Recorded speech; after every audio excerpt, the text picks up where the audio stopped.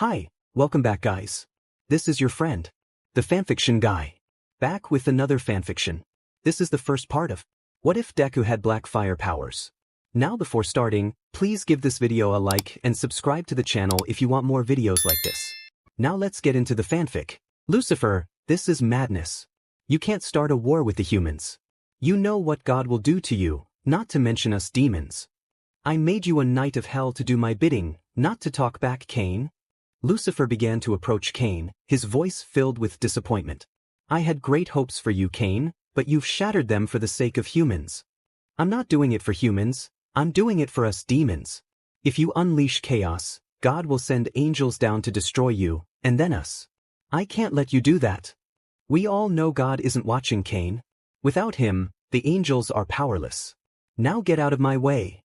We don't know that. Why take the chance? Cain took a fighting stance, black fire swirling around him. You know you can't win against me, Cain. I created you and gave you those fancy powers. This is your last chance to follow me, or you can just perish here. Lucifer shouted as he advanced. Cain remained silent, and Lucifer sighed before charging at him. Cain swung a punch, but Lucifer vanished and reappeared behind him, delivering a swift kick to his lower back. Cain stumbled but quickly regained his footing and unleashed his black fire at Lucifer. Lucifer laughed, disappearing once more, only to reappear and kick Cain in the head. Cain crashed into the wall but quickly stood up, brushing the dust from his hair. As Lucifer attempted to charge at him, he found himself unable to move, his gaze drawn to Cain, who had raised his hand. That's an old trick, Cain. Lucifer shouted. Cain lifted his other hand and unleashed his fire at full intensity, engulfing Lucifer. The flames licked at Lucifer's clothes as he turned to face Cain, singed but still standing. That was impressive, Cain, but if you want to defeat me, you'll need to try harder. He seized Cain by the collar and delivered a headbutt, followed by a punch to his stomach. Leaning in close, he whispered, You know, I could end you with just a snap of my fingers. Then why don't you do it? Cain retorted. Lucifer released him and laughed. What's the fun in that? He then kicked Cain in the stomach, causing him to double over and spit out blood. But Cain stood up, charging at Lucifer and striking him across the face, followed by a kick. Lucifer crashed into the ground, creating cracks in the earth. Cain continued to punch him deeper into the ground, his hands enveloped in black fire. He leaped back, regaining his guard, then turned and kicked Lucifer in the face. Lucifer caught his leg and hurled him into a wall, exclaiming, You're improving, Cain. This feels like a real fight now. With a sinister laugh, he charged at Cain, slamming him against the wall. Cain looked up and smiled, fire beginning to envelop his body. With a fierce yell, he unleashed a wave of black fire that spread everywhere. Lucifer shielded himself but still felt the heat. He teleported behind a rock to wait for the flames to subside. Cain seized the opportunity to approach Lucifer's throne and grabbed the key to the surface. He teleported to the door but collapsed to his knees, coughing up blood. I can't rely on that anymore. But I need to get up. I have to keep going. He rose, inserted the key into the lock, and opened the door. As he stepped outside, he heard Lucifer's voice. Cain, don't you dare walk out with that key. Cain clutched the key, defiantly gestured at Lucifer, and slammed the door shut, locking it behind him. A demon rushed up to Lucifer, asking, What are we going to do, sir? Tell the demons above to search for him. Lucifer commanded, and the demon nodded before sprinting away. Cain sighed, wincing in pain as he fell to the ground, clutching his stomach. He sat up and looked around, realizing he was in a park. A chuckle escaped him as he closed his eyes, but before he could drift away, he heard a voice calling him. Hey sir? Are you all right? He opened his eyes to see a green-haired boy. Why do you care, kid? Well, you're bleeding. If I'm going to be a hero, I want to help anyone I can. Cain regarded him and began to laugh. What's so funny? The boy asked. Nothing, kid. Anyway, what's your name? It's Izuku Midoriya, just Izuku. You hesitated there. You have a last name but don't want to share it. Izuku nodded. Why? Izuku looked down and replied, Well, I'm quirkless. My parents won't let me stay with them anymore. They told me I can't have that last name anymore. Tears welled in his eyes. How old are you? I'm 4. Only 4. I'm a knight of hell, and even I think that's cruel. As he thought this, he coughed, blood spilling from his mouth. Izuku rushed to him. Mister, we need to get you to the hospital. It's too late for that, kid. But before I go, tell me what quirkless means and I'll give you something. Izuku giggled and explained, quirkless means I don't have any powers like others do. Quirks are abilities that can make people heroes. But I don't have one. That's why they call me quirkless. Cain nodded, then coughed again, though no blood came this time. By the way, what's your name? It's Cain. Just Cain. Do you want powers? Izuku nodded eagerly. This isn't a quirk, okay? These are powers. You'll have black fire, telekinesis, and teleportation. There's one more thing, but I need to know if you'll accept it before I tell you. Yes, I'll take it, even if the black fire sounds like a villain's power. Cain chuckled and said, all right, stick out your arm. Izuku lifted his arm and Cain grasped it. Izuku felt a slight pain but endured it, and Cain released him. Looking at his arm, Izuku saw a mark. This is called the mark of Cain. You know, like in the Bible. Izuku's eyes widened. Wait, you're that Cain? Cain nodded. And there's something I need to tell you. Izuku looked at him expectantly. If you want the powers, I'm going to have to kill you. Izuku stared at him, then said, oh, okay. Wait, really? Is it really that easy? Yes, I want to become the best hero there is, and if you have to push me to my limits to do that, then yes, I agree. Cain started laughing. You're a crazy kid. He lifted his hand and said, I'll make this quick, okay? Izuku nodded. Then Cain's hand ignited with flames as he placed it on Izuku's head, releasing a wave of heat. That kid should be waking up any time now. He needs to hurry before they show up. Cain walked over to Izuku and gently nudged him a few times. Hey kid, wake up. I have to leave soon, and I still need to explain some things to you. Izuku opened his eyes slowly, feeling his face and hair. Didn't you burn me? But doesn't my face feel burned, and my hair is still here? And why do I feel nothing? Well, that's what I wanted to explain. Cain sighed. Congrats kid, you're now a demon. What? Izuku jumped up, feeling all around his body. Cain grabbed him and said, whoa kid, you need to calm down so I can tell you about these new powers you have. Then you can freak out. Izuku finally steadied himself and looked up at Cain. Alright, I'm listening. But let me explain your powers. The first one is black fire. He lifted his hand, and flames danced on it. Izuku watched in awe as Cain continued. You can control how hot it can be, but you need to train for that. Since I'm not going to be here to teach you, I'll guide you. Just focus on the heat in your hand. Once you do that, you can shoot out your fire, and it won't burn anyone. Wow, Izuku said, impressed. Cain chuckled and continued, now the second one is telekinesis. Ooh, I know that one. I know how to use it. But I don't have to explain it then. The third one is teleportation. It's pretty simple. Think of any place you want to be and you can go there. But you can't say something like, I want to be with my mom. You need to know where the place is. Izuku nodded. Okay, now the last one. And it's kind of a big deal. Alright, I'm listening. Cain scratched his head, then said, well, you can't die. You can feel the pain and I have to say, it does not feel good. That mark right there ensures you won't die. Izuku looked down at the mark, then asked, wait, why did you give it to me? I don't know, maybe because I'm turning soft, but at least you have powers to become a hero. Regular demons can die, but not easily. Nobody knows that the mark stops you from dying. I've kept it a secret forever. But now it's your secret. I have to leave, they will be searching for me. Take this key and hide it, kid. For the world's sake. Cain handed the key to Izuku.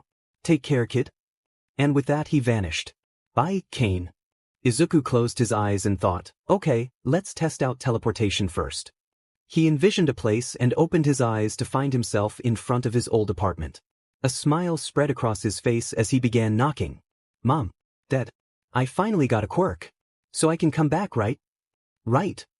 He turned the doorknob and found it unlocked, pushing the door open. Mom? Dad? He looked around, but everything was gone. He rushed to his old room, only to find it empty. Heart racing, he went to his parents' room and opened the door, but it too was bare. Tears streamed down his face as he stumbled into the living room, falling to his knees, gripping his heart, and crying harder. Black fire flickered around him, growing larger with each sob. Izuku! He looked up to see Mitsuki, and he continued to cry as the flames intensified. Mitsuki felt the heat from the doorway. Izuku, you need to calm down. If you don't, people will get hurt. Izuku's eyes widened. The flames subsided slightly as he softly cried. Mitsuki approached him and hugged him tightly. They're gone. And they left me. What happened here, Izuku? That's what happened. Well, Izuku. He looked up. You're coming to stay with us. Are really? Mitsuki nodded. She stood up, took Izuku's hand, and they walked out the door. As they walked, Izuku glanced at Mitsuki and asked, Aunt Mitsuki?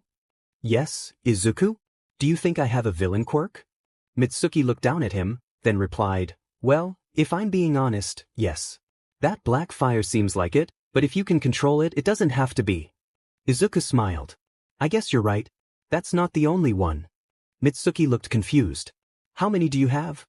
They passed a few garbage cans, and Izuku focused on them, making them float. Wow. So you have 2 quirks. Izuku shook his head.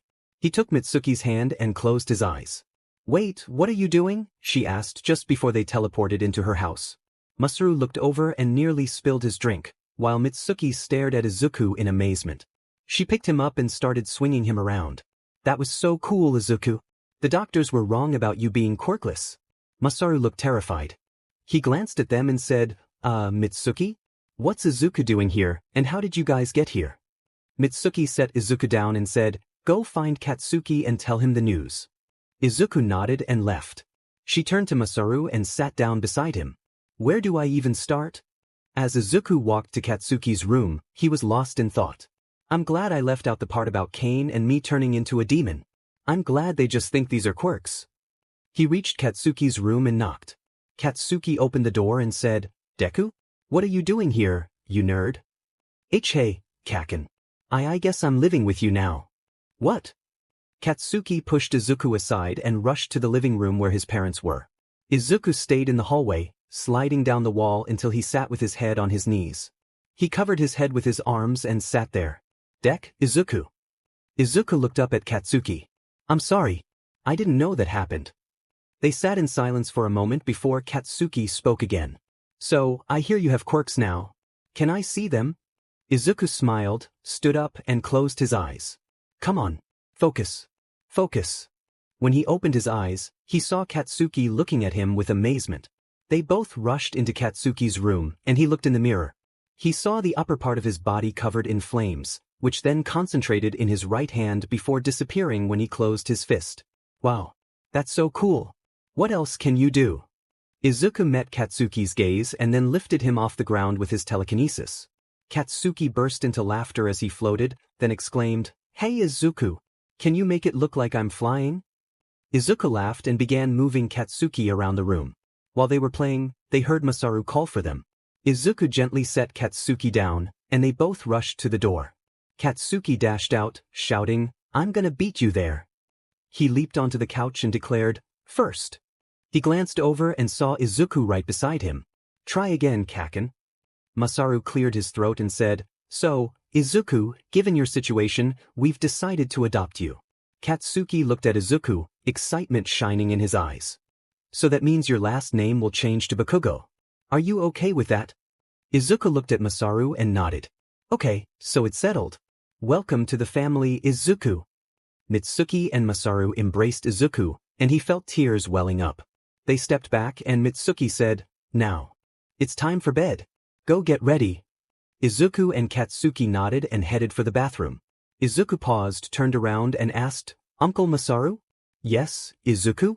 Aunt Mitsuki told me you know some martial arts. I was wondering if you could train me.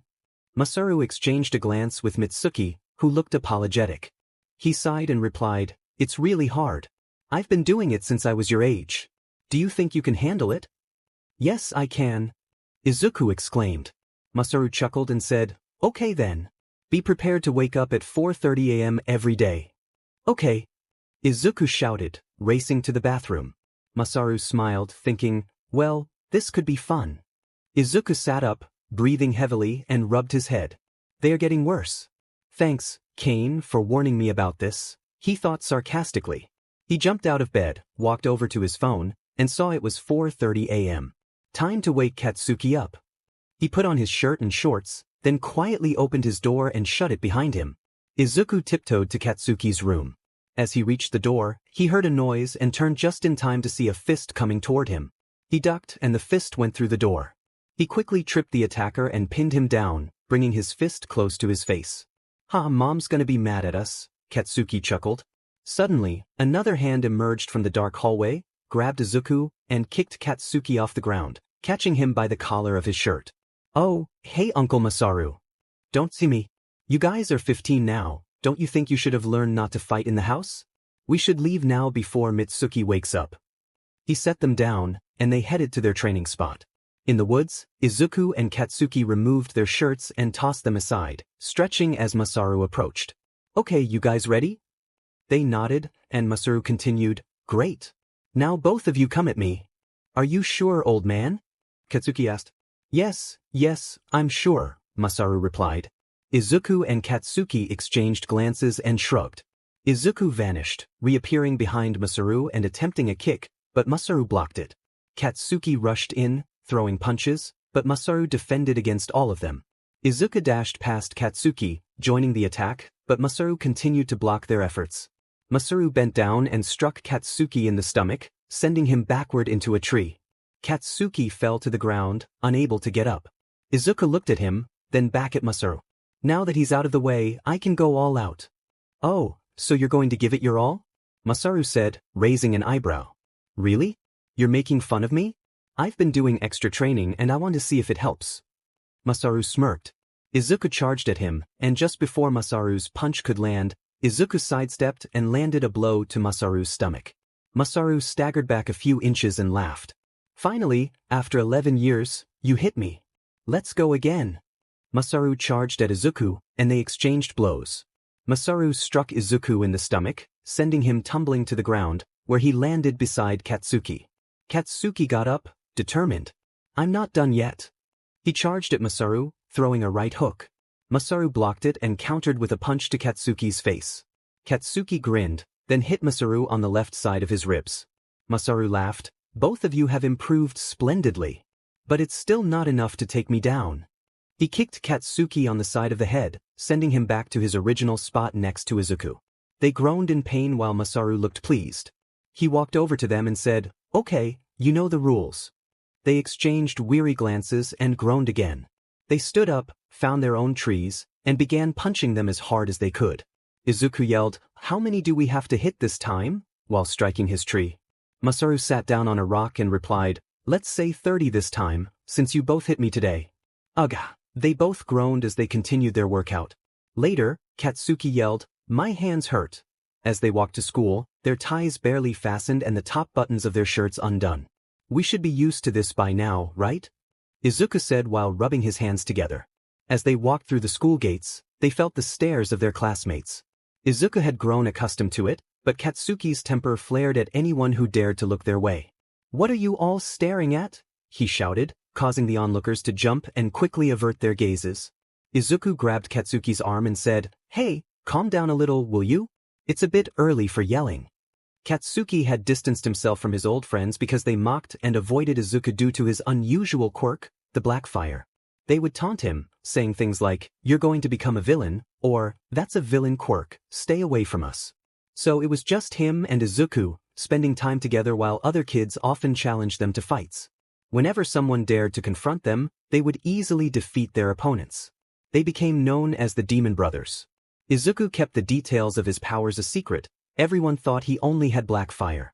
They labeled them as the Demon Brothers because of Katsuki's fierce nature, Izuku's black fire, and their fighting style. One day, a kid lured Izuku and Katsuki into an alley. As they entered, 9 other kids emerged from the shadows. One of them shouted, "We're tired of you two acting tough. And you." He pointed at Izuku. "You think you can be a hero with that quirk? That's a villain quirk. The only thing you're good for is being a villain." "Shut up. He'll be a better hero than all of you," Katsuki yelled back. The 10 kids charged at them, and Izuku and Katsuki exchanged a glance before preparing for the fight.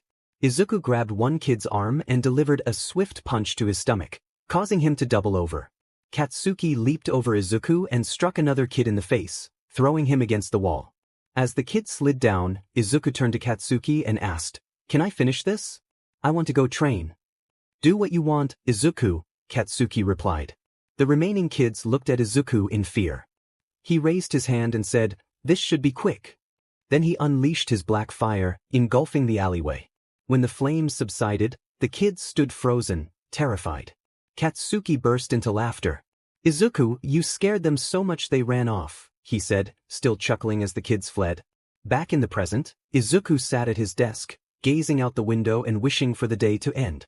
Katsuki turned around and snapped his fingers in front of Izuku's. "Hey, Izuku, pay attention. The teacher is back." Izuku shook his head and focused on the front. "Hello, class. As the school year comes to an end, you need to think about your future," the teacher announced, placing a stack of papers on his desk.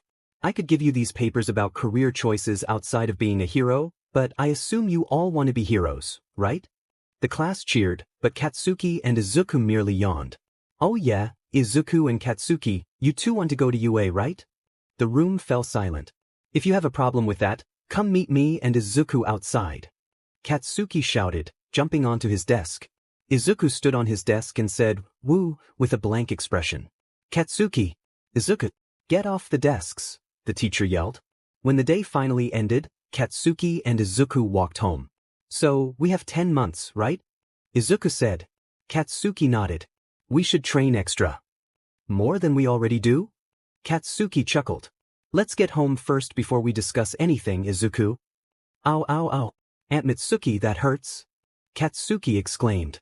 "Ow, that hurts, you old," Mitsuki glared at Katsuki. Mom," he corrected himself. "That's what I thought you said," Mitsuki replied, grabbing both Izuku and Katsuki by their ears and pulling them to Katsuki's door. "What is this?" Izuku looked up and said, "It's a door." Mitsuki slapped his head. "No kidding, it's a door. I'm talking about the hole in the door." "Well, why didn't you point at the hole?" She slapped his head again. "Just for that smart remark, you can go get the stuff you need to fix the door." "Wait, I have to fix it. Katsuki is the one who punched the hole." Katsuki shot Izuku a look. "Hey, what the heck, man? Don't drag me down with you." Izuku stood up and said, "Fine, I'll be back in a minute." He was about to teleport when Mitsuki shouted, "No teleporting until you fix the door." Izuku groaned. "Fine, I'll be back shortly." He walked out the front door. "I guess I have everything. Time to head back," Izuku thought while yawning. He rubbed the back of his head and continued walking. Turning a corner, he saw a girl being covered in green slime, which then pulled her into an alleyway. The girl shouted, "Help," and the slime replied, "Shut up and let me take your body." Izuku rushed over to the alley. The green slime had enveloped the girl, leaving only her eyes visible. She struggled to escape, but the slime said, "This will go faster if you stop fighting." "Hey, slime creature, could you let her go?" Izuku called out. The slime turned to face him and chuckled. "Go away, kid, before I get angry." Izuku glanced at the girl, who was crying and wide-eyed. He sighed, set his bag down, and took off his sweater, placing it beside his bag. He removed his shoes and tossed them aside, now only in a tank top and black pants. The slime began to laugh. "Kid, why are you undressing? That's strange." Izuku rolled his eyes and replied, "I just don't want to get my stuff dirty or catch it on fire." "Catch it on fire?" Izuku paused his movements and walked toward the slime, flames igniting around his arms, causing the slime to chuckle. "Black fire?" Izuku rolled his head and said, "Hey, it might feel a little hot. If it burns you, I apologize." "Why are you saying that to me?" "I'm not talking to you, slime, I'm talking to the girl." With that, Izuku dashed forward and punched the slime, which let out a small teach. The slime attempted to grab him, but he quickly dodged. "What in the world is this?" "Oh, just one of my quirks." "One of them?" While the slime was distracted, Izuku pulled the girl to safety and said, "Wait here, okay?" He gently set her down and turned back, declaring, "Now that she's out of the way, I'm going to finish this." He released the slime from his telekinesis, and the creature exclaimed, "I've got you now, kid." It enveloped Izuku in slime, but he felt an intense heat building. What the heck? The temperature rose sharply. The slime screamed, and before it could say anything else, it exploded against the walls. Izuku's upper body was engulfed in flames, and he was breathing heavily.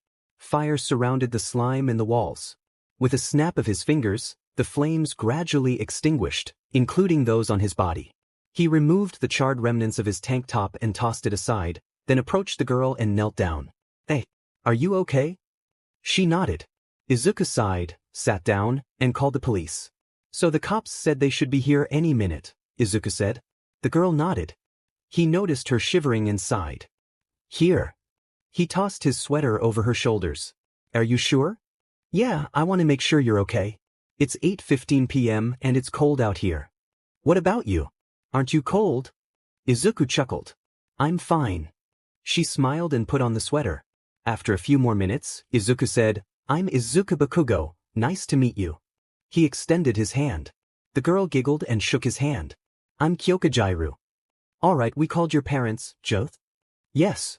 Your dad is on his way. Jairu smiled. And Izuku, your mom is coming but she doesn't seem happy. Izuku chuckled. That sounds about right. The officer walked away, and Izuku turned to Jairu. So, what school are you planning to apply to? She smiled. I'm going to try to get into UA. What about you? I want to go there too. They chatted a bit more until Mitsuki arrived. She got out of the car and rushed over to Izuku. He turned and waved, expecting a hug, but instead, she playfully slapped his head down. Look at what you got yourself into. Getting attacked by a monster. She glanced down. And you burned the sweater that you just got? Izuku looked at her, confused. That's what you're worried about. It didn't burn off. He pointed at Jairu. Mitsuki looked over, then smiled and chuckled. I guess that's okay. Anyway, you can hold your own. Of course, I'm not worried about you. Izuku looked at Mitsuki. Why are you looking at me like that? Izuku didn't answer, just kept gazing at her. Fine. I guess I did worry a little. Izuku smiled and hugged Mitsuki. He then turned and ran back to Jairu. Hey, I have to leave. Can I get your number? Why, yeah, sure.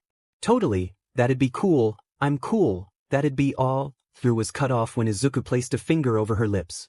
He chuckled and said, I just need your number. Jairu blushed lightly and pulled out her phone. They exchanged numbers, and Izuku walked to the car, waving goodbye. Just as he was about to get in, Jairu shouted, Wait, what about your sweater? Izuku looked down and realized he was still shirtless. He looked back up and said, Just keep it. Then he hopped into the car. Jairu looked down and smiled, thinking, maybe I'll see more of him. So, you saved her? Yep, but the news will probably say that a hero came or something like that. Well, sounds like you're a hero now. I don't know about that. Really? Ask that girl you saved. I'm sure she would say otherwise. Izuku gazed out the window and sighed. I guess so, huh? But Katsuki. Izuku. Get up, you're going to be late for the exam. Mitsuki yelled down the hallway. Izuku opened his door and yawned, already dressed in a black tank top, black pants and red shoes. Did you fall asleep in your workout clothes again, Izuku? He nodded. What am I going to do with you, kid? Mitsuki chuckled. Anyway, go wake Katsuki up so you can eat and leave. Izuku walked to Katsuki's room and knocked. When there was no answer, he opened the door and saw Katsuki sleeping. He walked in and shook him gently. Katsuki, wake up. 10 more minutes, Jay. Izuku bent down and began to stretch. You asked for this, Katsuki. He jumped up and landed on Katsuki's stomach. Katsuki's eyes widened as he gasped for air, curling up in a ball while Izuku laughed. Izuku backed up to the door and said, See you outside. Didiminu, Izuku. Izuku entered the kitchen, grabbed a piece of toast, and jumped onto the counter. Hey brat, get off the counter. Did you wake Katsuki? Mitsuki said. Izuku groaned while getting off the counter. Yeah, he should be coming out no. Izuku. There he is. Katsuki tackled Izuku, and they began wrestling. Hey, stop fighting in the house. Masaru, please stop this. Masaru got up and approached them. Hey guys, seriously, it's time to stop. He was cut off when Katsuki accidentally hit him in the face. They both froze and looked at him. Katsuki stammered, I'm sorry, Dad. Masaru looked down, then joined in the wrestling. Izuku and Katsuki laughed while Mitsuki sighed, watching them. Geez, what am I going to do with you three? Wait, you guys are going to be late. Get up and eat. Mitsuki called out. Aunt Mitsuki? I can teleport, Izuku replied. Mitsuki looked at him and playfully tapped his head. You can't always rely on your quirk, you know. But I don't have a quirk. It's pow oh never mind, Izuku thought as he got up off the floor. This would go a lot faster if you could teleport. She's not here anymore. Come on, Izuku, Katsuki said as he walked past him. Izuku rubbed the back of his head and sighed. Somehow, she always figures it out, so I'd rather not. I guess you're right. Katsuki replied, a chill running down his spine. They arrived at the front of UA and walked through the gates. Izuku spotted Jairu walking up the stairs and nudged Katsuki's arm. That's Jairu, you can finally meet her. Katsuki looked at her and then back at Izuku. That's the girl you saved? Izuku nodded. Well, she's falling. What? Izuku turned back to see Jairu losing her balance. He quickly teleported and caught her just before she hit the ground. She was still closing her eyes, so Izuku cleared his throat. She slowly opened her eyes and saw Izuku carrying her, smiling. Don't you know it's bad luck to fall on the first day? He teased. She blushed lightly and chuckled nervously. He looked down and said, Hey, you're wearing my sweater. Yeah, I think it's good luck, and apparently, I'm right. Just then, Katsuki ran up the stairs, put Izuku in a playful headlock, and exclaimed, Oh, you can't teleport us here, but you can teleport to save her? That's different, Katsuki, I was saving someone. Izuku protested. Well, you could have saved us time. Jairu looked at both of them and asked, I'm guessing this is Katsuki Bakugo? Your brother? Izuku sighed. Unfortunately. What did you say? I said fortunately. Katsuki let him go and started walking up the stairs. He turned slightly and said, Just call me Katsuki, Joe. Then he walked off. Wow, that's really good, Kyoka. He likes you. Really? He seemed kind of rude. Well, he's like that to everyone, except me and our parents. But he doesn't just let anyone call him Katsuki. We should get going, we don't want to be late. With that, he ran up the stairs to catch up with Katsuki, leaving Jairu on the stairs thinking, Great? She shrugged and started to run up the stairs to the announcement area. Izuku sat down next to Katsuki, about to say something when Present Mike burst through the door, yelling, What's going on, examinees? Everyone fell silent. He sighed and continued, Anyway, what you will be doing for the physical exam is fighting robots. Cool, right? The silence continued. Okay, tough crowd. There are 4 kinds of robots out there. The smaller ones are worth 1 point, the medium ones are 2 points, and the large ones are 3 points. The 4th one is worth 0 points, it's more like an obstacle. Izuku raised his hand. Hey sir? How big is the 4th one? Just so we know which one to avoid. Oh, you'll know when you see it, Present Mike replied with a laugh. That guy sure is loud, huh Katsuki? Izuku said while stretching. They stood in front of large metal doors that opened to reveal a fake city. Katsuki sighed and nodded. He noticed Jairu was in the same group, nudged Izuku and pointed to her. That's your girlfriend, right? You should go talk to her. Izuku punched Katsuki lightly in the arm and chuckled. Nah man, she's a friend, but I'm going to let her focus. They continued stretching when, from a watchtower, Present Mike shouted, Go! Suddenly, Izuku and Katsuki exchanged glances, shrugged, and started running into the fake city. What are you all doing? Go join them. The other students looked inside the fake city and began running in as well. Izuku jumped up and punched a robot, his fist getting stuck momentarily. He raised his other hand and shot black fire toward the robot, causing it to melt. He shook the melted metal off his hand. That should be 50 points. I wonder how Katsuki and Kyoka are doing. Suddenly, the ground began to shake. Izuku turned around to see students running in panic. He dashed over and spotted a giant robot making its way toward the kids. Katsuki was running toward him. Oi Izuku, you see how big that robot is? I think that's the 4th robot Present Mike was talking about. We should get out of here. Katsuki turned around and started jogging to the exit, but Izuku heard someone shout, Help!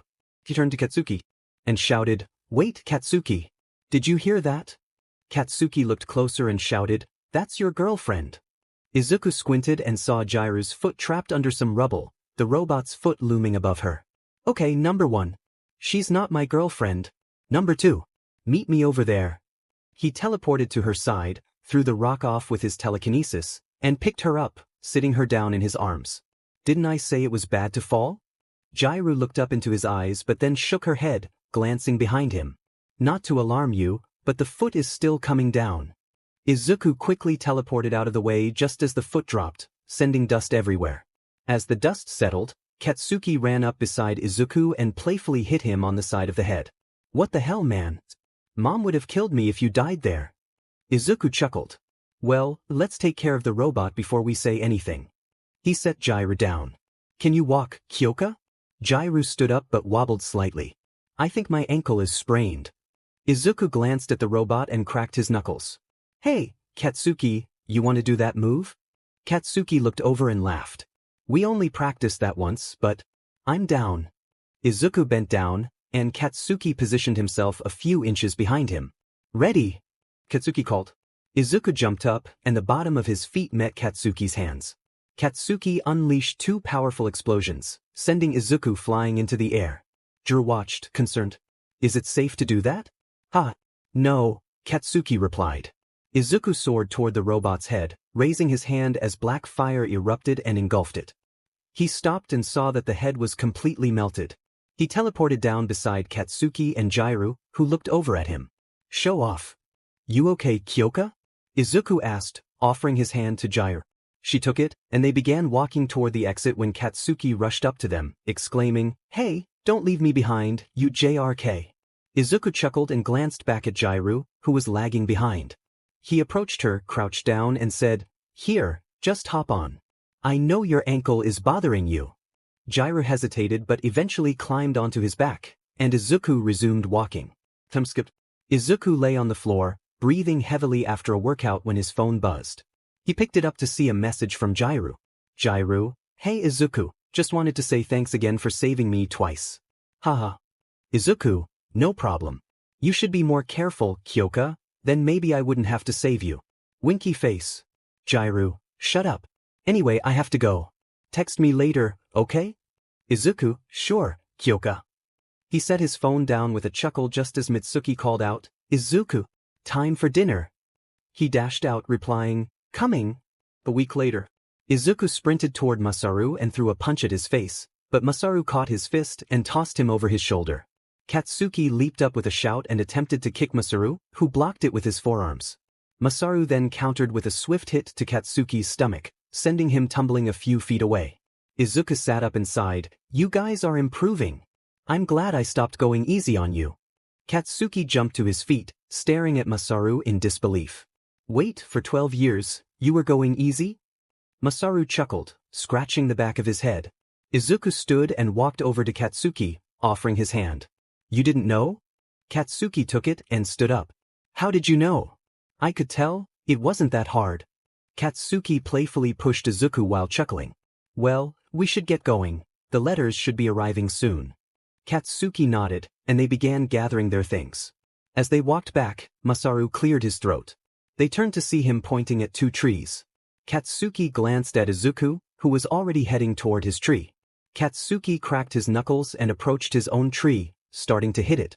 Izuku and Katsuki opened their front door, dropped their bags, and raced to the couch, leaping over it to sit down.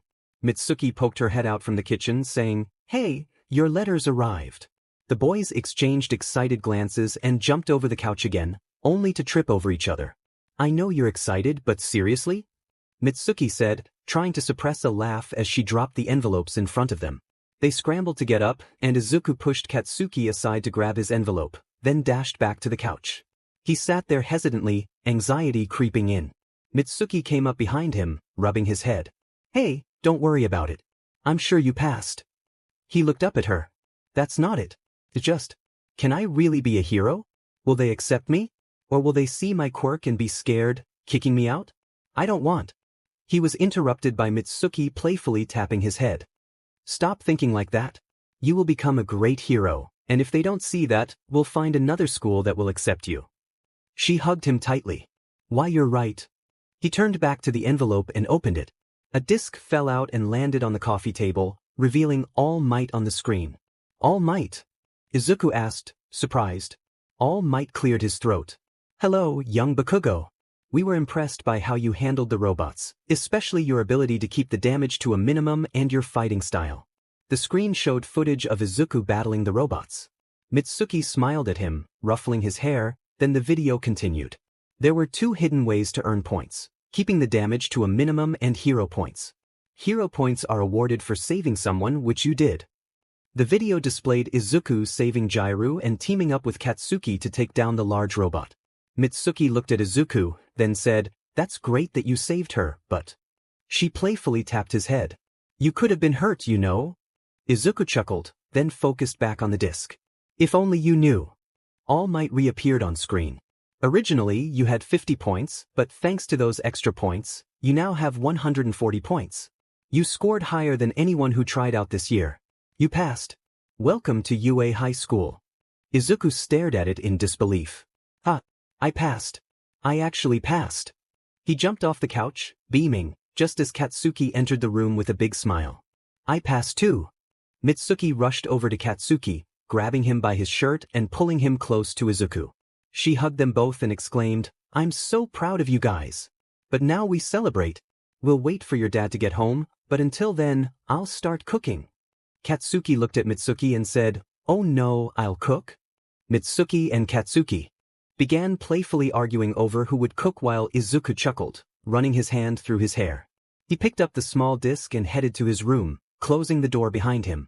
He started punching the air, exclaiming, Yes, yes, yes. I did it. I can show all those kids up. I will become a hero. He jumped up and down, then turned to punch the door, accidentally putting his fist through it. His smile faded as he looked down, slowly withdrawing his hand and backing away from the door. I'll fix that later. He pulled out his phone and began texting Jiru. Izuku, hey. Did you pass? Jiru, yes. Oh my god. I can't believe it. What about you? Izuku, yep. Jiru, nice. I'm in class 1A, what about you? Izuku, wait, where does it say that? Jiru, on the paper? Did you not get a piece of paper? Izuku, hold on. Izuku tossed his phone onto his bed and dashed out of his room. He ran to the couch, picked up his torn envelope, and discovered a paper inside. He quickly skimmed it and saw that he was in class 1A.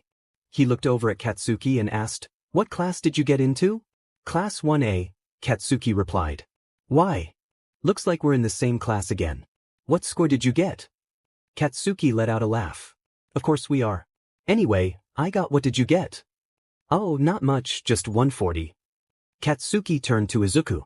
140. Don't let this go to your head, we're still tied in sparring. 50 for me, 50 for you. Izuku chuckled and went back to his room. He grabbed his phone and resumed texting Jiru. Izuku, looks like we're in the same class. I can't wait. Jiru, that's great. I can't wait either. Izuku smiled at his phone, then set it down. He lay back on his bed, gazing at the ceiling, thinking, can't wait, huh? He began to drift off to sleep and soon was fully out. Mitsuki entered his room and noticed the hole in the door. She opened it, saying, "In it, Izuku, how did that happen?" She stopped when she saw him sleeping. She walked over to his closet, grabbed a blanket and covered him. Turning off the light, she thought, "I'm so proud of you, Izuku. You made it." First day of UA. Are you guys really going like that? Mitsuki asked, pointing at Izuku and Katsuki. Izuku didn't have a tie on, and his shirt was untucked, while Katsuki also lacked a tie, with the top buttons of his shirt undone. Izuku looked at Katsuki and replied, "What's wrong with us?" Mitsuki rubbed her eyes. "Nothing. Just get going and try to have a good day, okay?" They both nodded. Izuku placed his hand on Katsuki's shoulder, then disappeared. "Damn it. I forgot to take pictures," Mitsuki exclaimed to Masaru. Masaru looked over from the table and said, "Well, there's always tomorrow." "Yeah, but it's not the same." Izuku and Katsuki stood in front of UA's main doors when Katsuki nearly stumbled. "Could you give me a warning?" he shouted, putting Izuku in a playful headlock. Izuku teleported again, this time inside the school, causing Katsuki to fall. Izuku laughed as Katsuki got up and began throwing punches at him. Izuku dodged most but still got hit. He was about to retaliate when a white cloth wrapped around his arm. "What do you think you're doing? It's the first day, calm down." Izuku turned to see a scruffy man. Nothing? Anyway, who are you?" "I'm Aizawa, your homeroom teacher, Izuku Bakugo." "How do you know my name?" "Oh, every teacher knows your name. You're the kid who beat everyone's score." "Wow, it looks like you're famous around here, Izuku, and it's only the first day," Katsuki said, raising his hand for a fist bump. "Really? It wasn't that high." Aizawa and Izuku started walking to class while Katsuki's fist remained raised. He lowered it, thinking, "He just left me hanging. What the hell?" "Well, your score was actually quite high. All Might had 150 when he tried out, which means you passed everyone who tried out this year, last year, and even everyone who tried out when I started school here. So everyone is really interested in you. But to be honest, I think you were holding back, am I correct? Izuku stayed silent for a moment, then looked Aizawa in the eyes and nodded. Aizawa sighed. I thought so. But why? Izuku placed both hands behind his head. That's pretty simple. I didn't want to destroy everything. I only go all out if it's really necessary. Aizawa raised an eyebrow. Did you have to go all out before? Only once, and it wasn't the best memory. Aizawa was about to respond when Katsuki came over and put Izuku in a headlock. You think you can just leave me hanging? Izuku escaped the hold, and they began playfully fighting again. Aizawa wrapped them both in his scarf, his hair starting to rise. You guys are like little kids. Knock it off before I expel both of you. Izuku and Katsuki fell silent, but Katsuki continued to struggle against the cloth. Aizawa sighed and began walking to the classroom. Hey, teach, how long are you going to keep us in this cloth thing? Katsuki asked, still trying to escape. Just until we get to the classroom. In the classroom, the students were all seated, chatting with each other, but one student was anxiously watching the door. When is he going to get here? Is he late? No, that can't be, he could just teleport. He could be in trouble. No, that can't be it. He's really strong. Jairu recalled the day Izuku saved her, her face flushing. She shook her head and slapped her face. The door opened, and the class fell silent as Aizawa walked in, dragging Katsuki and Izuku with his cloth. Jairu looked down at Izuku and started to laugh, trying to stifle it as she covered her mouth, but it was clear she was amused. Izuku glanced at Jairu and saw her laughing. He smiled, closed his eyes, and stuck out his tongue. Sorry I'm late, class. I was caught up in some. He glanced down at Katsuki and Izuku. Business. Anyway here, put these on, then meet me outside. He released Katsuki and Izuku, pulled gym clothes from the corner of the room, and walked out. Jairu got up from her seat and approached Izuku, who stood and stretched. Well, that was something, Jairu remarked as she walked up to him. Tell me about it. But it's great to see you, Kyoka. He hugged her. Izuku. Oh, sorry. He let go and stepped back a little. It's just, I'm not used to having friends. He chuckled and rubbed the back of his head. He didn't have friends growing up? I guess it doesn't hurt anyone if W hug. Jairu thought. She stepped closer and hugged him nervously. Izuku was surprised but returned the hug. They know we can see them. Right. Denki Kaminari said. Everyone nearby nodded in agreement. Katsuki approached the group and whispered, Don't say anything or do anything to ruin this, okay? With a smile that made everyone uneasy. They all nodded quickly, grabbed their gym clothes, and left the classroom. So, I'm glad to see all of you made it. Well, let's get started. We are going to do some activities with your quirks. Like what you did in your middle school gym class, but this time you'll be using your quirks. And before you ask about orientation, well, we teachers can teach our students however we want. Some of the students had questions, but when he said that, they all put their hands down. Okay, Izuku, come up here and stand in this circle. Izuku followed instructions and stepped into the circle. Aizawa tossed him a baseball. How far do you think you can throw it without your quirk? Izuku rubbed his chin thoughtfully.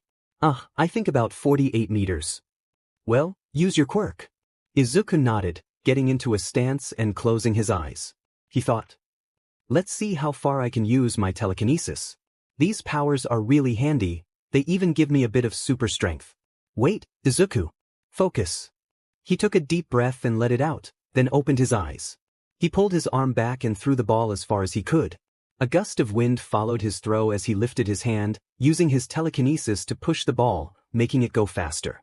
He felt the connection with the ball fading, then lowered his hand and walked back to his spot. Katsuki leaned over and whispered, How far do you think you got? I don't know. Hopefully far. No kidding, Sherlock. There was a lot of wind from that throw. Izuku playfully nudged Katsuki. It wasn't that much, Katsuki. Aizawa turned around, showing Izuku's score on his phone. 1,048 meters? Everyone exclaimed in unison. Izuku looked at the phone and high-fived Katsuki. It's further than the last time we tried it. You guys tried it before? Yeah. I wanted to increase my telekinesis. Aizawa observed Izuku and Katsuki, thinking, they aren't like the other students, are they? Alright, time for the 50-meter dash. Izuku, Bakugo, and Lita Tenya, you guys are up first. They walked to their lines and got into their running stances. Lita glanced at Izuku and said, Hey, don't feel bad when I get the higher score. My quirk revolves around speed. Izuku turned around and replied, sure, dude, giving him a thumbs up. Alright, you guys ready? They both nodded. Ready, set, go. As soon as he finished, Izuku was already at the end of the track, still in his running stance. He looked over at Aizawa. So, what's my time? Aizawa looked at him, then back at his stopwatch. I didn't even start it yet. Izuku got up and started walking to Katsuki, but turned back to Lita and said, hey, don't feel bad that I got a higher score, before continuing on. Well, that ends today's class. You guys are dismissed. Everyone began walking back to the locker room when Aizawa pointed at Izuku. Except you, Izuku. Flashback. Izuku and Katsuki returned home after their extra training. Izuku kicked off his shoes and headed to the kitchen while Katsuki collapsed on the couch. Come on, Katsuki, that's gross.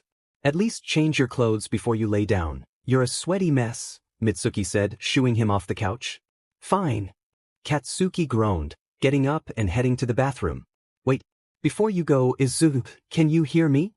Izuku's head popped out from the kitchen and he replied, yes, with a sandwich in his mouth. Seriously, kid, what did I say about talking with your mouth full? You know what? Never mind. Anyway, we're going camping tomorrow, so get your stuff ready because we're leaving early, and you won't have time to pack. Izuku teleported to the couch and asked, can we still train? Mitsuki nodded. Sweet. Katsuki shrugged and went into the bathroom while Izuku continued eating his sandwich. Mitsuki looked at Izuku, placing her hand on his head. But I don't want you guys training the whole time, okay? I know the entrance exam is only a month away, but I want you to try to be normal teenagers for once. Okay, Izuku said, taking a bite of his sandwich. Izuku tossed their bags into the car, turned around, and picked up Katsuki, throwing him over his shoulder. Katsuki, you'd think you'd be used to waking up early. We wake up at this time every day, Izuku said as he walked to Katsuki's side of the car. Katsuki yawned and replied, well, I was up. Studying. Yeah, that's what I was doing. Izuku opened the door and set him down, then closed it. You were probably up playing video games again, Izuku thought as he walked to his side of the car. He climbed in and closed the door. Mitsuki turned around and said, okay, let's get going. Pissed, Katsuki. Are you awake? Izuku whispered. When Katsuki didn't respond, Izuku picked up a rubber band from the car floor, aimed it at Katsuki's head, stretched it back, and let it go. It hit him in the cheek, and Katsuki let out a small, ow, while rubbing his cheek. Oh good, you're awake? Katsuki, where do you think we're going? Katsuki leaned his head against the window and closed his eyes. I don't know and I don't care. I want to get some sleep before we get there, so please don't wake me until we arrive. He grabbed the rubber band and shot it back at Izuku, hitting him right on the nose. Izuku grabbed his nose and exclaimed, how do you keep doing that? Katsuki chuckled and began to drift off again. The car came to a stop, and Mitsuki turned around. Okay guys, we're here. She noticed that Izuku and Katsuki were still sleeping. Turning to the passenger seat, she saw that Masaru was also asleep. She giggled and pulled out her phone to take pictures. Izuku and Katsuki got out of the car and stretched, looking around. There were trees everywhere and a designated area for building fires. Mitsuki tossed their bags out from the back and threw tents on top of them. Now it's time to set up camp, she said with a big smile, pulling out all the supplies from the back. Izuku grabbed his bag and tent, then approached Masaru and whispered, I knew she liked camping and I do too, but every time we go, she's like this. Was she like this when you two were dating? Masaru chuckled and whispered back, yes, she was. Most of our dates were just us going out and camping. After that, Masaru walked over to Mitsuki to help her. Izuku turned around and began searching for a spot to set up his tent. He found a place between 3 trees and started arranging his things there. There, our camp is set up. Mitsuki exclaimed excitedly. This is set up? It kind of looks messy, Izuku said, pulling a sandwich out of his pocket. Mitsuki pinched his cheek playfully and replied, well, since you think that, you can make it look nice. Izuku looked at her, then at the campsite and back at her. Aunt Mitsuki, I was kidding. Please don't make me do this by myself. I wasn't planning to make you do it alone, but that sounds better, she teased. Katsuki started to laugh, prompting Mitsuki to look over at him. Oh, so you think it's funny? You can help him, Katsuki. Katsuki stopped laughing and glanced at Mitsuki, who was walking away with Masaru. He turned to Izuku, who was chuckling, and said, whatever, let's just get this over with. After this, let's go for a run, Izuku. You read my mind, Katsuki. Izuku and Katsuki finished tidying up the campsite. Izuku looked over at Mitsuki and said, "All right, we're finished. Can we go now?" Mitsuki, sitting in her camping chair and peeling bark off a log, turned around and replied, "Yeah, just be safe." Izuku nodded, ran up to Katsuki and exclaimed, "Let's go." He dashed into the woods. Katsuki finished stretching and called after him, "Wait up. If you go off by yourself, you might get lost." Izuku glanced back while still running. "I can teleport. I can never get lost." "Okay, well, I might get lost." Izuku slowed down to let Katsuki catch up, eventually stopping to survey his surroundings. It was a large clearing surrounded by trees, with only some large, medium, and small rocks scattered about. Izuku smiled, teleported to the top of the biggest rock, and sat at the edge, looking out into the forest. He took a deep breath in and then out. "I can see why Aunt Mitsuki likes camping," he thought, closing his eyes. "Oi, Izuku, get down here," Katsuki called. Izuku opened his eyes and looked down to see Katsuki trying to get his attention. He sighed and teleported down. "What's up, Katsuki?" "Don't what's up, Katsuki-me. I told you to wait up." Katsuki attempted to punch Izuku, but he dodged slightly and flicked Katsuki on the forehead instead. Katsuki stepped back, rubbing his forehead, and Izuku jumped back, asking, "Do you really want to fight right now, Katsuki? Let's just call it sparring, so Mom and Dad don't get mad at us." Katsuki shivered at the thought. "Okay, but how about we make this interesting? Let's use our quirks." Katsuki raised an eyebrow. "What if Mom and Dad hear them?" Izuku chuckled and got into his fighting stance. "I'm willing to take that risk." Katsuki laughed and took his stance as well. "You're one crazy dude, you know that?" They stood there for a minute, the wind blowing gently, and it was quiet for a few seconds. Katsuki and Izuku exchanged glances before charging at each other. Izuku ignited his upper body with black fire and began throwing punches at Katsuki, who dodged most of them, wrapping himself around Izuku's arm and throwing him to the ground.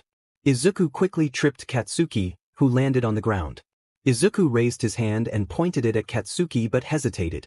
"I don't want to make it too hot, just enough for him to feel the heat." By the time he made his decision, it was too late. Katsuki was already up, hands together, declaring, "If you don't dodge this, Mom will kill me." Izuku put his hands behind his head and threw himself up. "Oh no. I've only seen him do this once. He's really going to charge up his explosion. And he calls me a crazy dude." Katsuki let out a yell and unleashed his attack. The explosion echoed through the woods. Dust and dirt flew everywhere. Katsuki walked through the haze, coughing, and then shouted, "Izuku!" He thought, "I killed him. Today is the day I die. Thanks, God, it was fun while it lasted." Lost in his thoughts, he didn't notice Izuku sneaking up behind him. "Pay attention!" Izuku shouted. Katsuki turned around just in time to receive a fist to the face, falling to the ground and grabbing his face. He looked up at Izuku, whose shirt was singed and almost torn, with a few burn marks on his shorts. Blood trickled from his lip, and dirt was in his hair. Katsuki jumped up, meeting Izuku's gaze, and then chuckled. They both charged at each other, yelling.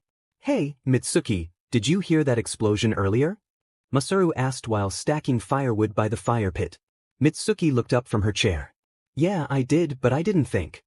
She trailed off, glancing behind Masaru. "Too much of it." Masaru turned around, confused, and saw Izuku and Katsuki limping back to the campsite. Izuku had his arm around Katsuki's shoulder, and Katsuki had his around Izuku's. Masaru smiled at them while Mitsuki got up from her chair and walked over. "Hey, Aunt Mitsuki," Izuku greeted with a bright smile. "Hey, Mom," Katsuki added nervously. Mitsuki chuckled to herself, thinking, "Why do I even try anymore?" She approached them, smiled, and grabbed both of their cheeks. "What did I say about being normal teens?" She began lecturing them about safety and how reckless it was to use their quirks in a forest. Izuku and Katsuki exchanged glances, both silently acknowledging that perhaps their earlier decision hadn't been the best. Izuku, Katsuki, Masaru, and Mitsuki were gathered around the fire, enjoying each other's company. Masaru looked up and said, "Hold on, Izuku, I brought something for you." He dashed to his tent and returned with a guitar, handing it to Izuku. My guitar. I knew I was forgetting something, thanks, Dad." Izuku's smile faltered slightly as he realized what he had said, and a moment of silence fell over the group. "I'm sorry, Uncle Masa." "It's fine, Izuku." I'm glad you see me as your dad. Izuku's smile returned, albeit a bit shyly. He shook his head slightly. Okay. He then turned to Katsuki. Too bad you don't have your drums, Katsuki. Izuku chuckled, and an idea for a song struck him as he began to play. As he played, Masaru took Mitsuki's hand, watching her sway gently to Izuku's singing. He smiled back at Izuku. Katsuki sat on a large log, grinning to himself, thinking, this would sound better with my drumming. When Izuku finished, he noticed Masaru and Mitsuki were nearly asleep. He walked over and gently tapped their shoulders. Alright, I think we should call it a night. What do you guys think? Mitsuki yawned and rubbed her eyes, while Masaru chuckled and scratched the back of his head. I think that's a great idea. Come on, Mitsuki. Head to bed. He took her hand, trying to pull her up as she protested. No, we were all having a good time. Come on, Mitsuki, we still have tomorrow. After a moment of thought, she nodded in defeat and got up to follow Masaru to their tent. Just before entering, she turned back and said, don't stay up too late. And no starting fires. Then she disappeared inside. Alright, I'm going to bed. See you tomorrow, Izuku. Katsuki yawned and headed to his tent. I guess that means I should go to bed. Izuku rubbed the back of his head and walked over to his tent. He opened it, climbed inside, and sat on his sleeping bag, gazing up at the ceiling. I'm not tired though. He sighed and picked up his guitar. I guess I could play until I feel sleepy. It wouldn't hurt anyone. Later. Ugh, it's 2 a.m. and I still can't sleep. This is ridiculous. I'm just going to go for a run and hope for the best. Izuku quietly opened his tent and stepped outside, slipping on his shoes and grabbing a water bottle from the cooler. Where do you think you're going, Izuku? He froze and turned to see Katsuki leaning against a tree. Just going out for a run. At 2 a.m.? I couldn't sleep. What are you doing up? I was hungry. Katsuki chuckled and walked over, giving Izuku a friendly pat on the back. I'll race you to the spot we found when we first got here. With that, he took off running. Izuku dropped his water bottle and sprinted after him, managing to catch up but still trailing slightly behind. The circle area. Izuku and Katsuki leaned against their knees, breathing heavily. Izuku looked down and started laughing. Well, that was fun. Katsuki fell onto his back, staring up at the sky. You call that fun? We tripped multiple times and it was dark out. I'm surprised we didn't fall more. Izuku sat beside him, about to respond when a man approached them. Hey, sorry, I just got lost from my campsite. Could you help me? Katsuki and Izuku exchanged wary glances before turning to the man. He chuckled and added, I guess that isn't going to work, huh? He then made a menacing expression. Katsuki instinctively backed up, while Izuku slowly shifted into a defensive stance. The man noticed Izuku. Oh come on, don't be like that. Izuku! Izuku took a step back, his irritation growing. How do you know my name? Oh, every demon knows your name. Thanks to Cain, we know you're in Japan. We just don't know where you live or what you look like. Izuku's fists ignited with a faint glow. Cain? He's still alive? And they found him. How did you know I was here? The man laughed. Let's just say I saw you guys fighting. That guy over there. He pointed at Katsuki. Called you by your name. Then I saw what you could do with that black fire. I haven't seen anyone else do that. Except Lucifer and Cain. They're the only ones who can wield that power. So, I'm curious, how did you get those same abilities? Izuku remained silent. Anyway, Lucifer wants me to bring you back alive, so please, come with me quietly, and your friend can live. Izuku's body flared with energy. How about you leave us alone? The man laughed. Okay, so you want to play it that way? This is going to be fun. He pulled out a knife and charged at Katsuki. What the hell is going on? Who is this guy? And why is he coming for me? What do I do? Katsuki's thoughts raced until Izuku pushed him aside. Pay attention, Katsuki. Time seemed to slow as Katsuki looked at Izuku, who smiled back at him. He glanced down at the man's knife as it struck Izuku's side. Katsuki stumbled and shouted, Izuku! Izuku fell to his knees, eyes closed. The man kicked him aside, muttering, Ah man. Lucifer wanted you alive.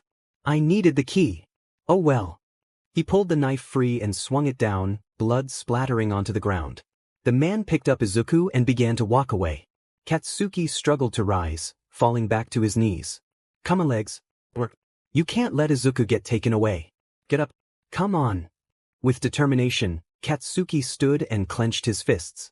Alright, time to get you to Lucifer. The man was interrupted as Katsuki grabbed his head and slammed it into the ground, causing Izuku to tumble free. Izuku's eyes fluttered open slowly, and he felt his side. The cut was gone, it was just a scar now. He tried to get up but fell back down, clutching his side. It's healed. Oh wait, I knew I couldn't die, but I didn't know it would heal so quickly. But the pain is still here. How long does that last? He glanced over and saw Katsuki with the guy on the ground, holding him by the head. Oh, you think you're tough now? The guy taunted. Katsuki remained silent. Well, I should stop. Katsuki unleashed a powerful explosion right above the guy's head. The man staggered back, and Katsuki turned to Izuku, who was struggling to rise. He rushed over and knelt beside him. Izuku, hey, are you okay? Who am I kidding? You got stabbed. We need to get back to the campsite and wake up Mom and Dad. Izuku lifted his shirt to reveal the knife wound. I'm fine, Katsuki, and I'll explain later. But right now, we need to deal with this guy.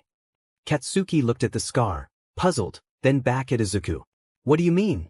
I took care of Hi. Katsuki's eyes widened as he noticed the guy was back on his feet. He quickly assumed a fighting stance, and Izuku stood beside him, ready for action. Who are you? Izuku demanded. Oh, I'm sorry, that's really rude of me. I'm Crowley the demon, the man replied with a grin. Yeah, I know what you are too. Izuku shot back. He leaned closer to Katsuki and whispered, I'm going to get the knife out of his hand, and when I do, rush in to help me. Then he dashed toward Crowley. The demon swung the knife at Izuku, but he ducked and kicked it out of Crowley's grasp. Izuku seized the knife and attempted to strike, but Crowley kept dodging. Izuku tossed the knife into the air, leaped up, and kicked it toward Crowley. It grazed Crowley's face slightly before embedding itself in the ground. Now, Katsuki! Izuku shouted while still airborne. Katsuki ducked beneath him and unleashed a barrage of explosions at Crowley. He swung his hand down, igniting a massive blast that sent rocks flying. Crowley was lifted off the ground, and Izuku used his telekinesis to slam him back down. Breathing heavily, Katsuki approached the area cautiously. Do you think we got him? He asked. Suddenly, he felt an invisible force hold him in place. Izuku looked at him with concern, then his eyes widened. He turned around to see Crowley behind them. Izuku tried to move but found himself stuck as well. You guys are good, but you're really starting to annoy me, Crowley declared, picking up his knife. Now, I'm going to finish off the blonde one first, and then you're coming with me, Izuku, so we can find that key. I can't fail Lucifer. He really needs that key. He began to advance toward Katsuki. Sheet. I need to do something, or Katsuki's going to get hurt because of me. Izuku thought desperately. He struggled to move. I need to save him. Move body. Move. Izuku managed to shift slightly. I can't let Katsuki get hurt. I would never forgive myself. Suddenly, flames erupted from the upper half of his body. What the hell? Crowley exclaimed, backing away. Izuku took a step forward, shouting, I won't let you touch him.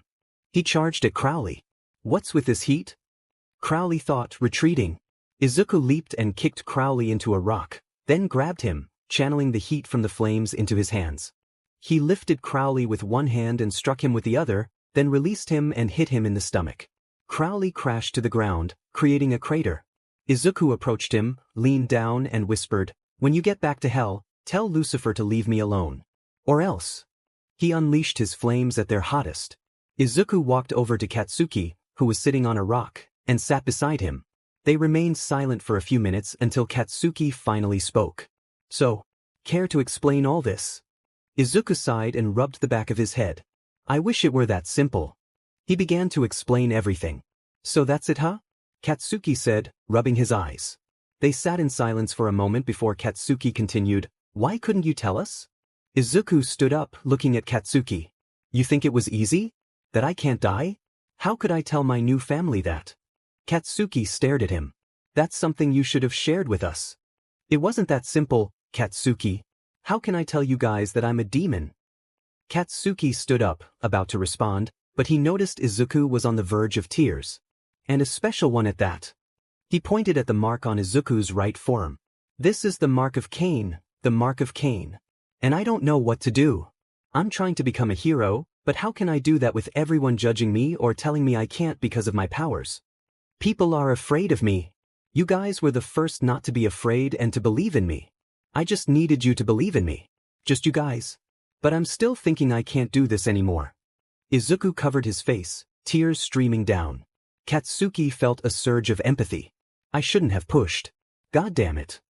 He walked up to Izuku and hugged him. Stop crying, nerd. You always knew. No matter what, we believe you can be a hero.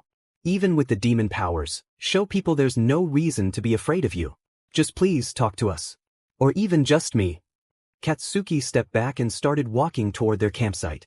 He turned around and asked, I'm guessing you don't want mom and dad to know? Izuku nodded. Katsuki chuckled. Well, we should head back, so hurry up, Izuku. He started to walk toward Aizawa, but Katsuki turned around and began walking with Izuku. Bakugo, I need to talk to Izuku alone. Whatever you need to say to Izuku, you can say in front of me. Aizawa rubbed his eyes and sighed. Izuku, please tell me something. Izuku raised an eyebrow. During the whole tests, I tried to erase one of your quirks. But nothing happened. Care to explain? Izuku stood there for a moment, panicking internally. Well, one of my quirks is that I can resist eraser-type quirks. Aizawa looked at him, then reached into his pocket and pulled out a piece of paper. Are you sure? Because when you registered, you listed black fire, telekinesis, a type of strength enhancement, and teleporting. You never mentioned anything about resisting an eraser quirk. So tell me how. Katsuki looked at Izuku with concern, and Izuku sighed. I guess there's no dodging it, huh? Aizawa nodded. Izuku looked up at the sky. Well, it all started when. Aizawa looked at Izuku with a shocked expression, but he shook it off and said, So, you're telling me that you're a demon? Izuku glanced at Katsuki, who shrugged, then looked back at Aizawa and nodded. And you don't have a quirk, but powers. Izuku nodded again. You can't die, and other demons are looking for you? Izuku nodded, then added, but please don't say anything or take me in. I just want to be a hero, that's all. So please don't think I'm going to be a threat. Aizawa rubbed his eyes and replied, I won't say anything, but I will be watching you. I can't take any chances. You guys can leave now. Izuku and Katsuki sighed. That's understandable, Izuku said. Aizawa walked away, and Katsuki approached Izuku, putting his arm around his shoulder. I thought you were going to be in trouble when you were telling him. Me too. Anyway, let's go home before anyone else finds out about me. They both laughed and started walking to the locker room. Wow, I'm so bored. Izuku spun around in his chair in his room, then teleported to Katsuki's room and sat on his bed. He's playing video games again. I wonder how long it will take him to notice me this time. Izuku stood up and quietly walked over to Katsuki, placing his hand on his shoulder and shouting, Katsuki. Katsuki yelled in surprise, nearly dropping his controller. He turned around to see Izuku on the ground laughing. That's not funny, Izuku. That's the 4th controller this month. Katsuki went over to his dresser and pulled out a new controller, then approached Izuku and playfully kicked him. I'm not sorry. Anyway, do you want to go train? Izuku asked as he got back up. Katsuki returned to his gaming chair and said, Dude, I'm still tired from this morning's training and from school. I can't handle more. He shivered slightly. Izuku closed his eyes and sighed, then teleported back to his room and grabbed his phone. Izuku, Kyoka. Jiro, Izuku. Izuku, I'm bored, help me. Jiro, well, you can teleport, right? Izuku, yeah, why? Jiro, if I give you my address, you can come over. Jiro threw her phone onto her bed and buried her head in her pillow. I can't believe I just said that. He'll probably say no. Her phone buzzed, and she quickly grabbed it. Izuku, sure. It's only 4 p.m., so that gives us enough time to hang out. Oh my god, he said yes. I need to get ready and clean. Her thoughts raced until she heard her phone buzz again. Izuku, you're probably overthinking this. Aren't you? Jiro, no. Here, 1435 XXX 154 XXX. Jiro, but please don't come for at least 5 minutes. As she sent the last text, she heard her doorbell ring. He's already here? She rushed to her closet and started shuffling through her shirts. Kyoka, your friend is here, her mom called. Oh no. That's not enough time. Okay. She threw on one of Izuku's old sweaters and dashed out of her room, racing down the stairs. In the living room, she saw Izuku sitting on the couch talking to her parents. She hurried over and sat beside him. Izuku looked at her and said, Oh, hey Kyoka, then started to pat her head. Her face turned a light shade of red as she whispered, Izuku. Her dad leaned toward her mom and whispered, wow, already on a first-name basis. It's not like that, Dad. Her dad jumped slightly, then chuckled. Sorry. So, you're Izuku Bakugo? Izuku stood up and extended his hand toward her dad. Yep, I'm sorry I didn't stay to meet you that one night. My mom wanted to make sure I was okay. Her dad shook his hand and said, oh, it's fine. I'm glad you're here now. I can finally say thank you. Thank you for saving Kyoka. I don't know what I would do if we lost her. He glanced at her mom, who nodded in agreement. I'm Kyoto Kujiro, and this is my wife, Mika Jiro. Izuku shook Mika's hand. He sat beside Jiro and said, no problem, I'm just glad she's safe. He smiled at Jiro, who blushed in response. Her mom giggled at the exchange. Thank goodness you came over, Kyoka wouldn't stop talking about you. She kept saying, eh. Jiro exclaimed, running over to cover her mom's mouth while Izuku looked around and noticed a guitar. Kyoto saw where he was looking and asked, do you play? Yeah, and that's a really cool guitar. Kyoto got up, grabbed it, and handed it to Izuku. Do you want to play it? Izuku took the guitar and replied, yeah. Jiro stopped arguing with her mom and turned her attention to Izuku. As Izuku played, he looked into Jiro's eyes and continued to sing. Jiro found herself captivated, her heart racing. I didn't like him this much before, it was just a little crush. But now, I don't know what this is. Izuku eventually closed his eyes, and Jiro felt a pang of sadness. Please open your eyes again. He finished singing and looked at all three of them. Kyoto glanced at Mika, then at Jiro, and back at Izuku. If this hero thing doesn't work out for you, would you want to come work for me? Mika nodded enthusiastically. Izuku looked at the guitar, then back at Kyoto and said, I'll keep that in mind, Mr. Jiro. No, please call me Kyoto. Izuku nodded. Jiro got up, took Izuku's hand, and started pulling him toward her room. Come on, Izuku, let's go to my room. Jiro said excitedly. Wait, let me return your dad's guitar first. Jiro pouted slightly as she walked over to hand the guitar back to Kyoto. He shook his head and extended his hand. You can keep it, you deserve it. Izuku looked down at the guitar, then back up at him. Thanks. He turned around and started walking with Jiro, but halfway up the stairs, he paused. Are you sure? I can tell this was expensive. Yes, I'm sure. Izuku smiled at the guitar and then ran upstairs with Jiro. As Izuku entered Jiro's room, he noticed posters everywhere, 2 guitars on stands in the corner, and a computer on a desk in another corner. Jiro connected her earphone jacks, a faint blush on her cheeks, and said, Don't just stand there. Say something. Izuku looked at her and replied, We listen to the same bands, and those guitars over there are really cool. Jiro beamed. Right? She picked one up and started to play. Izuku sat down in her chair, listening intently. She's really good. When she finished, she looked at Izuku, who was smiling. He jumped up and rushed over to her. Wow, you're really good at playing. Can you sing? Jiro looked down shyly and whispered, Kinda. Izuku sat back down and began playing a song. Join me if you know the song, okay? Jiro nodded. Jiro recognized the song immediately and began to sing. Izuku watched her, a blush creeping onto his face. Jiro glanced at him, then quickly looked down. Izuku shook his head and joined her in song. She's really good at singing. And really cute. His heart raced as they sang together. When they finished, Izuku looked at Jiro, placing a hand on his chest. What is this? It feels strange. Jiro looked up at him and said, Well, I don't think I was that good. Izuku released his grip and stood up. Are you kidding me? That was beautiful. Jiro blushed as she put her earphones together. Thanks. After a few hours of talking and laughing, Izuku checked his phone and saw a message from Mitsuki. It's time to come back home. He sighed. I don't want to leave yet. He glanced at Jiro, who was giggling, and said, Hey, Kyoka, I have to get home. Jiro's giggle faded into a gentle smile. Okay, I'll see you at school tomorrow. Her smile widened. Izuku felt his cheeks heat up. My heart is racing again, and that feeling is stronger than before. He pulled out his phone and took a picture of her, stammering, Why? See you tomorrow. He grabbed his guitar and teleported back to his room.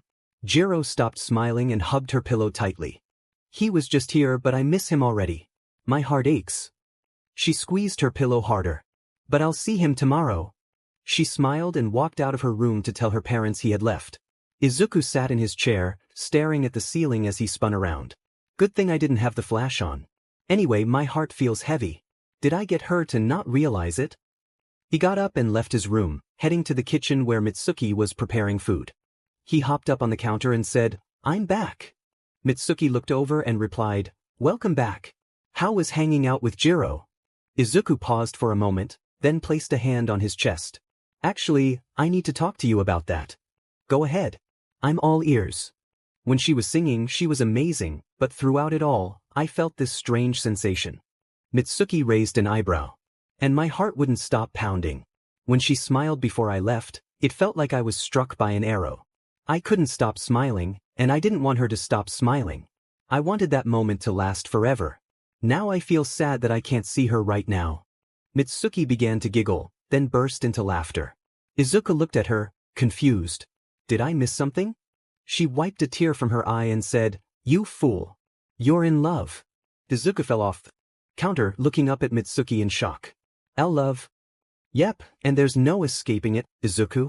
Plus, she sounds like a sweet girl. If she accepts you for who you are, I say go for it. She returned to making food. Izuku got up and went back to his room. He grabbed his phone, opened his gallery, and looked at the picture he took of Jiro. The feeling returned, and his heart began to race again. He stared at the photo, realizing, oh no, maybe I am in love. Izuku was sitting in class, staring at Jiro, who was chatting with Momo. Katsuki turned from his desk and snapped his fingers in front of Izuku's face. Hey, Izuku. Izuku looked over at Katsuki. Man, you're hopeless, Katsuki said, laughing. Izuku rubbed the back of his head and replied, is it that obvious? Katsuki nodded. Feeling frustrated, Izuku slammed his head on the desk and then said, well, I know you like that girl Momo, right? A mischievous grin spread across Izuku's face, causing Katsuki's smile to vanish. Don't you dare, Katsuki warned. Izuku teleported over to Jiro and Momo, making them jump a little.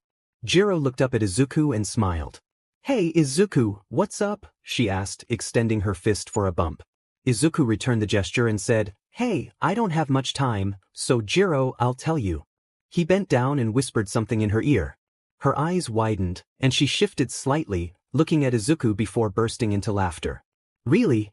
He does? Izuku nodded, nearly laughing himself. Momo looked confused throughout the exchange and leaned in closer. Excuse me, but what did he tell you? She began, but was interrupted by some kids shouting, look out, Izuku. Izuku turned just in time to see a chair coming toward him. He raised his hand and caught it effortlessly. Looking over at Katsuki, he noticed a light blush on his face, with small explosions sparking from his hands. Izuku couldn't help but chuckle, causing confusion among his classmates, including Jiro. Just as Jiro was about to speak, the door swung open, and a muscular figure entered the room, announcing, I am here. Everyone's faces lit up with excitement as they shouted, All Might.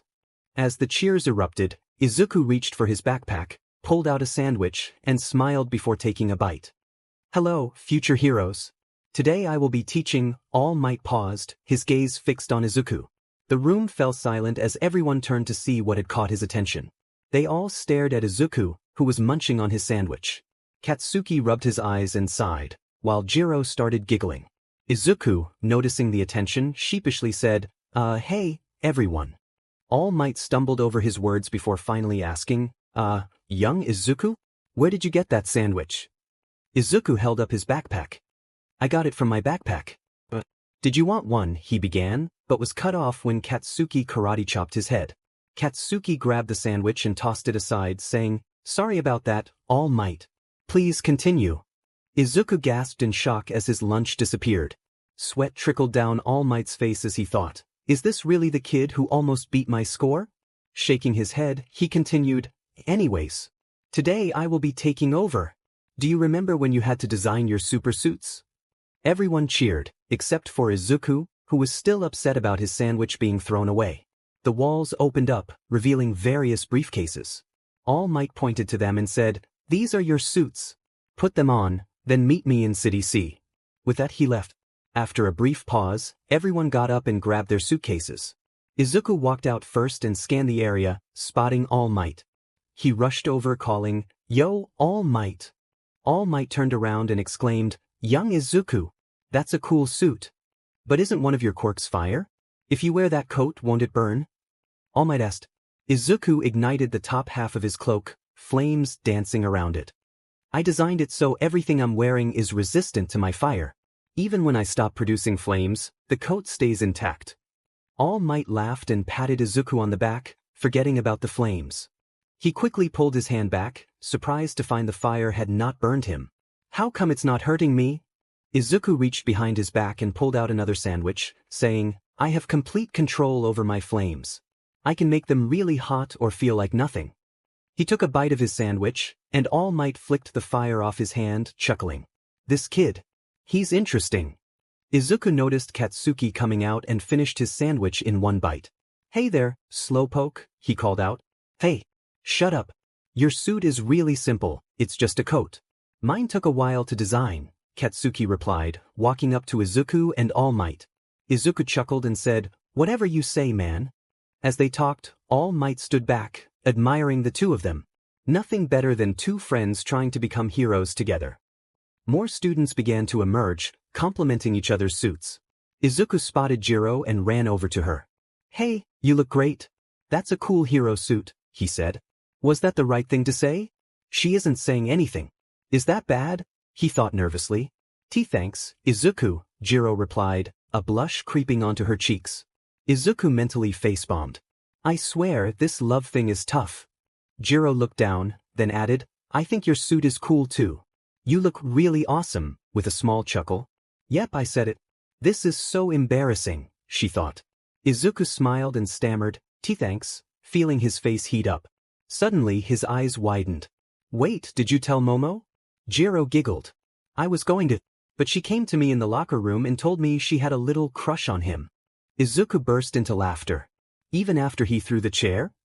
Jiro nodded, and they both stood there laughing until they sensed a menacing aura. Jiro turned slowly to see Momo glaring at her, while Izuku turned to find Katsuki doing the same. They both turned to face each other, and Jiro whispered, "I don't think it's just a little crush." Izuku nodded in agreement. They were about to continue their conversation when All Might cleared his throat. "Okay, students. What we are doing here is villains versus heroes. It's going to be a 2v2 match. The villain team will guard their bomb, which they can place in any room they choose, and they will have 5 minutes to prepare. The heroes will wait for those 5 minutes, and when time is up, they will have 15 minutes to either retrieve the bomb or capture the villains using this capture tape. If you have that on your wrist, you are captured. The villains will also have capture tape to use against the heroes." Excitement buzzed through the room. "Alright, I will start naming the teams and their opponents. Villain team, Kirishima and Uraraka. They will face hero team, Kaminari and Mineta." All Might continued announcing the teams. Izuku walked over to Katsuki and draped his arm around his shoulder. "Yo, Katsuki." Katsuki didn't respond, his gaze fixed on Momo. Izuku chuckled and said, "I'm hopeless, huh?" He playfully smacked the back of Katsuki's head. Katsuki turned to him, raising his fist. "What was that for?" he exclaimed. Izuku stepped back and replied, "Nothing, just that Momo noticed you staring at her." Katsuki's cheeks flushed as he glanced at Momo, who was also blushing.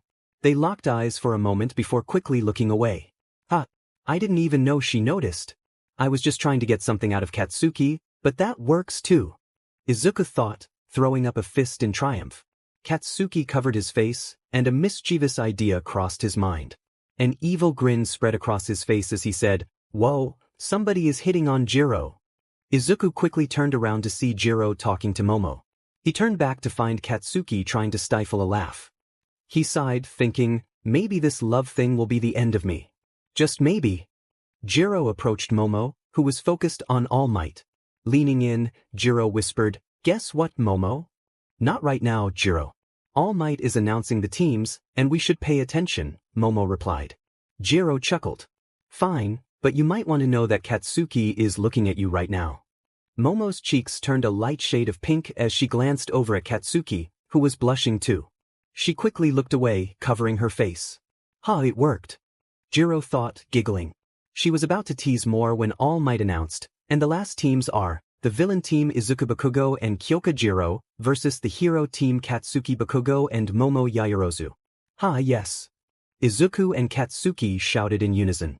The class, along with All Might, stared at them in surprise. Izuku turned to Katsuki and high-fived him, saying, "May the best brother win." Katsuki chuckled. "And we all know that's me." He walked over to Momo, while Izuku shook his head with a smile and approached Jiro. "I guess we're on a team," he said, grinning. Jiro looked at him and thought, "Thank you, All Might." She shook her head and replied, "Yeah, let's do our best." Her smile made Izuku's cheeks warm. She giggled and asked, "Are you okay, Izuku?" He nodded, covering his face with one hand. She giggled again. "Are you sure? You started your fire and it's still going." Izuku snapped his fingers, and the fire began to fade. He glanced over at Katsuki, who was doing the same, hiding his face while Momo covered hers. He grinned and playfully nudged Jiro's shoulder. She nudged him back, about to say something when she noticed Izuku pointing toward Katsuki and Momo. She looked over his shoulder and began to giggle, soon joined by Izuku. Their laughter was interrupted when All Might cleared his throat, causing them to jump and stop. "Okay, who wants to go first?" Izuku and Katsuki raised their hands eagerly. "All right, Izuku and Jiro, you two go in and hide the bomb. You have 5 minutes." Izuku and Jiro nodded and dashed into the building. "Izuku, do you have a plan?" Jiro asked as they raced up the stairs.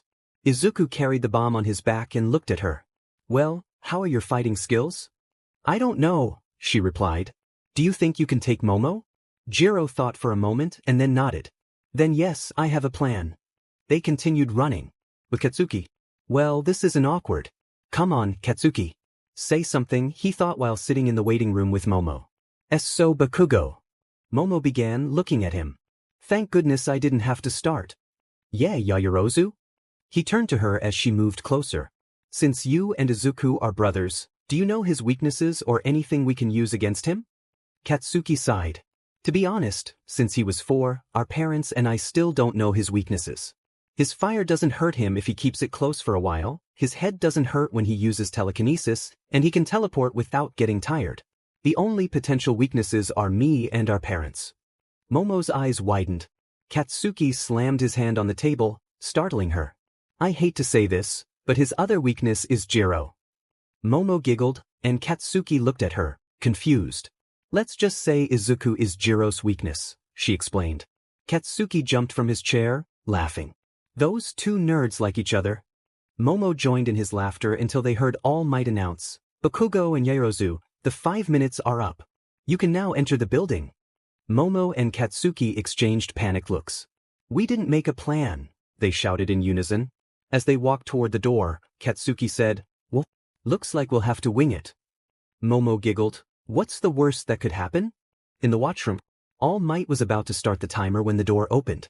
He turned to see Aizawa and some other pro heroes entering and setting up chairs. "What are you guys doing here?" Aizawa was about to respond when Principal Nedzu hopped out of his scarf and said, "We came to see Izuku and Katsuki's fight. We wanted to see how he performs against real opponents." All Might turned back to the screen, thinking, he caught the attention of the principal too? I mean, I was there with him when we were watching Izuku, but I didn't know he took that much interest. He pressed the timer button, and the time started. With Izuku. "All right, do you understand the plan?" Izuku whispered.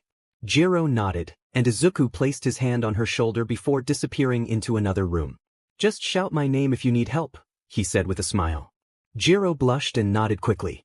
He pulled up his hood and was about to teleport away when Jiro said, "Good luck with Katsuki," and gave him a thumbs up.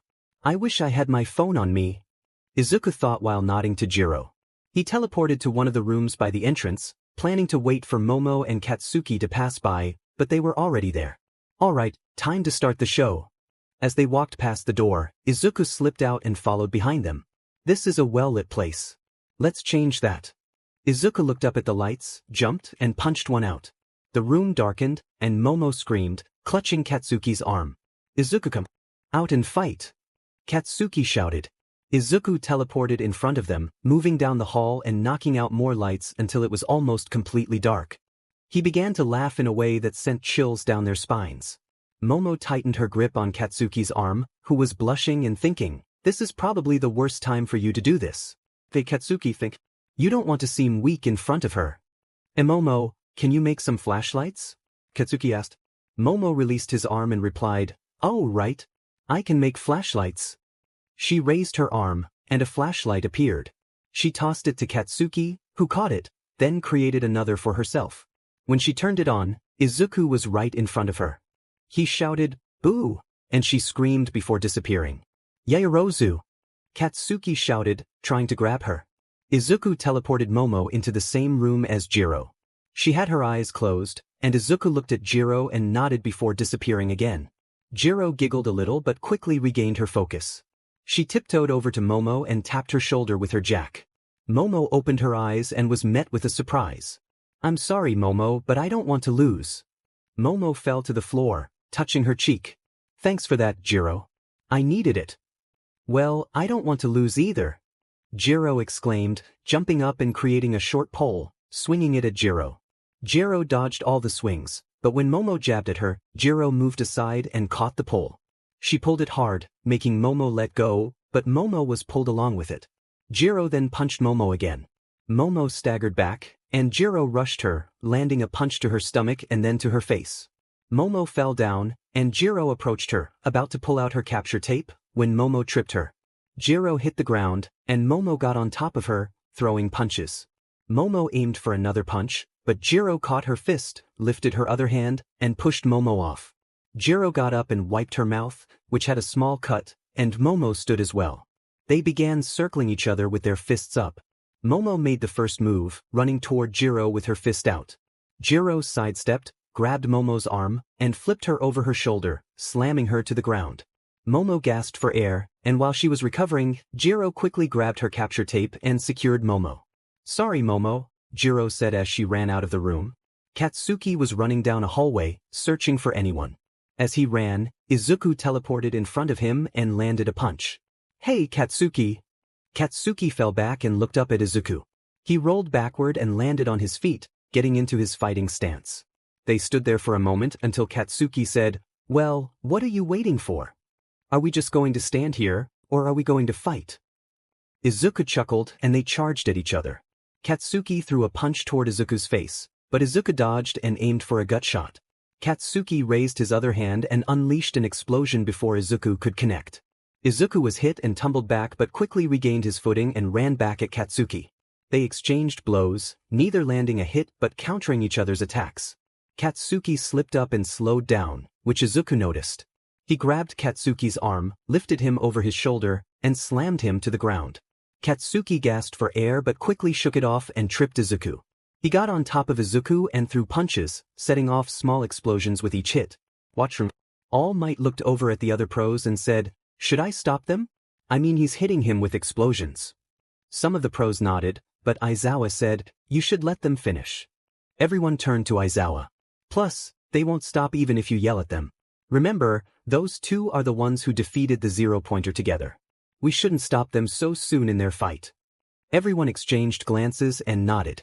If it gets too serious, I'll step in myself. A chill ran down their spines, and they continued to watch the fight.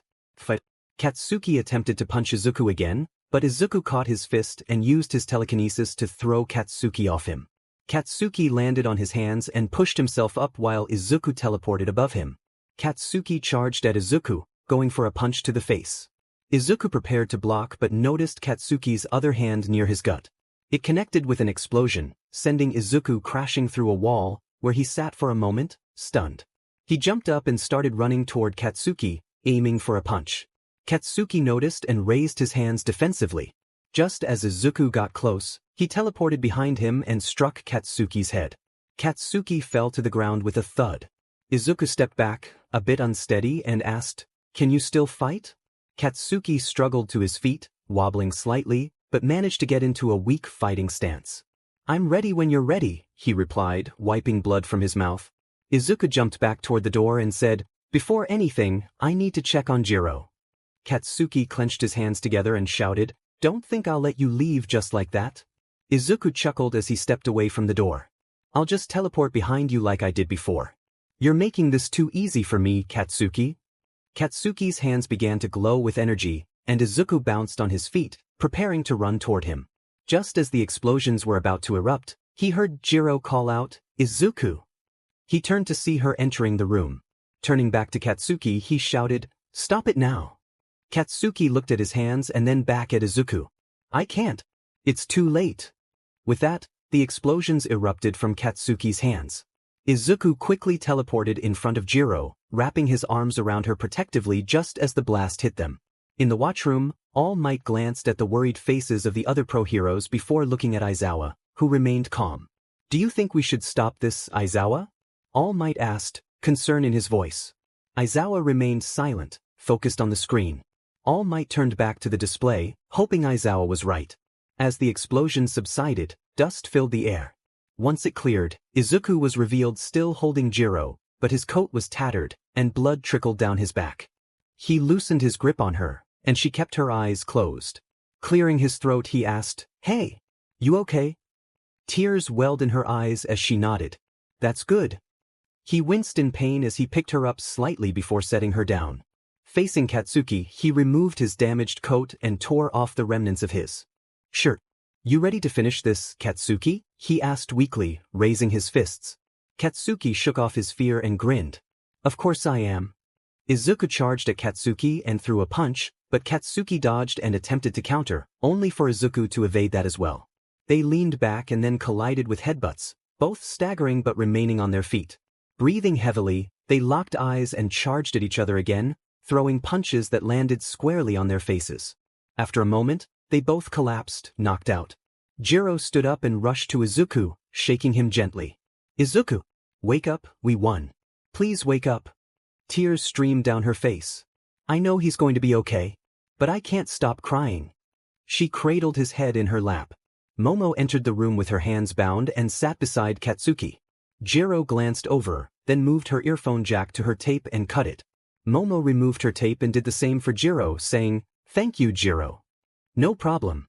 In the watchroom, everyone was in shock, except for Aizawa. All Might pressed a button and announced, "The villain team wins." He surveyed the stunned faces of the pros and students. Aizawa stood up and said, "I'll go get them and take them to Recovery Girl." He exited the room. All Might returned his gaze to the screen, feeling a mix of excitement and anticipation. "Izuku Midoriya. Katsuki Bakugo. You kids are really interesting. I can't wait for the future ahead of us."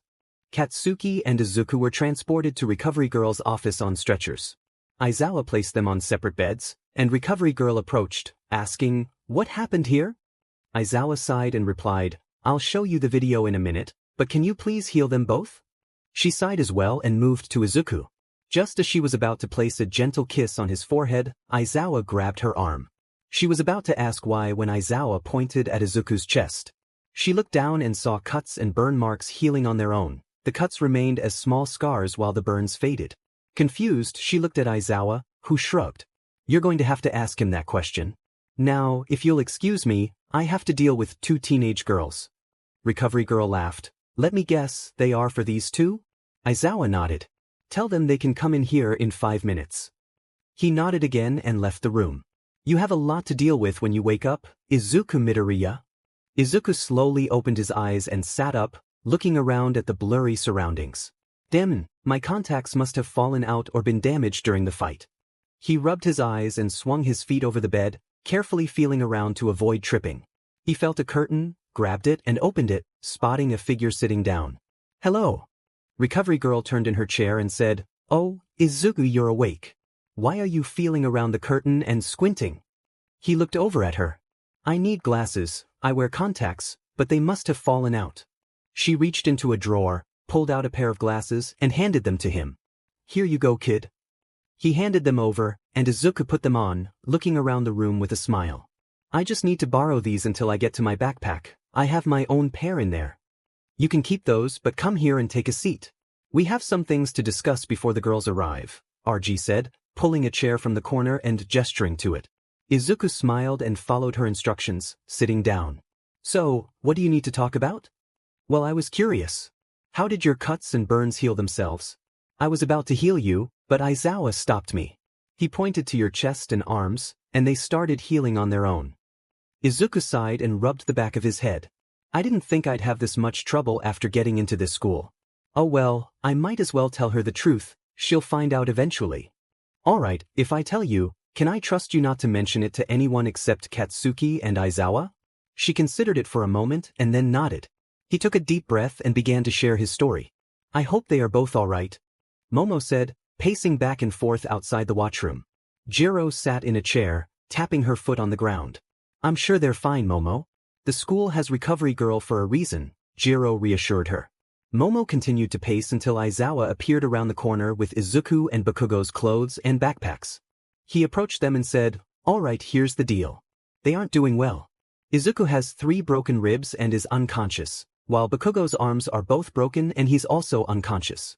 I'm going to return their things to their parents. Momo and Jiro went pale, their faces reflecting their shock. Aizawa then added with a slight smile, I'm kidding. They're both fine, they should be waking up soon. Recovery girl said you can see them in 5 minutes, and her office is just a 5-minute walk from here, so you're good to go. Please take their things to them. Jiro and Momo exchanged glances before Jiro stood up, took Izuku's belongings from Aizawa, and started walking to recovery girl's room. Momo grabbed Bakugo's clothes and backpack and hurried to catch up with Jiro. Aizawa watched them leave, shaking his head slightly as he thought, kids these days don't know how to take a joke. He shrugged and went into the watchroom. Back to Izuku. That's it. Honestly, I expected a lot more questions or at least some sort of reaction. But you're surprisingly calm about this, Izuku said, rubbing the back of his head. Well, that's a heavy burden. I don't want to overwhelm you with anything else. And if Aizawa is watching over you, then I shouldn't worry, right? Izuku nodded. The girls knocked on the door and waited for a response. They heard Izuku shout, Come in. Jiro smiled and opened the door.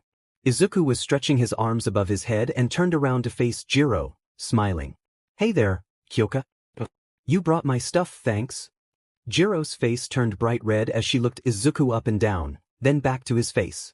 He wears glasses. This is too much. How can he be both cute and cool? She tried to say something but couldn't find her voice. Momo glanced at her and giggled softly. Jiro was frozen, holding Izuku's belongings, wanting to hand them to him but feeling too flustered to move.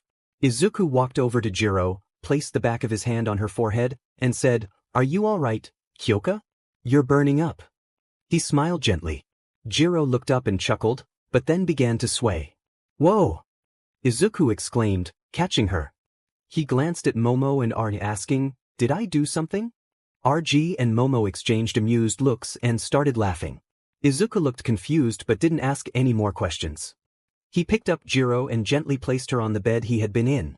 He noticed Katsuki was awake and shouted, Momo, Katsuki's awake. Momo entered with a smile. Hey, Katsuki. She rushed to his bed, setting his belongings down beside him. So, I got your stuff. Katsuki sat up and chuckled. Thanks, but you didn't have to. I could have gotten them myself. Momo took his hand and held it tightly. No, I had to. It was the least I could do since I failed. Katsuki looked down at their hands, blushing, then shook his head. He raised his other hand and playfully flicked Momo's forehead. She let go of his hand, rubbing her forehead as Katsuki chuckled. Hey, it's okay. Don't dwell on it too much. This loss should just motivate you to become better. He attempted to raise his arms but winced slightly in pain. Momo laughed and said, Well, I could use some help with hand-to-hand combat. Hey, I can help you with that, Katsuki replied, getting up from the bed. Really? You'd help me? Momo exclaimed, hugging Katsuki tightly. He blushed, looking away as he stammered, Sure. It's no problem. Izuku watched them from his seat next to Jiro, silently laughing to himself. While Katsuki and Momo talked, Izuku got dressed and settled back beside Jiro, waiting for her to wake up. He glanced back at Katsuki and Momo, saying, Hey, Katsuki, you should get dressed so we can leave when she wakes up. And Momo, if you want, I can drop you off too. Momo looked puzzled. I can teleport, remember? Just give me the address and I can take you home. Momo tapped her chin thoughtfully before saying, Sure, why not? Katsuki gave Izuku a thumbs up and mouthed, Thank you. He took his clothes and walked out of the room, while Momo approached RG to discuss her quirk. Before sitting down, she closed the curtain. Jiro sat up and rubbed her eyes. When Izuku saw her awake, he moved to a chair by the bed and said, Hey there, sleepyhead. Are you okay? You just fainted. Jiro looked at Izuku and nervously chuckled. You wear glasses? Izuku looked away, a slight blush creeping onto his face as he laughed a little. Oh yeah, these things. Yeah, I do. I must look really bad in them, huh? Izuku said, rubbing the back of his head. Without thinking, Jiro exclaimed, What do you mean you look bad in them? You look really good. Immediately, she covered her mouth, her face turning red. Izuku stared at her in shock, then felt his own cheeks heat up. He looked away, trying to gather his thoughts but stumbling over his words. I look good with my glasses on? Does she like my glasses? Oh my god. She is so, his mind raced. Finally calming down enough to speak, he stammered, Thank you, Kyoka. His face was still flushed. Jiro nodded, still covering her mouth. They sat in silence, stealing glances at each other before quickly looking away, both flustered. Katsuki opened the curtains, glanced over at them and asked, What are you two talking about? They exchanged nervous looks, then quickly replied, And nothing. Katsuki chuckled, shaking his head. Never mind. Since she's up, can we go home, Izuku? Momo walked in and asked, Hey guys, are we leaving yet? Izuku stood up, saying, Oh yeah. He turned to Jiro. Do you want me to take you home? I'll take Momo first, then I'll drop you off if you want. Jiro stood beside him, smiling. Sure, that'd be cool. Izuku grinned and turned to Momo. So, what's your address? Momo leaned in and whispered her address. Izuku stepped back, surprised. That's your house? Momo looked taken aback. How do you know that? I passed it while on a run one day. It's a huge house.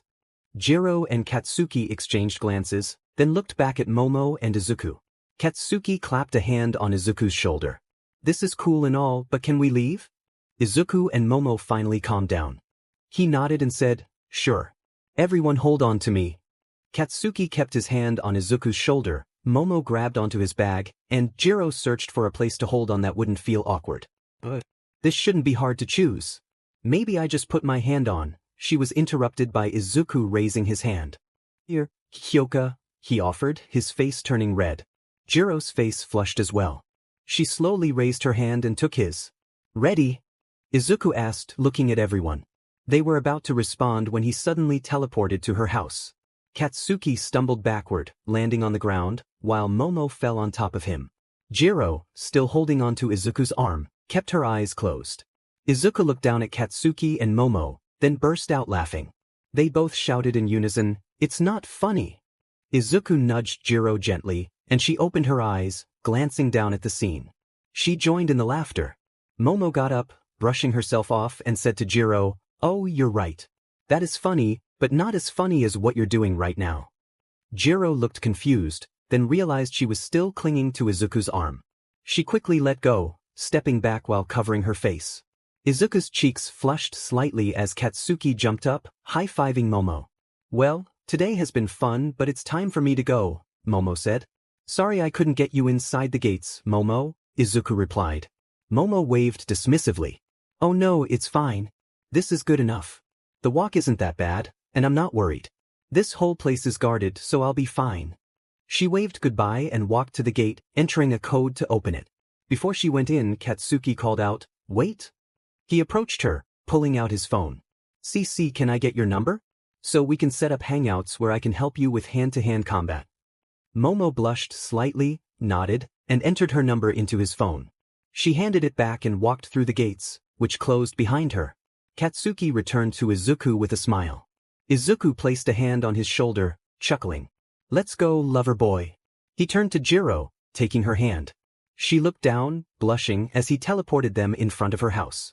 Katsuki nearly stumbled but caught himself. Jiro held onto Izuku's hand tightly, her eyes still closed. Izuku cleared his throat. It looks like this is your stop. Jiro opened her eyes and released his hand. Alright. Well, see you guys at school tomorrow, she said, starting to walk up the stairs to her house. Katsuki turned to Izuku. Alright, ready to go home? Izuku nodded, but just as he was about to teleport away, he saw Jiro running back down. Did you forget something, Kyoka? He asked. Yeah, I did. She leaned closer to Izuku and gave him a quick kiss on the cheek. Stepping back, she said, TT, thanks for saving me TT today.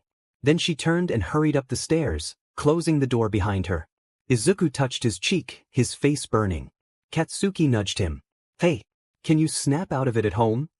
Izuku teleported to Katsuki's room, where Katsuki fell onto his bed. Izuku then teleported into his own room, standing there for a few minutes with his hand on his cheek.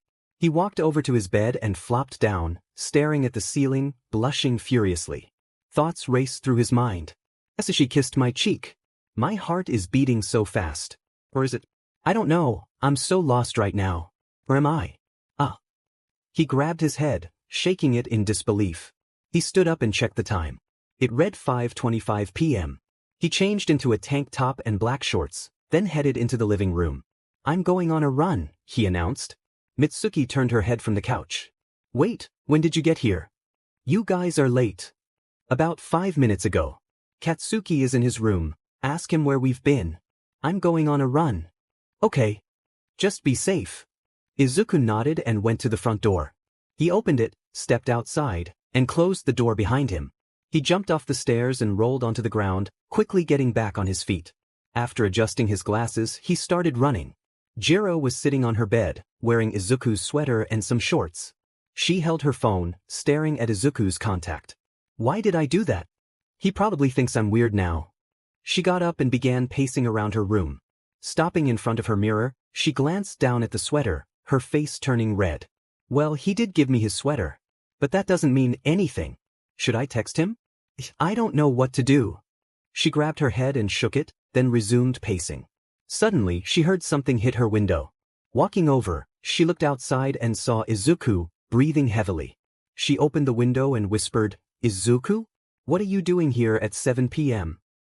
He looked up and replied, Actually, I don't know. I was just on a run, and the next thing I knew, I was hopping over your fence and throwing small rocks at your window. Jiro giggled. Your house is like 20 miles from mine. Is there something on your mind? Inside, she was freaking out.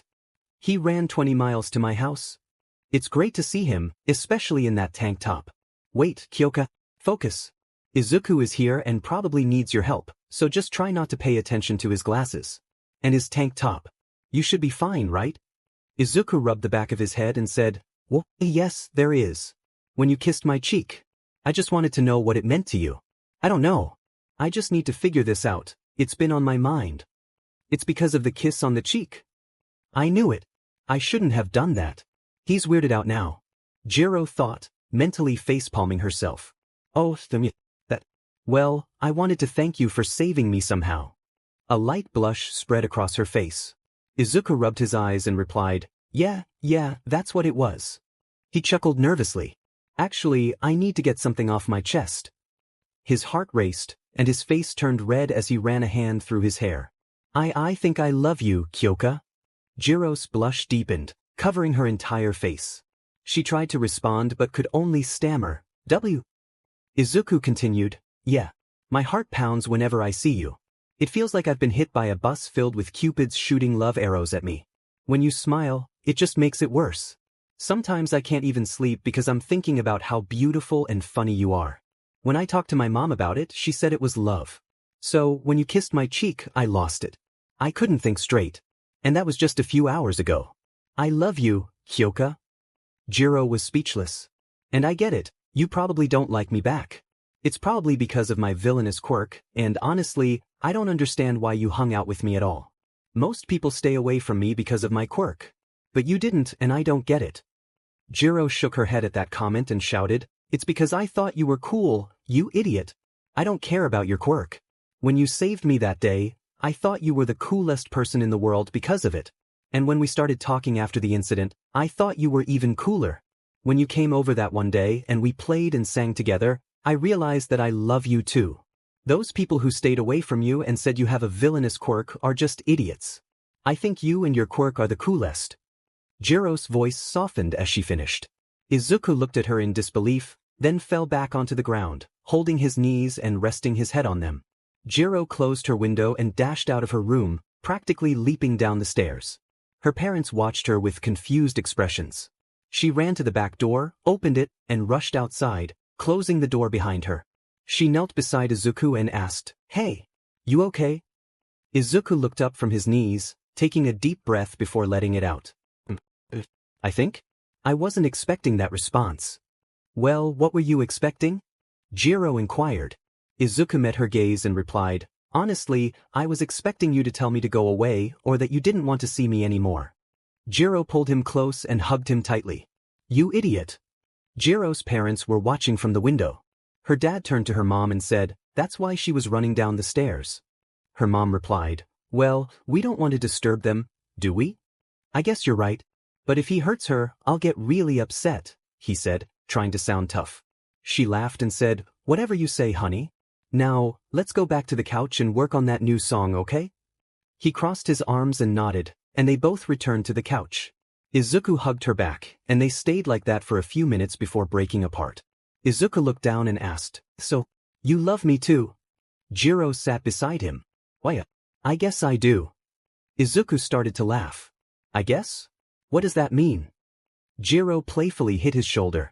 Oh, shut up. Then she began to laugh as well. After a few moments of laughter, Jiro looked down at her hands, blushing. She glanced up at Izuku and asked, what does this mean? Izuku chuckled. Honestly, I don't know. But if you don't mind, I'd like to take you on a date. Jiro's blush deepened. WWN. Well, I can't do it this weekend, but what about next Saturday? Then maybe we'll figure out what to do from there. Why, sounds great. Izuku stood up and offered his hand to Jiro. She took it and jumped up. They both stood there awkwardly, then Izuku said, well, tomorrow's Friday, right? Jiro nodded. So I guess I'll see you tomorrow. See you later, Izuku, Jiro said, waving goodbye. Izuku waved goodbye and teleported home. Jiro stood there for a moment, then began jumping up and down, exclaiming, yes, yes, yes. Her parents emerged, and her mom asked, what are you so excited about, honey? Jiro stopped jumping, her face turning red again. She approached them and said, oh, it's nothing. It's just that I have a date with Izuku next Saturday, a big smile spreading across her face. Her mom enveloped her in a warm hug and said, that's wonderful. Honey, what do you think about this? They turned to see her dad with tears in his eyes. Jiro giggled and asked, is everything all right, Dad? He nodded and replied, it's just, my baby is growing up so fast. He hugged both of them at once, and they all burst into laughter. Meanwhile, Izuku was in his room, spinning in his chair with a big smile. He got up and walked to the kitchen where everyone was gathered. Mitsuki looked over and said, there you are. Where have you been? They were all seated at the table, so Izuku joined them. I went out for a run, he replied. For 2.5 hours? Masaru asked, raising an eyebrow. Izuku started filling his plate with food and said, well, I had something on my mind, so I ran 20 miles and ended up at Kyoka's house. One thing led to another, and now I have a date next Saturday. Masaru's eyebrows shot up, and Mitsuki smiled, asking, do you know what you guys are going to do? Izuku's smile faded. Masaru noticed and said, you have no idea, do you? Izuku sighed in defeat. Katsuki chuckled and suggested, why don't you go to the amusement park? It's a great place for dates and romantic stuff. He looked down at his food and began eating. Everyone stared at him and he paused, asking, what? Well, we didn't think you were the romantic type, Katsuki, Mitsuki said, taking a bite of her food. Katsuki shrugged and continued eating. Masaru turned to Izuku and said, so you ran 20 miles today? Izuku nodded. That's my boy, Masaru said, raising his hand for a fist bump. Izuku smiled and bumped fists with him. Oh yeah, and congrats on the date, Masaru added. Izuku chuckled, and they all enjoyed their meal, laughing and having a good time. On Friday, Izuku sat in his seat, gazing out the window. He had been bombarded with questions when he entered the classroom wearing glasses, explaining that his contacts had gotten lost during a fight, and he would be getting new ones on Saturday. Lost in daydreams about his upcoming date with Jiro, he was jolted back to reality by Aizawa's voice. Izuku, are you paying attention? He shook his head and replied, sorry, I'm listening now. Aizawa sighed and continued, great. Anyway, on Monday, we are going to USJ. Yes, it will be on school grounds, and you will be learning about the rescue aspect of hero work. When you arrive on Monday, you'll get your hero suits, and then we'll meet by the bus and leave, got it? Everyone nodded. Great. And Izuku, your new hero suit will be ready on Monday as well. The bell rang, and everyone got up to head to lunch. Izuku, Katsuki, Jiro, and Momo walked to lunch together. They grabbed their trays, filled them with food, and sat down to eat. Izuku sat next to Jiro, while Katsuki sat beside Momo. After finishing their meals, they chatted and laughed. Katsuki pulled out 2 pencils and began tapping them on the table, creating a beat. Izuku smiled and started singing along. When he finished, everyone erupted in laughter. Momo looked at Izuku and asked, "Where did you learn to sing, Izuku?" "I don't really know. I just started singing one day and never stopped," he said, rubbing the back of his head. Katsuki chimed in. "Then he picked up a guitar at this store we went to. He started playing and it turned out he was good. Now he's better than ever." Izuku chuckled. "Well, it's not that impressive compared to you. You know how to play piano, drums, and you can sing. But not as well as me." Katsuki leaned over the table and playfully punched Izuku in the arm. Izuku laughed while rubbing his arm, and Katsuki leaned back, chuckling as well. He noticed Momo looking at him with admiration. "You know how to play piano and drums? That's so cool." Katsuki blushed and nodded. Jiro giggled at the scene, and Izuku smiled at her. They continued discussing USJ until someone approached them, saying, well, look who it is, the boy who destroyed everyone's score in the exam." Izuku looked up and replied coldly, "Yeah, what's it to you?" The kid laughed. What's with the rude attitude? I just came over to make small talk."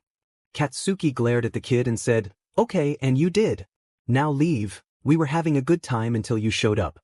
"Oh, where are my manners? I'm Minoma. I'm in class 1B, he introduced himself. "That's cool, but I don't care." "Leave now," Katsuki said, irritation creeping into his voice. Minoma scoffed, "Fine, I didn't want to sit with a kid who has a villain quirk anyway." Katsuki and Jiro both stood up. Katsuki was about to respond when Jiro spoke first. "What did you just say?" The kid laughed. "You heard me. But why don't you sit down? You won't do anything about it." Katsuki started walking toward him, declaring, "Oh, I'm going to have so much fun teaching you a lesson." Izuku grabbed Katsuki's arm, and Katsuki looked back at him. Izuku said, "Don't worry about it, Katsuki. I'll handle this."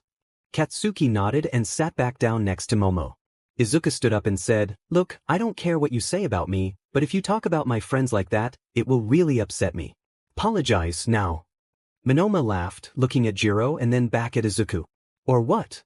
What are you going to do about it?" Izuku stepped closer, lowering his voice. "Or I'll make you regret it." Minoma shoved Izuku back, causing him to hit the table but remain standing.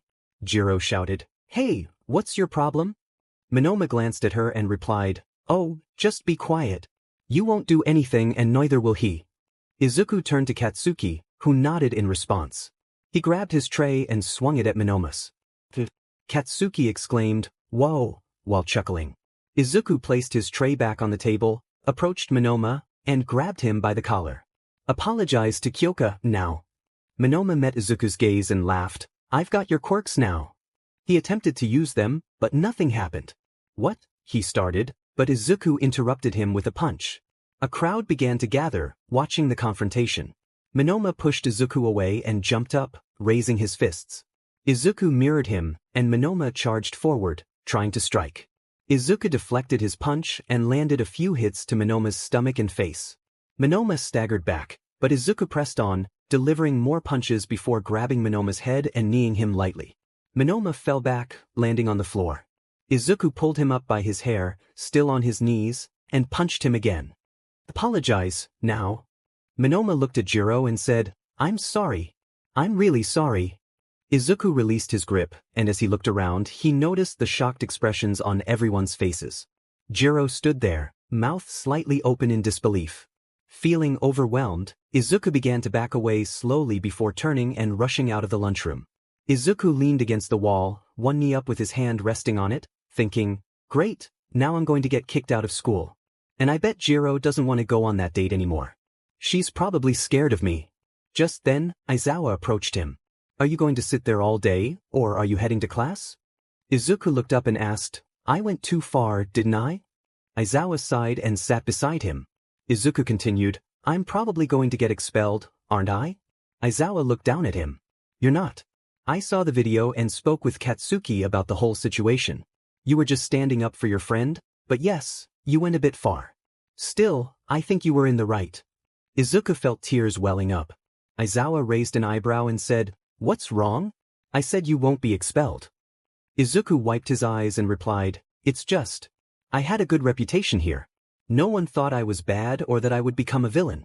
But now, after that fight, they all looked at me like I was some kind of monster. He lowered his head and chuckled sadly.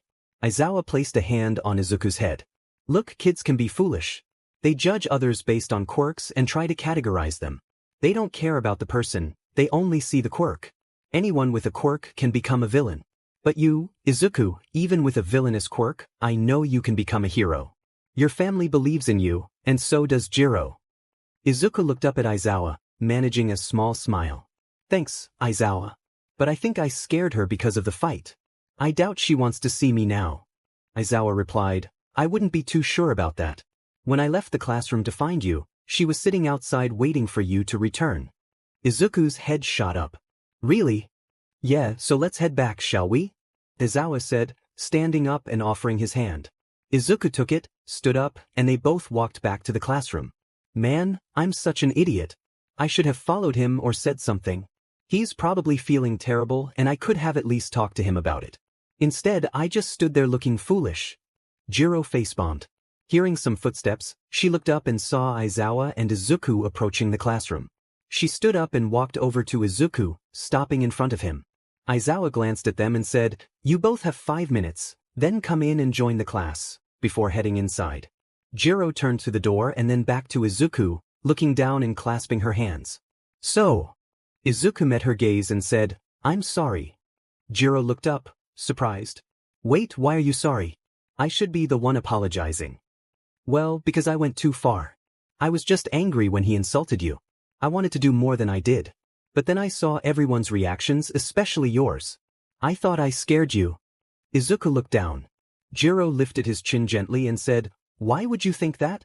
I was just shocked because you stood up for me. I didn't expect you to go that far. Izuku chuckled. I don't know why I thought that. But I will always stand up for you, even if you don't need me to. A blush crept onto Jiro's face as she replied, Thank you. She stepped closer to Izuku and kissed him on the cheek. Turning towards the door, she said, You should get back to class. She entered, leaving a blushing Izuku touching his cheek. Before he followed her in, he thought, I can't wait for that date next Saturday. Then he walked into the classroom. He turned down an alley where stairs led up to another street. Instead of walking or running up the stairs, he jumped onto the right handle, landed on the left one, and flipped off it. He landed and started running again. He reached the front of his house and walked up the stairs to the front door. After opening it and stepping inside, he closed the door behind him, took off his shoes, and headed into the kitchen. There, he saw everyone gathered at the table eating breakfast. They all looked up and smiled at him. He smiled back and chuckled, I was out for a long time, wasn't I? He walked over to the fridge, pulled out some orange juice and began drinking. Mitsuki got up from her seat, walked over to Izuku, and playfully took the juice from his hands before lightly tapping his head. Yes, you were. You need to pay more attention to the time, Izuku, she said as she put the juice away. Yeah, dude. It's 7:35 a.m. We have to be there by 8 o'clock for Yute. Katsuki called from his side of the table. Izuku quickly teleported behind him. Don't worry, bro, that gives me enough time, he said, then headed to the bathroom to get ready. Everyone in Class 1A was chatting as Izuku and Katsuki stood at the front of the class. Katsuki stumbled, causing Izuku to chuckle. He then turned to Jiro and smiled. Hey Kyoka, you ready for USJ? Jiro looked up and giggled. Yeah, I am. Did you put your hair up? Izuku touched his hair, feeling a blush rise to his cheeks. Oh, why yeah, I must have forgotten about that. I usually do this after I shower. I don't like my hair like this, he said with a light chuckle. Jiro smiled. I don't know, you look cute with your hair like that. Izuku's blush deepened as he rubbed the back of his head. Thanks, Kyoka. Jiro giggled and nodded. Momo and Katsuki walked by, and Katsuki playfully punched Izuku in the arm. What do I keep saying? Give me a warning whenever you teleport. Hey, it's not my fault you're never ready, Izuku replied. Laughing. Momo giggled and asked, Katsuki, are we training on Saturday? Izuku and Jiro exchanged grins. Katsuki's cheeks turned a light shade of red. Why yeah, totally. I'll pick you up at 10 a.m. Jiro looked at Momo and said, So it's a date then? Momo blushed and smiled. I guess it is. Katsuki smiled, thinking, Thank you for saying that, Jiro. They continued chatting until Aizawa walked in. Izuku, Momo, and Katsuki returned to their seats, and Aizawa said, "Good, you're all here. So, are you guys ready for USJ?" Everyone cheered. "Great. Get your hero suits on and meet me outside by the buses. Oh, and Izuku, your suit is down in the tech room, they just finished it." Aizawa left the classroom, and Izuku nodded before teleporting away. As he did, a wall opened to reveal suitcases lined up in rows, and everyone got up to grab their cases. "Man, where is Izuku?" Katsuki asked, glancing at Jiro. "Why are you looking at me? Do you know where Izuku is?" "Why would I know?" "Because he's your boyfriend." Jiro blushed and exclaimed, He's your brother. You should know where he is." She put her jacks together and whispered, "He texted me saying he'll be here in 5 minutes. Katsuki chuckled. "Knew it." Just then, Izuku appeared and greeted them with a cheerful, "Yo." Jiro and Katsuki looked him up and down, both asking, "Is that your new hero suit? Is there something wrong with it?" Jiro blushed and replied, "Nothing. I think it's great." Katsuki added, "I don't think there's a problem with it. How can you move in it?" Izuku jumped up and down, throwing a few punches and kicks before saying, "Pretty well, actually. Plus, it's fireproof. That's the only thing I worry about." While Izuku and Katsuki were talking, Jiro noticed a mark on his arm. She looked at him and asked, "Izuku?" He turned around. "Yes, Kyoka?" She gently grabbed his arm. "What's this?" Izuku and Katsuki exchanged glances. "It's a birthmark. It's been there as long as I can remember." She released his arm and said, "Okay, it just looks really cool. Well, I guess we should get on the bus, right?" She walked over to the bus and boarded. Katsuki and Izuku let out a big breath and followed onto the bus. Izuku sat next to Jiro while Katsuki sat by Momo. As the bus started moving, everyone chatted. Shoji turned to Izuku and said, "So, Izuku, I heard you took down a 0-pointer by yourself. That's impressive." Izuku looked back at him. "Thanks, although Katsuki helped me reach the robot's head." "Really? How so?" The room quieted down to hear Izuku's response. "Well, you know that big explosion Katsuki hit me with?" Shoji nodded. "I jumped up and put my feet in front of Katsuki's hands, then he blasted me up to the robot's head, and I used my fire to melt it." "Wow, that's crazy. How strong are you?" Izuku smiled. "Why do I get the feeling you want to spar one of these days?" Shoji chuckled. "It's because I do. It would be cool to see how strong you are." "Well, I'll talk to Aizawa and see if we can spar on Wednesday." Shoji smiled and fist-bumped Izuku. Jiro tugged on Izuku's vest, and he turned to see her blushing. "What's up, Kyoka?" She let go of his vest and put her jacks together, whispering, "IW is just wondering, what are we doing for our DD date?" Izuku's face lit up a little. He scratched his cheek lightly and said, "How do you feel about the amusement park?" Jiro's eyes widened with excitement. "I haven't been to one," she yelled. "Can I pick you up at 12 p.m.? Jiro nodded, leaning back in her seat with a smile. Izuku scooted closer, leaned his head near hers, and gently kissed her cheek. He quickly returned to his seat, his face flushed. He glanced at Jiro, who was smiling with a hint of red on her cheeks. She looked at Izuku and stammered, "WW, what was teat at F for?" Izuku chuckled. "You did it to me twice now, I thought I should give you one in return." She looked down, then put her jacks together and smiled. Izuku looked out the window and thought, she is so cute when she's flustered. At the USJ, everyone disembarked from the bus and began walking toward the entrance, where they were greeted by the pro hero, "Hello students, how are you all doing today?" The excitement among the students was palpable as they responded in unison, "I'm good. It's very nice to meet you, you're so cool." The chatter continued until Aizawa activated his quirk, causing his hair to stand on end. Instantly, everyone fell silent, except for Izuku, who was blissfully unaware, happily munching on a sandwich. Aizawa glanced at him, about to speak, but simply sighed instead. "At least he isn't talking or getting on my nerves," he thought while rubbing his eyes. "That's good to hear.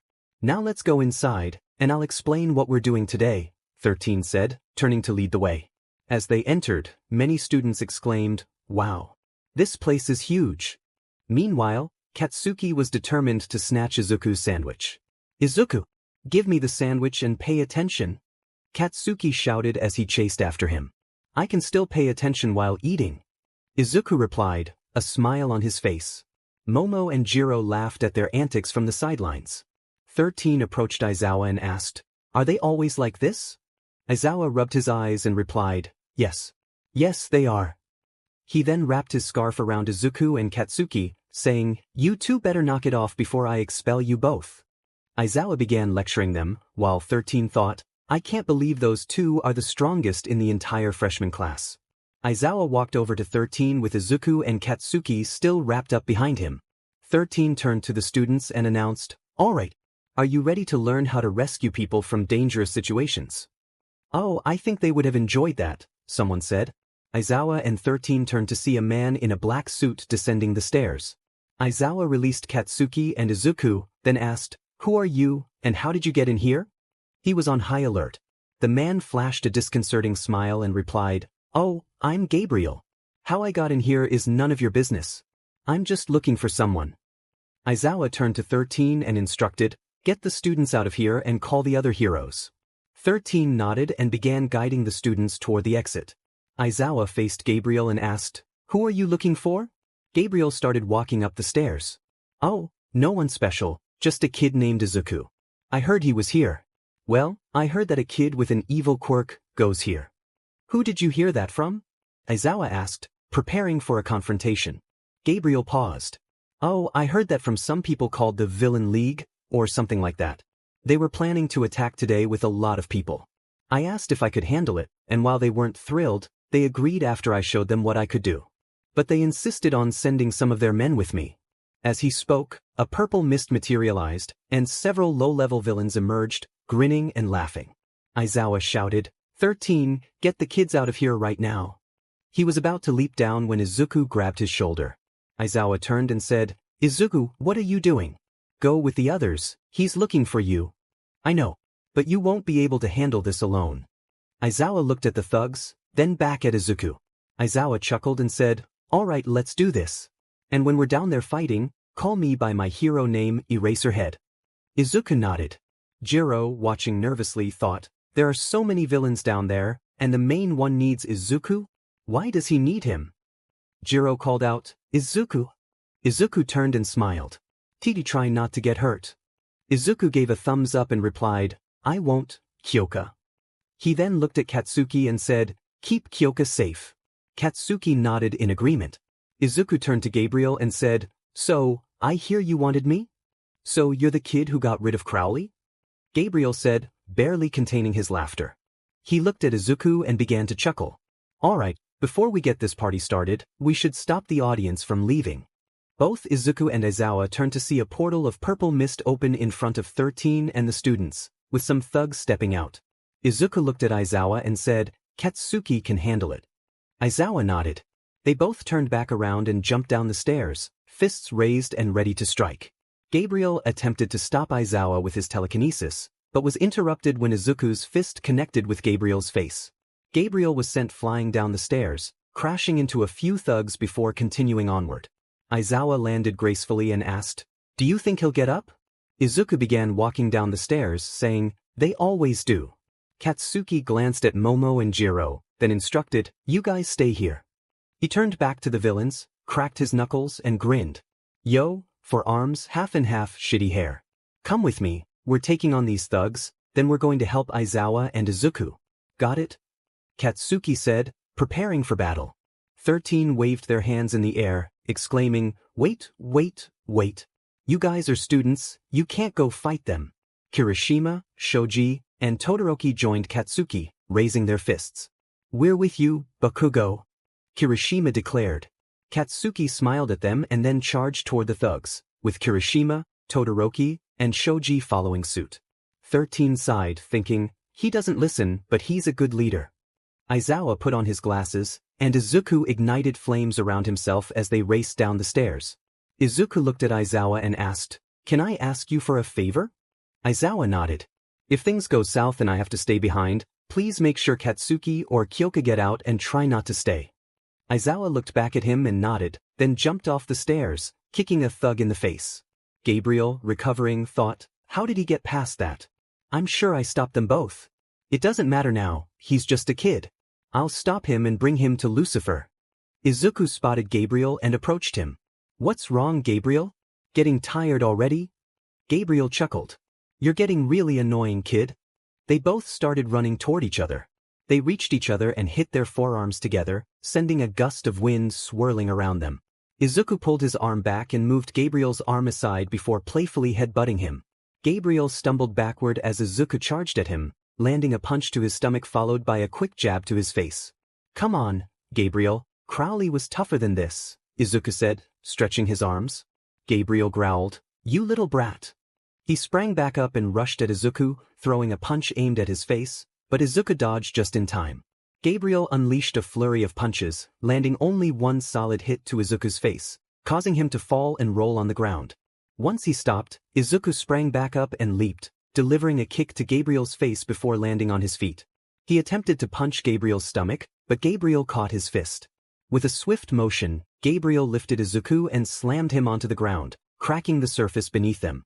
Izuku gasped for air as Gabriel punched him in the stomach repeatedly, laughing all the while.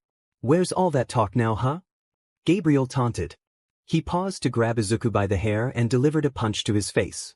Then, with a swift motion, he tossed Izuku into the air and jumped up, aiming a kick at his stomach. Aizawa punched a thug in the face, then grabbed his arm and threw him aside, taking down several others in quick succession. Rolling his shoulder, he thought, "I wonder if Izuku has dealt with that guy yet." Just then, he turned to see Izuku crash past him and tumble down the stairs. Aizawa rushed over, concerned by Izuku's state. Blood trickled down his face, and dirt smeared his clothes. "Izuku," Aizawa said, kneeling beside him. "Stay down, I can handle the rest." Izuku sat up, breathing heavily. "No. I can handle this," he insisted, trying to rise but collapsing to one knee. "I can't go all out. If I do, I'll hurt him. And I don't want the class to see that." Katsuki jumped back, wiping blood from his mouth. "Diamen, he got a lucky hit. But there are still too many of them. I need to create an opening." He glanced at the class and shouted, "Hey, Four Eyes." Lita looked over. "My name is Lita." "Doesn't matter. When I make an opening to the door, you need to go for it and get help," Katsuki urged. "But what about the rest of you?" Lita asked, concern evident in his voice. "I can handle the rest. Just get to UA and get help. Can you do that?" After a moment of thought, Lita nodded. Katsuki turned around, putting his arms together and shouted, "For arms, half and half, and spiky hair, get out of the way." They all quickly moved in different directions to avoid getting hit. The thugs were momentarily confused, but then realized what Katsuki was doing. A small smile crept onto Katsuki's face as he unleashed an explosion, taking down most of the thugs and creating an opening at the doorway. "Now," he yelled at Lita, who nodded and dashed toward the door, hurriedly opening it before running out. Katsuki chuckled but then noticed the remaining thugs blocking the entrance. He clenched his fist and charged at them, blasting away. "Where's all that bravado now, kid?" Gabriel taunted as he approached Izuku and Aizawa. Aizawa stepped in front of Izuku, declaring, "I'm not letting you take one of my students." Gabriel groaned. "Of course you won't." Aizawa attempted to wrap him up, but Gabriel used his telekinesis to restrain him. Aizawa struggled but couldn't break free, and Gabriel laughed. "You can try to escape, but you won't succeed.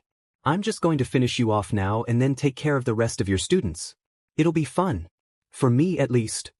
He forced Aizawa to his knees and then onto his stomach, making it feel as though a heavy weight pressed down on him. "Itch!" Aizawa screamed in pain. Izuku watched in horror, his eyes wide. "I have to do something. Aizawa is in danger, and so is the rest of the class. I need to go all out." Gabriel continued to laugh, taunting Izuku. "Can you see this, Izuku? This is what happens when you mess with." Suddenly, Izuku teleported in front of Gabriel and punched him into the ground. Without hesitation, he picked up Aizawa and teleported him to where the other students and 13 were. Katsuki, Shoji, Todoroki, and Kirishima had just finished dealing with the remaining thugs. Katsuki let out a deep breath and turned around, spotting Izuku. The group rushed over, and Katsuki saw Aizawa lying on the ground, still conscious. "Izuku, is it over?" Katsuki asked. Izuku looked down at Aizawa and then back up at Katsuki. "No, but it will be soon." He turned away, guilt creeping in. "I'm sorry, Kyoka. I didn't keep my promise, I got hurt." Izuku chuckled lightly. Jiro smiled at him. "That doesn't matter, as long as you finish this." Izuku nodded and walked down the stairs. As he walked, flames enveloped him once more, growing larger and hotter. Wind swirled around him as he reached the ground, causing Gabriel to grow increasingly frustrated. Oh wow, black fire. Like that's going to change anything, brat. Izuku ignored him, advancing as Gabriel attempted to charge but found himself unable to move. Izuku walked up to him and punched him square in the face, flames covering his fist.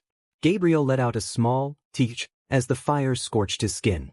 Izuku followed up with a punch to his stomach, leaving burn marks in its wake.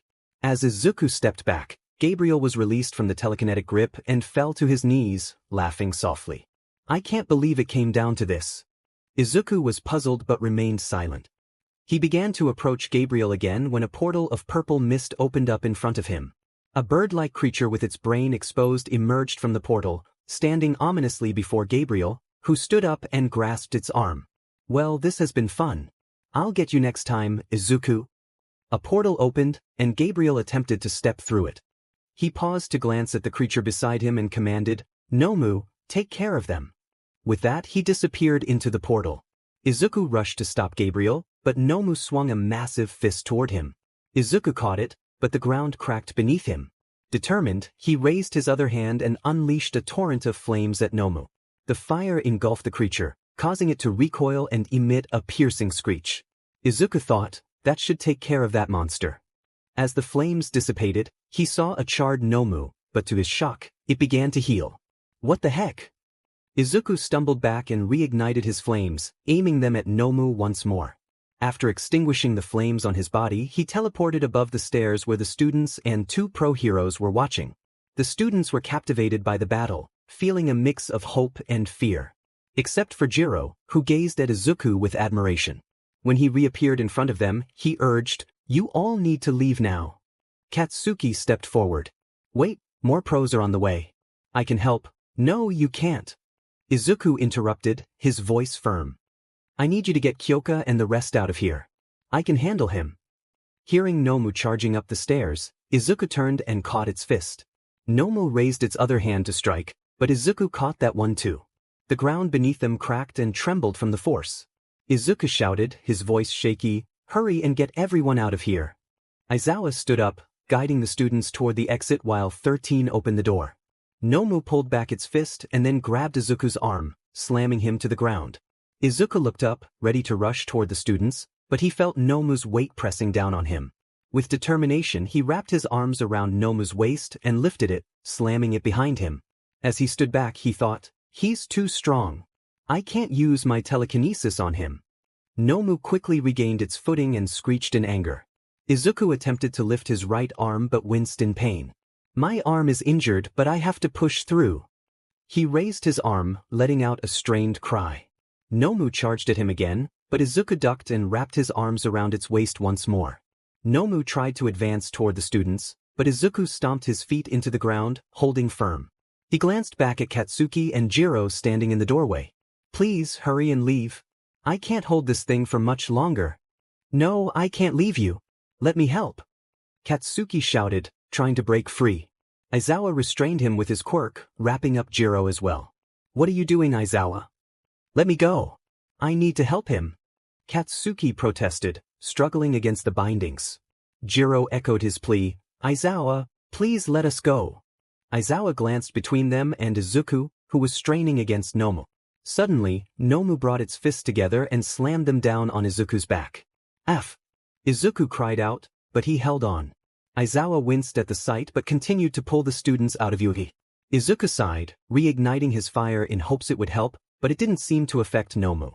The creature slammed its fists down again, and Izuku had to let go and leap back, but he stumbled. Nomu jumped up, forming a fist, and came crashing down. Izuku rolled out of the way just in time, causing Nomu's fist to get stuck in the ground. Seizing the opportunity, Izuku jumped up, clasped his hands together, and unleashed all of his flames onto Nomu. He poured everything he had into the attack until he fell to his knees, barely catching himself from collapsing. Coughing, he wiped the blood from his mouth and looked at the burning Nomu, which was screeching and flailing its fists before charging toward the exit. Izuku stood up and teleported in front of Nomu, wrapping his arms around its waist once more. "When will you stop?" he shouted in frustration. Outside, Aizawa had led the students to safety, but Katsuki was still restless. "Let me go back in there," he insisted. Aizawa turned to him. I know you want to help, but you need to have faith in him. I do. But I can't help but worry, Katsuki admitted, calming slightly. Aizawa then asked Jiro, do you have faith in him? She nodded. Then act like it. He's risking his life for us. They both thought, although he can't die. Suddenly, a voice boomed, I am here. Everyone turned to see All Might land before them. He surveyed the students and approached Aizawa. How is everyone? Any injuries? Aizawa replied, Bakugo, Shoji, Todoroki, and Kirishima have scrapes, but everyone else is fine. All Might sighed in relief. But Izuku is still inside, fighting a monster, and he needs help. Aizawa released Jiro and Katsuki, then dashed back inside, with All Might following closely. They opened the door, nearly knocked back by the wind, and stepped into the chaos. Izuku was still grappling with Nomu, trying to punch it, but Nomu retaliated, landing a blow to Izuku's face. He was thrown back against the wall, creating cracks as he slid down. Aizawa rushed to his side, while All Might glared at Nomu. All Might removed his coat and charged at Nomu, engaging it in combat. Aizawa turned to Izuku. Hey, Izuku, are you still with us? Izuku managed a weak chuckle. Barely. Aizawa encouraged him, that's better than nothing. All Might is here now, he'll take over for you, okay? Izuku struggled to his feet. Yeah, but I've been trying to find a weak point everywhere. Except. He glanced at Nomu's head. That's it. Maybe. Aizawa looked at him, puzzled. Izuku stood tall and shouted, All Might. Let me try again. All Might punched Nomu and jumped back, swapping places with Izuku. Izuku ignited his fist with flames, making it as hot as he could, then leaped onto Nomu's neck, wrapping his legs around it and delivering a powerful punch aimed at its head. Nomu attempted to grab Izuku but failed. Izuku placed his hand on the Nomu's head and unleashed a surge of flames. The creature screeched and collapsed to its knees before falling forward. Izuku rolled off and stood up, slightly unsteady. He turned to All Might and Aizawa, smiling as he began to walk toward them. However, his smile faded, and his eyes began to droop. He started to stumble, and Aizawa rushed over to catch him before he fell. Lifting him up, Aizawa exchanged a glance with All Might. He's going to make one great hero, All Might said, rubbing the back of his head. Aizawa nodded and began walking toward the doors. Yes, he is. Outside, ambulances, police, and pro-heroes were gathered. Class 1A spotted Izuku in Aizawa's arms and rushed over, their smiles quickly fading as they took in his condition. Jiro looked at Izuku, tears welling in her eyes. He's really hurt. But he's going to pull through, right? He has to. Katsuki hurried up, calling out, Izuku. Aizawa turned to the class and reassured them, Izuku is still alive. A collective sigh of relief swept through them. But we need to get him to the hospital right away. The students nodded and stepped aside. Aizawa climbed into an ambulance and carefully placed Izuku on the bed, securing him with straps before taking his own seat. He noticed RG hop in and sit on the other side of Izuku. She closed the door, and they began to drive away. I think he requires your assistance this time, Aizawa said, joining his hands. She chuckled softly, replying, I guess so. Everyone watched as Izuku's ambulance drove off. Jiro approached Katsuki, asking, Katsuki, is he going to be all right? Katsuki turned to her, determination in his voice. Why, yeah, of course he will.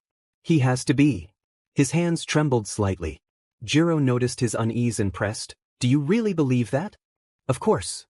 Then why are you shaking? Katsuki gulped, admitting, I'm scared of what my mom will do. Just then, Momo joined them, letting out a sigh of relief. That was scary. She looked at Katsuki. Thanks to you and Izuku, no one got seriously injured.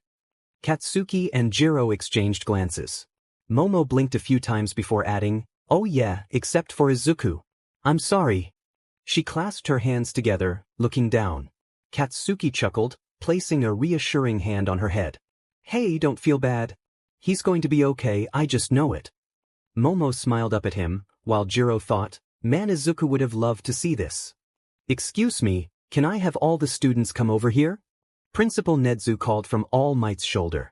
The students gathered around, and Nedzu continued, I'm glad to see no one got seriously injured like Izuku. He took a deep breath. You all will have off until Thursday. I know it's not a lot of time, but we have important matters coming up, and we can't afford for you to miss more days than that. And that's okay.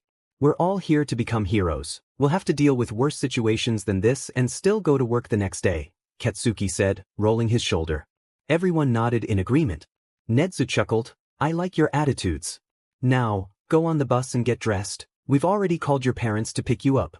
Katsuki froze. Oh no, I forgot about that.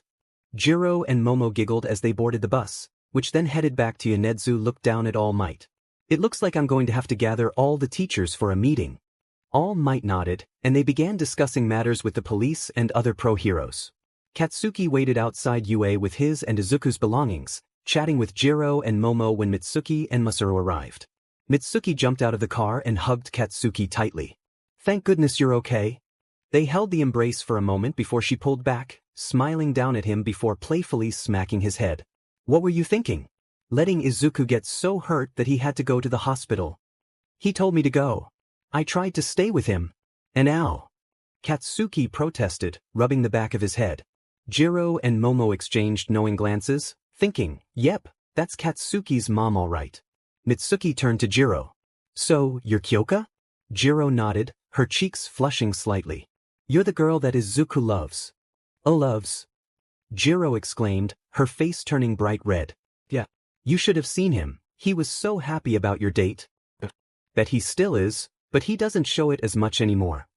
Jiro was a blushing mess while Momo giggled at her reaction. And you must be Momo? Mitsuki asked, extending her hand. Yep, I'm Momo Yayorozu. Nice to meet you.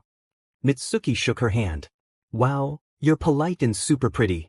Mitsuki grinned at Katsuki. I can see why you like her, Katsuki. Both Katsuki and Momo blushed.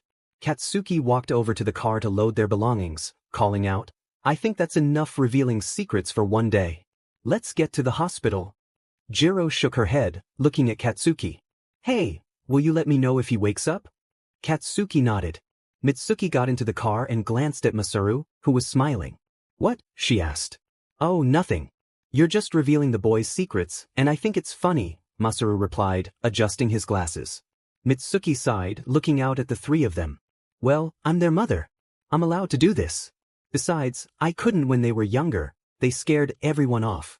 I'm just glad they found girls who wouldn't run away or be scared of them. Masaru chuckled. I am too. I'm sorry about that, Katsuki said, laughing. Well, I'll let you know what happens with Izuku, and I'll see you on Thursday. As he walked to the car, Momo grabbed his hand. He turned around, about to say something, when Momo hugged him tightly. Thanks again for saving us, Katsuki. He looked down at her smiling face. Blushing, he looked away and replied, Why, sure, and no problem. He returned the hug, and Jiro watched them, giggling. I need to capture this for Izuku. She pulled out her phone, silencing it, and took a picture of them. Momo released Katsuki from her embrace, and he stepped back to the car, waving goodbye before getting in. Masaru turned around and asked, Ready to go, Katsuki? Katsuki nodded. Masaru then started the car and they drove off. Okay, that should do it, but I think he will be out for at least 2 days. That fight he had really took a toll on him, Recovery Girl said, sitting beside Aizawa with a sigh. Well, I think my job here is done, so I'm going to take off. What about you, Aizawa? Aizawa sighed and rubbed his eyes. I'll leave when his parents get here. Recovery Girl nodded and stood up.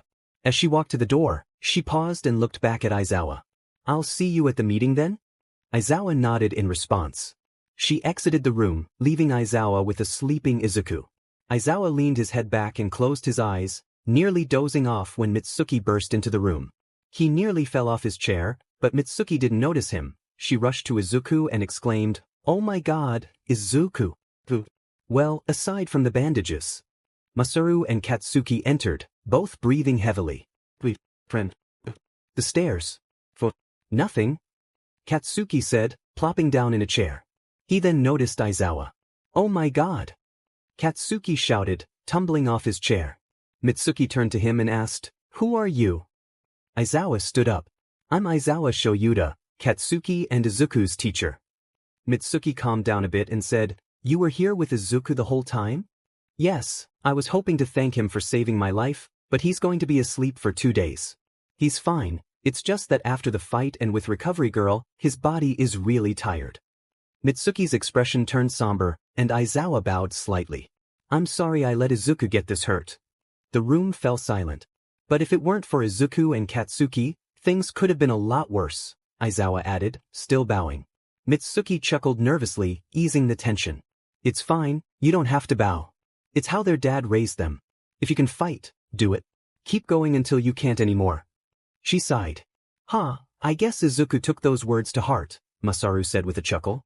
Aizawa nodded, then walked to the door and looked back. When he wakes up, tell him I said thanks. He glanced at Katsuki. See you in class on Thursday. Katsuki nodded, and Aizawa left. Katsuki sat back down, Masaru joined him, and Mitsuki pulled a chair closer to Izuku, sitting beside him. So, how did you guys do against the villains who broke in? Masaru asked. Katsuki looked at him and chuckled. Alright, it went something like this. Later that night, Principal Nedzu addressed a group of pros gathered around a large table. I'm glad you all could make it, he said. So why did you call this meeting Nedzu? Midnight asked. You all know about the USJ incident that happened just a few hours ago. Everyone nodded. The reason I called you here is to discuss putting the kids in dorms. In dorms? Are you sure that's a good idea? Questions erupted from the group. Principal Nedzu listened to the concerns until they subsided. Yes, I believe it's a good idea. We can keep a closer watch on the students. Aizawa informed me that this Gabriel guy was after Izuku Bakugo. Villains can learn where they live and put them and their families in danger. It would be safer for the students to stay here so we can protect them. Who's going to supervise the kids to ensure they're not doing anything they shouldn't? Present Mike asked, spinning in his chair. Well, you all will. Each of you will have your own room with a fridge and bathroom. It'll be like a one-room apartment. The pros exchanged glances, contemplating the proposal. Aizawa, seated at the end of the table, stood up. I think it's a good idea as well. We could also protect them if needed since we would be in the same area. Exactly my point, Nedzu agreed. After a moment of silence, everyone nodded in agreement. Great, it's settled. Let's email the parents for their permission. Everyone rose and began to leave the room, except for Nedzu and Aizawa. Izuku is one strong kid, Aizawa, Nedzu remarked as he stood. He is indeed, especially for taking on that monster, Aizawa replied. Nedzu paused at the door, turning back. We can't afford to let him fall into the hands of villains. Make sure you keep an eye on him. Aizawa nodded, and Nedzu exited the room. The following morning, Jiro awoke and yawned, rubbing her eyes as she checked her phone for messages. Nothing new on Izuku, she groaned, slipping her phone into her pocket. She stood up, walked downstairs, and entered the kitchen. Good morning, sleepyhead, her dad greeted. Jiro waved and grabbed a bowl, cereal, and milk, pouring them together before sitting down with her parents. How did you sleep? Her mom asked, sipping her coffee. Okay, I guess. Jiro stirred her cereal absent-mindedly. Really, what's up? Her mom pressed. Jiro sighed. Well, I'm just worried about Izuku. Katsuki said he would be fine, but I'm still concerned. I didn't sleep well because of it. Well, your dad and I have to go to the studio today. How about we take you to see him tomorrow? Jiro's face lit up. Really? That would be so awesome. Yeah, as long as you get some sleep, okay kid? Her dad chimed in. Jiro nodded eagerly and finished her cereal. She quickly cleaned up her bowl and dashed up the stairs. Whoa, where are you going in such a hurry? Her mom asked, adjusting her glasses. I'm going to practice a song. For Izuku? Jiro's face turned red. Maybe. After saying that, she ran up the stairs to her room, shut the door, grabbed her guitar, and sat on her bed, thinking, all right, I can do this. Should be no problem. Katsuki walked out of his room yawning. He headed over to the kitchen table and sat down next to his mom and dad. Sure is weird without Izuku here, Mitsuki said while eating eggs. Katsuki sighed. It sure is. Without him here, I don't have anyone to wake me up. I just hope he wakes up soon. I put up that punching bag in his room like he wanted, Masaru said while reading the newspaper. When did you do that? Katsuki asked. I put it up when you guys went to USJ. Oh. Katsuki laid his head on the table. I'm bored. I guess I can go work out. He stood up and headed to his room to change into his workout gear. So, what do we think about the email? Masaru said, putting the newspaper down. Well, I think we should let them if they want to. It's been their dream for so long. I don't want to stand in their way of becoming heroes. Masaru chuckled. So it's settled. We'll tell them when Izuku wakes up. Wednesday morning. Izuku sat up straight, grabbing his chest and breathing heavily. He looked around and then down at the needles in his arms. I must have passed out after taking out the Nomu. Then they took me to the hospital. Wait, what happened to Kyoka? He pulled the needles out of his arms, got up from his bed, and searched for his phone. He spotted a pile of clothes and found his phone on top of them. He walked over and noticed a sticky note on it that read, "Call us when you wake up, love, Mom." Izuku smiled, ripped it off, and opened his phone. He went to Jiro's contact and hit call. Jiro woke up to her phone ringing, sat up, and rubbed her eyes. She grabbed her phone and saw who was calling. "Izuku," she shouted, frantically trying to accept the call. "Hello? Izuku, is this you?" "Yeah, Kyoka, are you alright? Did you get hurt during USJ?" "No, thanks to you and Katsuki. Listen, I was planning on coming to see you today. Are you still going to be at the hospital?" Izuku sighed in relief, then groaned, thinking, I probably won't. Darn it. Wait. I think after I get off this call, I'm going to call my parents, and they're going to pick me up. Oh darn. That means I can't see him until Thursday, Jiro thought as her smile faded. But what if I pick you up at 5 and we go to my place? Izuku suggested, finishing his sentence. Jiro's smile returned. Yeah, that sounds great. I'll see you at 5. They both hung up. Jiro looked at the time. It was 9 a.m. That gives me enough time to get ready, she said aloud. She got up, walked to her closet and thought, gotta find something to wear. Izuku looked at his phone and smiled. Then he went back to the contacts, called his mom, and waited as it rang. Mitsuki answered, Izuku. I'm guessing you're awake and want us to get you? You read my mind. Mitsuki sighed. I'll see you in a minute. Then she hung up. Izuku picked up the clothes and thought, I wonder how long I was out for. He looked down at his chest and noticed some new scars. I'm surprised I didn't get bigger ones.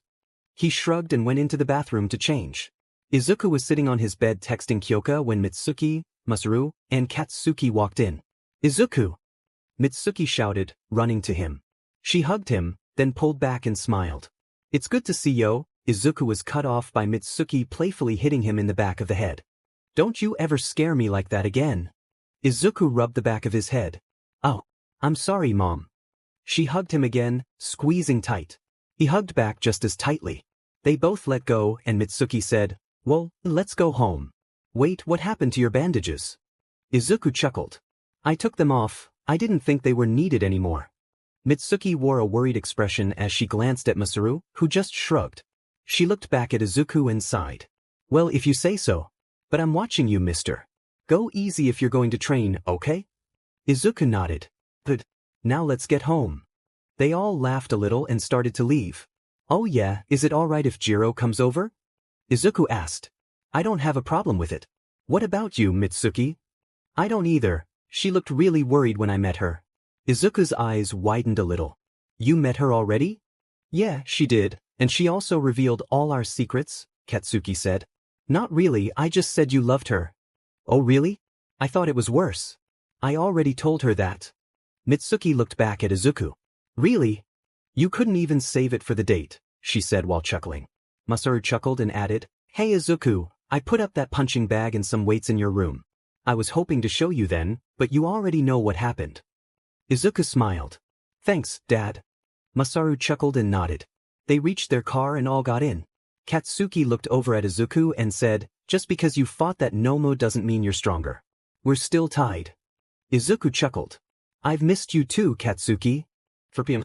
Izuku was doing handstand push-ups, on his 6th one when Mitsuki walked in. Hey kid, when are you going to stop working out? Isn't Kyoka coming at 5? Izuku did one more, then threw himself up and landed on his feet. What time is it? He said between breaths. It's 4. Have you been working out since we got back from the hospital? Izuku took a deep breath in, then let it out. Yeah, I guess so. She sighed. I told you to take it easy, Izuku. I'm sorry, it's just that I want to get stronger. But you're already strong, Izuku, Mitsuki said, sitting on his bed. Izuku walked over and sat beside her. Yeah, but I don't know. After fighting the Nomu, I realized I need to get stronger. Sure, I'm strong but not enough to stop it. What if one of those things comes back? What if instead of 1, it's 2? I just feel like I could be better. Look, I'm pretty sure if that happens, more pros will be around to take care of it or to help you. You don't have to take care of everything, Izuku. I know you're strong. Katsuki told me you saved the whole class, and your teacher said you saved his life. You did amazing. But what I'm trying to say is, please, don't overdo it. Izuku chuckled and looked down at his hands. Thanks, Mom. Mitsuki hugged him, then pulled back suddenly. You're welcome, but you better go take a shower before Kyoka gets here, she said with a laugh. Izuku chuckled again and stood up. Okay, thanks again. He walked out of his room and headed to the bathroom. You're probably not going to listen to me, but please do your best, Izuku, Mitsuki thought while smiling. At 5 p.m., Jiro stood in her room, looking into a mirror. This is perfect, she thought. She grabbed her phone, opened it to Izuku's name, and started to call him. Hey, Kyoka, you ready? She smiled widely. Yep, you can come when she was cut off as Izuku appeared in front of her. Hey, Kyoka, Izuku said with a smile. Jiro jumped a little, then shook it off and hugged him. A small blush crept onto Izuku's face as he looked down at her. Are you okay? He asked. Jiro kept hugging him, a blush appearing on her face as well. I was just worried about you, she admitted, still holding him tightly. Izuku hugged her back. Don't worry, you can't get rid of me that easily. Jiro giggled and said, Oh, shut up. Anyway, are we going to your house? They pulled away, and Izuku rubbed the back of his head. I guess we are, and just to let you know my room isn't super cool. Jiro laughed a little and took his hand. That's okay, let's get going. Izuku blushed deeply and looked away. Sure, let's go. Then they appeared in his room. She looked around and laughed. There was a punching bag in the corner with weights underneath it, a desk with a computer and scattered papers, and a mic connected to the computer. Jiro glanced over at his bed and saw his guitar lying on it. What's so funny, Kyoka? Izuku asked. She looked over at him. Nothing, it's just how I imagined it. Izuku chuckled softly, then playfully nudged Jiro. Come on, my mom's making food, let's go out there. They walked to the living room, where Masaru and Mitsuki were sitting on the big couch. Izuku and Jiro took a seat on the smaller couch beside them. Izuku looked over and said, I thought you were cooking tonight, Mom? Mitsuki chuckled. Katsuki insisted on cooking tonight. Yeah, don't cry about it. Katsuki shouted from the kitchen. Is his cooking bad? Jiro asked Izuku, who chuckled. No, it's actually really good, he's just a bit insecure. No, I'm not. Katsuki shouted again. Whatever you say, man. Izuku shot back. Mitsuki looked at Jiro and smiled. So, Kyoka, do you want to see pictures of Izuku when he was 5 years old? Yes. Mitsuki shooed Masaru off the seat next to her, and Jiro rushed over to sit beside her. She pulled out her phone and started swiping through her photos, showing Jiro all the pictures of Izuku and Katsuki from when they were 5. Masaru sat next to Izuku. Izuku rubbed his eyes and said, This is so embarrassing. Masaru placed his hand on Izuku's head. Yeah, but let your mom have this, she's been wanting to do this forever. Izuku looked at Masaru. Seriously? Yeah, she wanted to do it sooner, but you guys scared everyone off, or they were too scared to talk to you.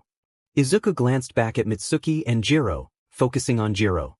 He saw her smile and giggle. I guess it's fine. Oi, the food's done.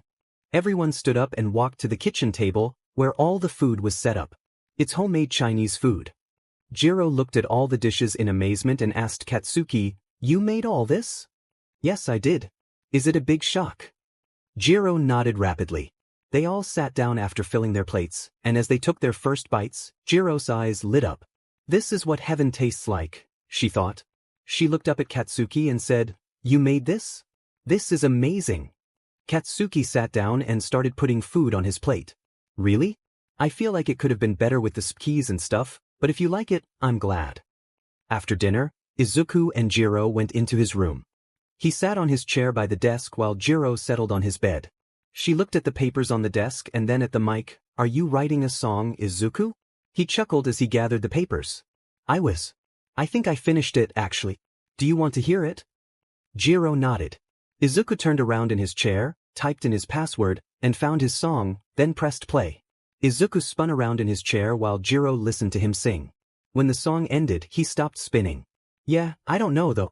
I had Katsuki help me with the piano and drums. I think there could be something different about it. I thought it was amazing, Jiro said with a smile. Izuku looked at her and cracked a small smile. Thanks, Kyoka. Jiro glanced at his guitar, thinking, I should play it for him. Come on, it should be great. You think I can play a song I wrote? She asked. Yeah, sure, I'd like that, Izuku replied. She stood up, grabbed his guitar, and sat back on the bed. Okay, I can do this, it shouldn't be a problem. Then she started playing. As she played and sang, Izuku smiled, a light blush appearing on his face. I can't help it anymore, I really fell for her, he thought while scooting closer to Jiro. She's so great. The blush on his face deepened. When she finished, Jiro looked up at Izuku, a small blush on her face. So, did you like it? Izuku didn't answer right away, so she looked up, and just then he leaned in and kissed her. Jiro's eyes widened in surprise, but eventually, she closed them and kissed him back. Izuku gently set the guitar aside, and Jiro fell back onto the bed with him above her. They paused, breathing heavily. What? Jiro managed to say, her face fully red as she looked into Izuku's eyes, and he mirrored her gaze. I couldn't wait until Saturday. I want to date you now. I love you, Izuku said, his blush deepening. Jiro smiled and gently placed her hand on his cheek. Me too. Izuku leaned down and shared another soft kiss with Jiro. After a few moments, they pulled away. Izuku returned to his chair while Jiro sat up on the bed. They exchanged shy smiles for a minute before Jiro exclaimed, "Oh my gosh, I can't believe I forgot about that." She jumped up, grabbed her phone, and beckoned Izuku to join her on the bed. She opened her gallery and showed him a picture of Momo and Katsuki. Izuku laughed and said, "Yes. This is great. Can you send this to me?" She nodded and sent it over. They spent the next while chatting and laughing, enjoying each other's company.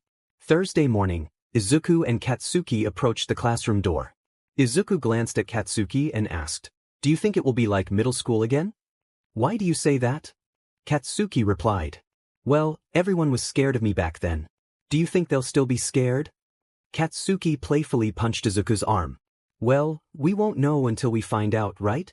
Izuku sighed and opened the door, revealing their classmates chatting. As soon as they noticed Izuku and Katsuki, they rushed over. "Hey Izuku, are you alright? You looked pretty rough when Aizawa carried you out of USJ, Shoji said. "Yeah man, you were awesome out there. But honestly, a bit scary too," Siro added, scratching the back of his head. Questions poured in, and some students chimed in. "I'm glad you're on our side." Izuku smiled at them. "Yes, I'm fine. I'm just relieved you all got out without serious injuries. I heard that Shoji, Kirishima, and Todoroki helped and got some minor injuries." "Well, we couldn't let you and Bakugo steal all the glory," Kirishima said, raising his fist.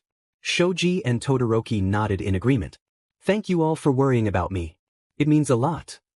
Everyone returned to their seats, except Jiro. "I'm going to see what Momo is up to," Katsuki said, patting Izuku on the back before walking over to Momo's desk. "Hey, Kyoka," Izuku greeted with a smile. Jiro's cheeks flushed slightly as she looked up at him. "Hey, Izuku," she stammered. Izuku chuckled. "Zuku? Is that my new name?" "Why yeah, it's something that only I can call you," she replied shyly. Izuku placed his hand gently on her head and smiled. "Okay." They shared a moment of comfortable silence until Aizawa walked in.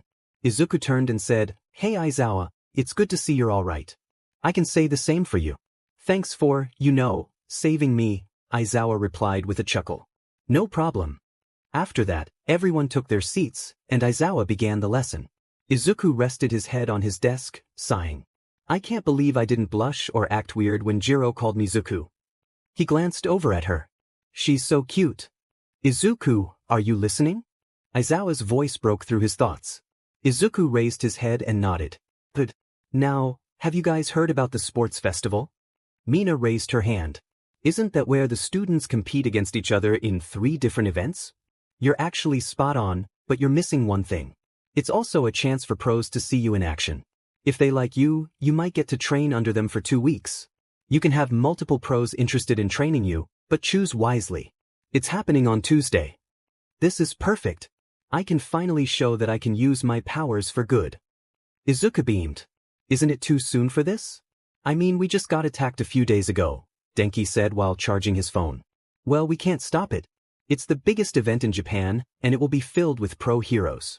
No villains will target it, no matter how crazy they are," Aizawa explained. Denki nodded. Aizawa sighed and continued, "Now that that's settled, let's move on to math." Everyone groaned. Aizawa looked at them and said, I know, I don't want to do this either. But we have to. Izuku raised his hand. What about a sparring session? Aizawa turned from the board. What do you mean? Well, on Monday I was going to ask if we could spar on Wednesday, but then, we got attacked. Wait, are you sure, Izuku? You just got out of the hospital yesterday. Jiro interjected. Oh, believe me, he's sure. When we left the hospital, he went straight to his room and started working out until 4 p.m. We got him at 9:30 a.m., Katsuki said, while Izuku subtly gestured for him to stop. Well, it's better than doing math. Everyone, get your gym clothes and meet me in Gym 5. Aizawa walked out of the room, and excitement spread among the students as they left. Katsuki looked at Izuku and whispered, Sorry bro. He approached Momo. Want to walk to the locker rooms together? Momo nodded and turned to Jiro. I'll see you in the locker room. She got up and walked with Katsuki, leaving Jiro and Izuku alone in the classroom. Izuku appeared in front of Jiro's desk. I'm sorry. Jiro crossed her arms and looked away. Are you mad, Kyoka? Yes. Izuku gave her his best puppy eyes. She peeked at him from the corner of her eye, trying to hold back a laugh, but soon broke into giggles. No, I'm not. I just think you should be careful. Izuku smiled and teleported to his bag, retrieving a sandwich before teleporting back to Jiro. Since you're not mad at me, you can have one of my sandwiches. He offered it to her. Jiro took it, laughing. She stood up, and Izuku followed suit as they walked out of the classroom.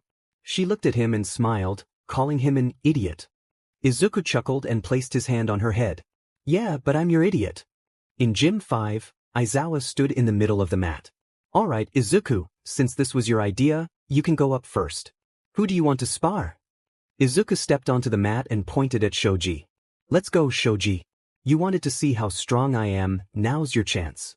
Shoji approached from the opposite side of the mat, chuckling. Are you sure? You just got out of the hospital yesterday. I'm fine. Don't hold back. Are both of you ready? Aizawa asked, looking at them. They nodded. The rules are simple. You can win by knocking your opponent out or by pushing them out of bounds. You can use your quirks, but please keep it mild. He glanced at Izuku. This will be a King of the Hill sparring match. If one of you wins, you stay on the mat until you lose. Aizawa sighed. Now that's settled, you can begin. Shoji charged at Izuku, throwing a punch, but Izuku caught his fist. Their arms shook as Izuku pushed back, causing Shoji to lose his footing. Seizing the moment, Izuku moved closer and delivered a series of punches to Shoji's midsection. With one final punch, Shoji stumbled back, clutching his stomach and thinking, he's incredibly strong, and I know he's not even at full power. Not giving up yet, Shoji? Izuku said, stretching his arms. Never! Shoji replied, determination in his voice as he rushed at Izuku again. He threw another punch, but Izuku caught it once more. Shoji raised his other fist to strike, but Izuku caught that too. Shoji pushed down, using his height to his advantage, and leaned in to headbutt Izuku. The impact caused Izuku to lose his balance, and Shoji took the opportunity to land a punch to his stomach, followed by a flurry of strikes. Shoji smiled beneath his mask, thinking, wow, I could actually win, but his thoughts were interrupted as Izuku grabbed both of his fists. With a swift motion, Izuku threw Shoji's arms down and delivered an uppercut. Shoji lifted off the ground and landed with a thud, rolling slightly. Izuku looked up, wiping the blood from his nose. That was good, Shoji. Honestly, I thought you had me there. Shoji sat up, rubbing his chin before standing. Well, I'm not done yet. Izuku chuckled and charged at Shoji. Shoji threw a right hook toward Izuku's face, but Izuku ducked and slid under Shoji's legs, then jumped up to kick Shoji in the back. Shoji flew a few feet into the air, then turned and swung his fist at Izuku. Izuku caught it, spun around, and flipped Shoji over his back, causing him to hit the ground. Izuku released his grip and asked, do you still want to go, or are you good? Shoji looked up, sighed and replied, I think I'm good. Izuku offered his hand, helping Shoji up. Shoji walked over to where the other students were watching and sat down. Anyone else want to spar? Izuku asked, bouncing on his feet. Most of the students thought, this guy is incredible. Jiro smiled at him. Izuku was so cool during that whole fight. Noticing her gaze, Izuku waved, and she giggled, waving back. I'd like to give it a try, Ojiro said, raising his hand. He walked to the opposite side of Izuku and got into his fighting stance. Aizawa thought, I'm not even going to ask if he's alright. Alright, both of you ready? Ojiro and Izuku nodded. Okay, you're good to go. They stood still for a moment before rushing toward each other. Ojiro threw the first punch, and Izuku barely had time to react, crossing his arms to block it. He's fast, but not as strong as Shoji, Izuku thought, smiling. He pushed Ojiro back, causing him to land on his back, but Ojiro quickly sprang up. Izuku chuckled as Ojiro charged again, jumping to kick him. Izuku caught Ojiro's leg and slammed him back down. Ojiro quickly used his tail to propel himself up. Izuku laughed and said, This is great. You're really good, Ojiro. Thanks, Ojiro replied, rushing at Izuku and throwing punches. Izuku dodged and blocked them all. Izuku moved his fist away, then jumped up to kick Ojiro across the face. Ojiro twisted in the air and landed on his stomach, getting back up to face Izuku. Izuku ran and jumped, extending his leg for a kick. Ojiro crossed his arms to protect his face, but Izuku's kick landed in the center of Ojiro's arms, sending him tumbling back. Ojiro is out. Izuku wins. Izuku relaxed his stance and sighed. He walked over to Ojiro, offering his hand. Good match, you're incredibly fast. Thank you. You're crazy fast and strong, Ojiro said, taking Izuku's hand. He jumped up and rolled his arm, then walked back to the other students. Izuku approached Katsuki and said, Why don't we spar right now? Well, first, we use our quirks whenever we spar. Second, I don't think we should use our quirks indoors. Izuku rubbed the back of his head. I guess you're right. Izuku? He turned around to see Jiro holding a water bottle. I got you some water. He smiled, walked over, took the bottle, opened it, and started drinking. Thanks, Kyoka, I needed that. Jiro smiled back, rotating his shoulder before removing his gym shirt, leaving him in a black tank top. Hey, can you hold on to this? He asked Jiro. She nodded, taking the shirt from Izuku as he returned to the mat. Alright, anyone else want to spar? I do. Izuku turned to see Aizawa with his hand raised. He walked to the opposite side of the mat and got into his fighting stance. Unless you're too scared. Izuku looked at Aizawa and chuckled, cracking his knuckles. You're on Aizawa. But who's going to judge our match? Katsuki raised his hand and walked to the other side of the mat, away from the other students. I'll do it. Only because I doubt any of these guys know how to actually judge this fight.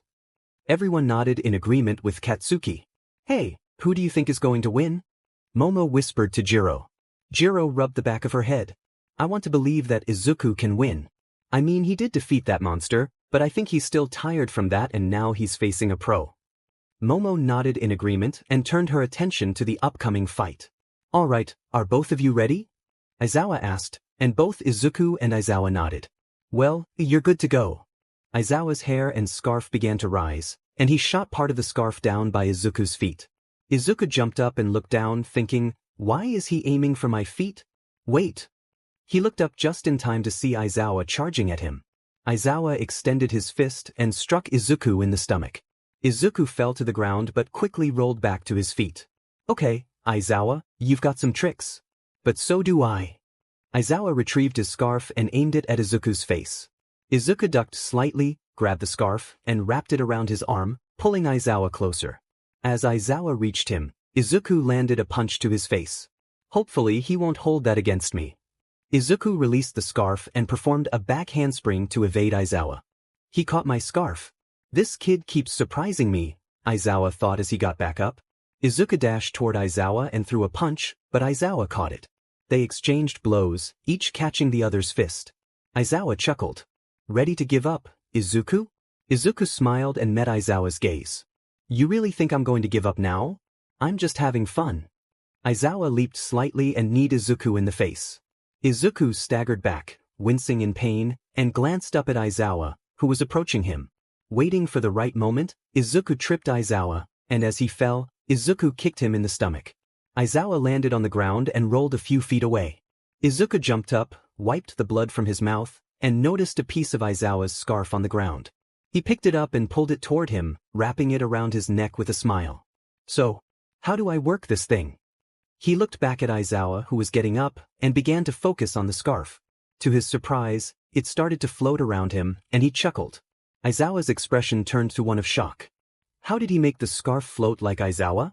Denki whispered to Mina. Mina just shook her head in confusion. The crowd erupted in applause and cheers for Izuku. He glanced at Aizawa and thought, now let's see how you like it, Aizawa.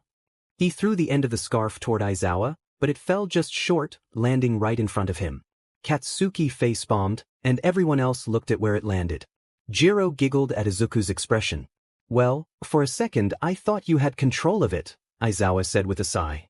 Izuku took the scarf off and tossed it at Aizawa's face. While Aizawa was distracted, Izuku dashed low and struck him in the stomach. He then jumped and kicked Aizawa across the face, sending him to the ground. Izuku landed back on his feet and assumed a fighting stance, waiting for Aizawa to get up. After a few moments of Aizawa remaining down, Izuku relaxed his stance and walked over to him. Aizawa, are you okay?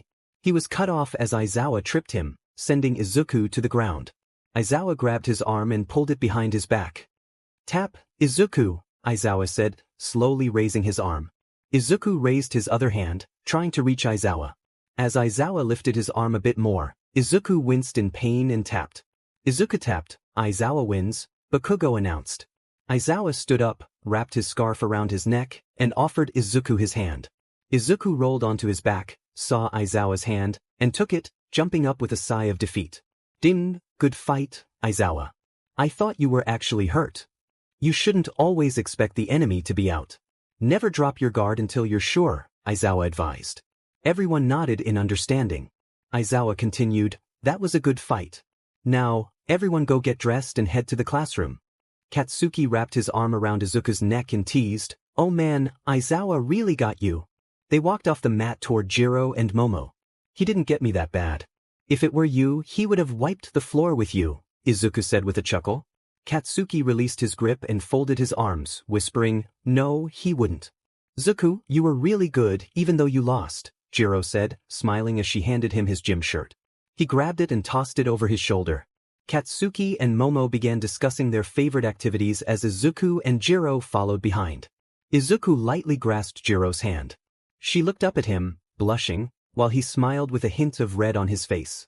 She quickly looked down at her feet as they continued walking. Aizawa watched as the students left, and once they were gone, he sighed.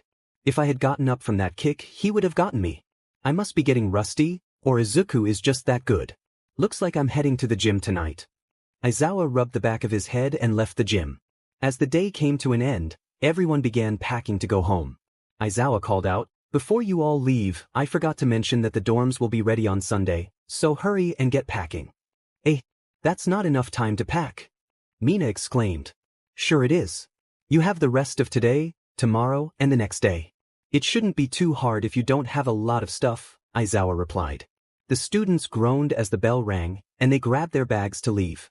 Izuku approached Katsuki, Momo, and Jiro. So, Kyoka and Momo want me to take you home today?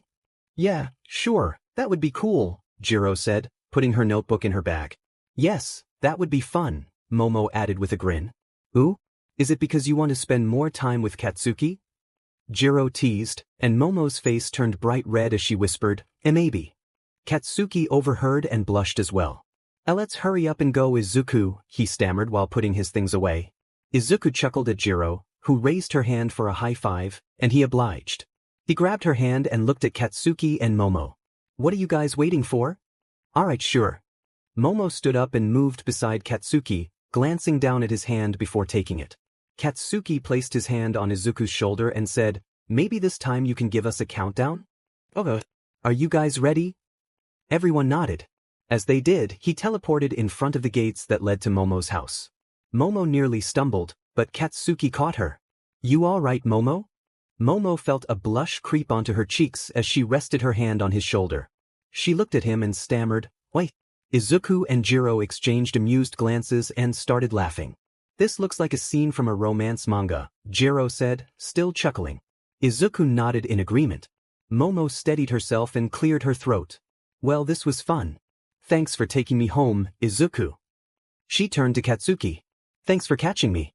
I'll see you tomorrow, Suki. With a blush still on her face, she walked through her gate. Katsuki chuckled and smiled. Izuku placed his hand on Katsuki's shoulder and said, all right, let's go, Suki. Then he teleported in front of Jiro's house. You still with us, Katsuki? Katsuki chuckled and nodded. So, he's not even going to complain that I called him Suki, huh? He's in love just as much as I am. Well, even though it's been just a few minutes, I had fun. Thanks for taking me home, Zuku. Izuku nodded. She kissed him on the cheek and said, I'll see you guys tomorrow. You might see me tonight, just depends on how I'm feeling, Izuku replied. Jiro giggled and ran up her stairs, looking back at Izuku as she said, whatever you say, before entering her house. You ready to go, Katsuki? Izuku asked, placing his hand on his shoulder. Katsuki nodded, and they appeared in front of their house. Wait, why didn't you teleport us inside? Mom told me to start using the front door. It lets me know you're here, is what she said. Katsuki sighed and walked into their house, with Izuku right behind him. Hey, we're home, Mom. Katsuki shouted as he headed to the kitchen. Oh wow, you guys actually used the door. Mitsuki smiled at both of them and said, your dad wanted me to tell you that he's working late tonight, so he won't be able to train with you. Ah, man, this means Katsuki wouldn't want to train with just me. I guess it's just me. I guess it can't be helped, Izuku said as he walked to his room. He entered, took off his shoes, and tossed his bag onto his desk. He removed his blazer and shirt, leaving on just his tank top, then changed into his black sweatpants. Izuku grabbed his hand wraps and secured them around his hands. He placed his hands on the ground and lifted himself up, starting to do handstand push-ups while thinking, okay, let's see how far I can go today. Later, Izuku punched his punching bag repeatedly. Suddenly, Gabriel's face appeared. On it, grinning as it said, you can't save everyone. You're nothing. I have you right where I want you. It began to laugh. Izuku clenched his fists and punched harder. Anger surged within him. Shut up, he shouted, pulling his right fist back and striking the bag with all his might. The bag broke free from its chain and slammed against the wall. What was that? Mitsuki yelled, bursting into his room. She saw Izuku, breathing heavily, his flames flickering across his back and arms. Her gaze shifted to the damaged punching bag. Izuku, are you all right? Mitsuki asked, approaching him slowly. I'm fine. Then why are your flames active? Izuku glanced at his arms, and the flames extinguished. Are you sure? Mitsuki pressed. Izuku wiped the sweat from his face. Yes, I'm sure, he replied, a hint of annoyance in his voice. Well, 1, it doesn't sound like it. And 2, it doesn't look like it. So tell me what's on your mind. Mitsuki said, sitting on his bed. Fine, you want to know what it is? There is something on my mind. It's Gabriel, the guy I fought at USJ. He's going to come back and I'm scared. Izuku shouted, pacing the room. I'm scared that I can't protect the class, that I can't protect Katsuki, that I can't protect Kyoka. What if he finds out where you guys live and comes after you, and I can't make it in time to save you? He covered his eyes, overwhelmed. I'm scared of that. If something happened to any of you, I don't know what I would do. I know you said the pros will help, but I feel like this is all on me. To stop Gabriel from doing anything worse. He got away because I couldn't stop him. Izuku looked at Mitsuki, tears streaming down his face, and fell to his knees. I'm scared of losing everyone. She got off the bed and sat beside him, wrapping him in a comforting hug. He hugged her back. Shoo, Izuku. It's okay. Nothing like that will happen. I'm sorry you feel like this is all on you. I can't imagine what you're going through, but I do know one thing for certain. She took a deep breath and let it out. You don't have to carry all the weight. You have amazing friends and a good brother to help you with these things. The next time you face Gabriel, I'm sure you'll have someone by your side so you don't have to do it alone. Katsuki and Kyoka can handle themselves. You don't need to worry about anything. You are a strong, great kid. I bet Gabriel was terrified when he fought you. Izuku chuckled through his tears, wiping his face. I bet you're right. They broke the hug and stood up.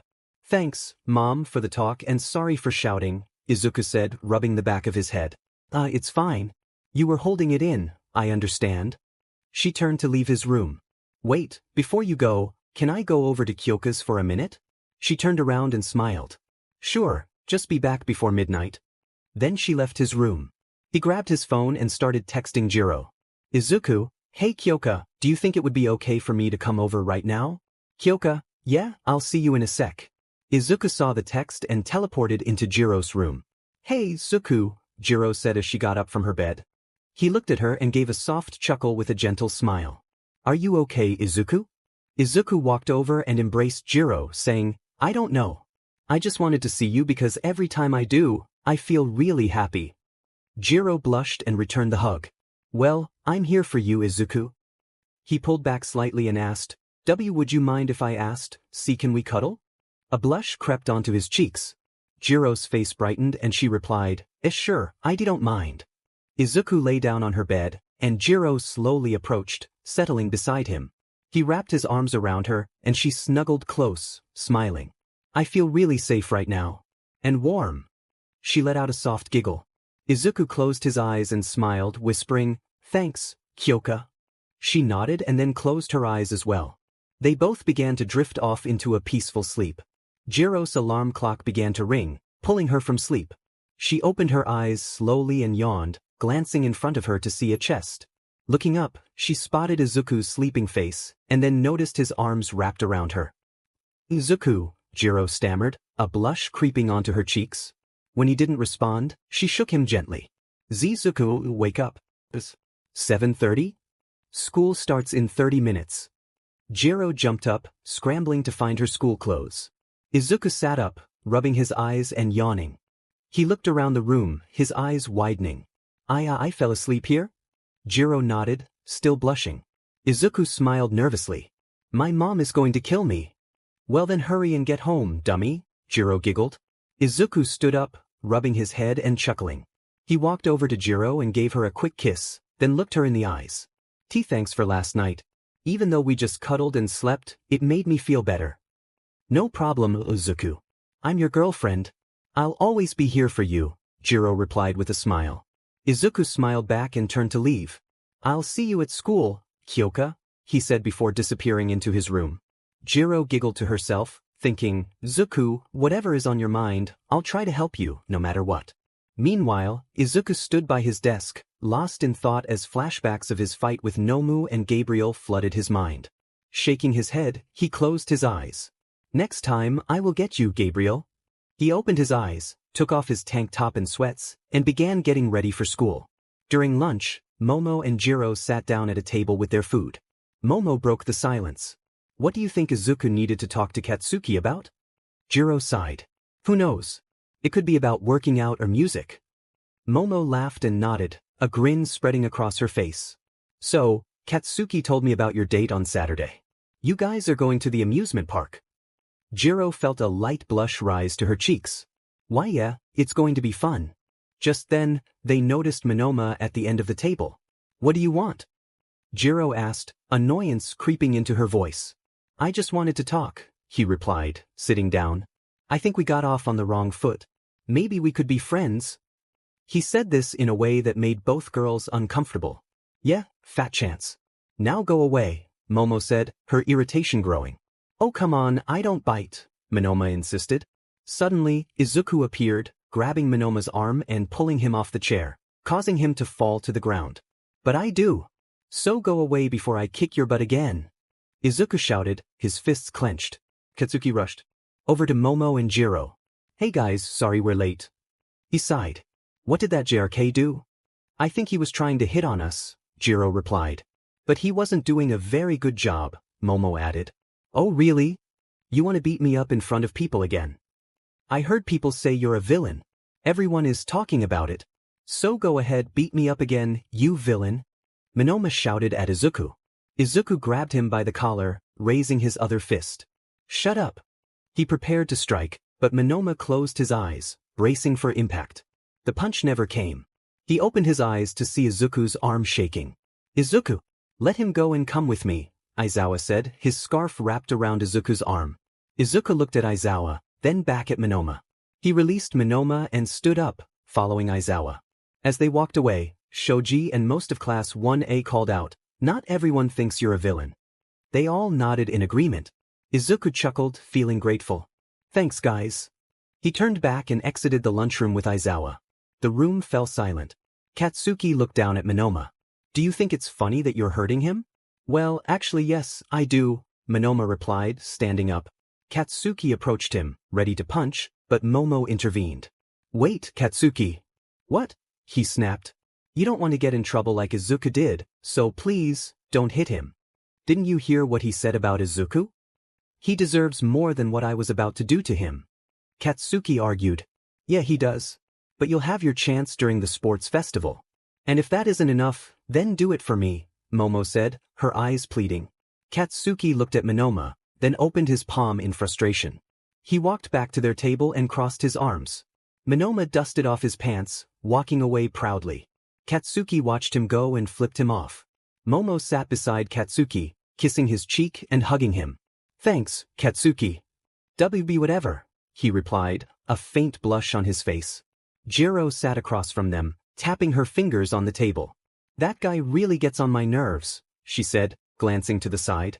I hope Zuku is doing okay.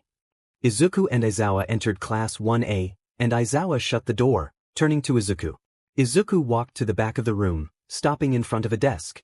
He grabbed it and slammed it against the wall. Why is it always me, Aizawa? He shouted, running his hands through his hair. Why can't I ever get a break? I try so hard not to be what they see me as, but it just fails in the end. You can't let that kid get to you, Izuku, Aizawa said, sitting down. It's not that easy. He's the type who won't give up until the other person does. Izuku replied, frustration evident in his voice. It is if you try, Aizawa countered. Izuku pulled up a chair and sat across from him. He was bothering my friends. What else was I supposed to do? This guy won't listen if I ask him to stop. I know how you're feeling, Izuku. I watched the whole thing. But as for the villain part, I don't see you that way. A villain wouldn't save his classmates and teachers. He wouldn't sacrifice himself for them. Aizawa rubbed the back of his head. And as for protecting your friends, I understand that. I used to get into fights all the time for or with my friends. The reason I stopped you is that you were too angry. You could have seriously hurt that kid if I hadn't stepped in. Even Recovery Girl wouldn't have been able to help him completely. Izuku chuckled. I guess you're right. I know. Izuku laughed a little, then sighed. Thanks, Aizawa, for stopping me. Well, it's my job, Aizawa said with a sigh. Who are you protecting or fighting for? Aizawa pondered for a moment. It was Present Mike and Midnight. Wow, those two. They're super cool. Why did they need protection? Aizawa stood up and put the chair back in its place, then said, That's a story for another day. Anyway, the bell is about to ring, and you broke a desk. Aizawa pointed to the remnants of the desks scattered across the floor by the whiteboard. You need to go get a new one from one of the unused classrooms. Izuku got up and walked toward the door, then asked, How do I know if they're not being used? I don't know, just find a class that doesn't have any students in it and take a desk. Izuku nodded and walked out of the room. Izuku has way too much on his plate, and he's just a kid. Being judged, worried about Gabriel. And probably a bunch of other things, Aizawa thought with a sigh. Mitsuki was sitting on her bed, worrying about Izuku. She stood up and began pacing. Hey, Mitsuki, I'm home, Masaru whispered as he opened their bedroom door. He looked at Mitsuki, who was still pacing. What's wrong, Mitsuki? Masaru asked. He walked to the bed and sat down, motioning for Mitsuki to join him, which she did. It's Izuku. Today, I heard a crash from his room, so I went to check on him. I opened the door and saw the punching bag knocked off its hinge and against the wall. She sighed. I asked him what was wrong, and at first, he didn't tell me. But when I pressed him again, he let it all out. He's scared of losing everyone he cares about, especially after the fight with Gabriel. He's worried that Gabriel will come back and take us away from him. I'm just really worried. Masaru put his arm around Mitsuki, and she rested her head on his shoulder. It sounds like Izuku has a lot on his mind, he said. Mitsuki nodded. But it's something he has to go through alone. He continued, and I know I sound harsh, but it's true. It will make him stronger in the long run. Plus, we can handle ourselves, and so can Katsuki and Kyoka. He knows that. He's just overthinking everything. Mitsuki closed her eyes and said, I hate it when you're right. Masaru smiled. But I'm still going to call his teacher, she said as she got up. Masaru chuckled and replied, Well, I guess I can give you that. Mitsuki grabbed her phone and scrolled through her contacts until she found Aizawa's number. She had it since Izuku and Katsuki entered the school, but she hadn't used it until now. She clicked on the name, and it started ringing. Hello. Hello, Mr. Aizawa? This is Mitsuki, Izuku and Katsuki's mom. Why are you calling at 12:30 a.m.? Is something wrong with them? No. I was just worried about Izuku and wanted to ask you for a favor. What is it? Izuku is really anxious about Gabriel coming back, and it's upsetting him. I was wondering if you could keep an eye on him when they get to the dorms. Not all the time, just occasionally if you understand what I mean. Aizawa chuckled. Yes, I understand. Don't worry, I will. Mitsuki sighed in relief. Thank you so much, Aizawa. Anyway, I should let you go. Sorry for calling so late. It's no problem, he's a good kid. Aizawa hung up the phone and put it in his pocket. He was standing on a rooftop looking up at the sky, thinking, this kid. He's interesting. Suddenly he heard gunshots, so he put on his glasses. He jumped off the roof and landed on another one, then continued toward the sound of the gunfire. So, what did he say? Mitsuki looked over at Masaru. He said he will. Masaru lay back down. That's good. Yeah. I'm going to go make sure Izuku is okay. She got up and walked out of their room, heading to Izuku's. She knocked on the door, but no one answered, so she opened it quietly and walked in. Izuku, she whispered. No answer. She flipped on the light switch and saw that he wasn't there. She sighed and rubbed her eyes. He isn't here. Well, he needs it. She walked back to her room and sat beside Masaru. She looked over at him and said, that kid fell asleep at Jiro's house. How do you know? I gave him until midnight and he left around 10. He usually falls asleep around 11. Masaru started laughing. Well, after everything he's been through, let's just let it happen. Mitsuki crossed her arms and looked away. Fine. But if they have a kid, it's your fault, she said jokingly. Izuku walked out of the classroom and saw Jiro, Momo, and Katsuki heading his way. They all spotted him and started jogging over. Hey, Izuku, you okay? Are you in trouble? Katsuki asked. Yeah, I'm fine, and I'm not in trouble. Katsuki sighed. Izuku looked at Jiro and noticed she seemed worried. Hey, Kyoka, wanna go get a new desk? Why do you need a new desk? Momo asked. Well, I kind of broke one. Anyway, just ask Aizawa about it. Come on, Kyoka. Izuku took Jiro's hand, and they started walking away. They walked in silence until Jiro stopped. Kyoka, are you okay? I should be asking you that, Izuku. Me? I'm fine. Jiro squeezed his hand a little tighter. Please, Izuku, tell me the truth. Izuku looked down at her and sighed. No, I'm not. But I'll get over it, I always do. Being with you already makes it feel better. He hugged Jiro and she hugged back. Thank you for being here. She giggled and smiled. Now then, we need to find a new desk. They broke the hug, but Izuku still held Jiro's hand as they continued walking.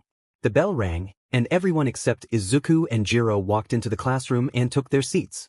Kaminari walked over to where he thought his desk was, looked down, and only saw his bag. What happened to my desk? He glared at Katsuki, who was pointing at the wall. Kaminari turned to see the desk smashed to pieces and groaned as he sat on the floor. Okay, it shouldn't be this hard to get ready for tomorrow. Jiro exclaimed, rubbing her temples in frustration. There was a knock at the door, and her mom stepped in. Kyoka, are you okay? She glanced around the room, taking in the clothes strewn everywhere. Well, good thing she has to pack, she thought. Kyoka, do you need help picking out something? Jiro looked at her mom and nodded. Okay, let's see what we can find. What about this? Her mom held up a pair of blue jeans and a coat adorned with a skull and lightning bolts, decorated with patches. She handed it to Jiro. Let's see if it works. Jiro put on the outfit and looked in the mirror. Let's just say she had a smile on her face. This actually looks good. She turned to her mom, beaming. Thank you, Mom. Her mom smiled back, chuckling. You seem really excited about tomorrow, Kyoka. You must really like Izuku. I really do, Jiro replied, sitting down on the floor beside her mom. Izuku is a really special person who doesn't deserve all the mean things that happened to him earlier today. Her smile faded for a moment before she continued. He's kind, sweet, and gentle. He always tells me, when I'm with you, I'm always happy. I love that and I feel the same way. Her mom looked at her, and Jiro's smile returned. You found someone really special then. I'm happy for you, Jiro. Jiro leaned her head on her mom's shoulder, smiling. Okay, now have fun cleaning this up, her mom said, getting up. She walked to the door, giggling as she left. Jiro looked around her room and groaned, then began picking up the clothes scattered on the floor. Okay, this one should be good, Izuku said, examining himself in the mirror. He wore a black long-sleeve shirt with the sleeves rolled up halfway, blue jeans, and black Converse shoes. Now for the final touch. He took out his contacts, placed them in their holder, and grabbed his glasses. Perfect. She will love this. He took out his phone, pointed it at the mirror, and snapped a picture. Now, time to send this to Kyoka. After finishing her cleanup, Jiro jumped onto her bed and sighed. I can't believe this is going to be my last weekend in this room for a while. Even being here for a while. She gazed at the ceiling, lost in memories of her younger days. Her phone buzzed, pulling her from her thoughts. She looked at the screen and exclaimed, "Oh, a text from Izuku." Her face lit up as she opened his message. "Izuku, I'm ready for our date tomorrow, happy face." She saw the picture and smiled. Cute. She downloaded the image and set it as her screensaver. Walking over to her mirror, she took a picture. Kyoka, same. Izuku grinned at his phone. Izuku, what a cutie. Kyoka, shut up, Izuku. Jiro looked at her phone, a small blush creeping onto her cheeks. She smiled and closed her eyes. He's the best. Izuku, I'm only speaking the truth, Kyoka. Kyoka, I'll see you tomorrow, dork. Izuku, alright, see you tomorrow, cutie. Izuku set his phone down and stared at the ceiling. He jumped up, tossed off his shirt, and slipped on a tank top, then changed into sweats. He tossed his clothes over his desk chair, thinking, tomorrow is going to be great. Izuku, I need your help. Katsuki called, walking into his room. Izuku jumped up and laughed. Are you really having a hard time choosing what to wear? Well, I'm sorry I don't have your fashion sense, but if you're done making fun of me, come with me. Izuku groaned and followed Katsuki to his room. Wait, aren't you guys just training? He asked, sitting on Katsuki's bed. That was the plan, but I want her to have fun too, and I want to see her more. We were only going to train for a few hours. Izuku muttered under his breath, wow, I thought I was. Cheesy. What was that? Katsuki snapped. Nothing, nothing. Okay, let's see what you have. Izuku rummaged through Katsuki's closet. Where do you get your clothes, Walmart? What's wrong with that? Katsuki replied. Izuku pulled out a shirt that simply read shirt. That's what's wrong. Anyway, I might have actually found you something that isn't bad. Isn't that a little harsh, Izuku? I'm just telling the truth, Katsuki. They both burst into laughter. Izuku tossed a long black shirt and a red shirt to Katsuki, along with blue jeans and black Vans. Try this. Izuku turned around while Katsuki changed.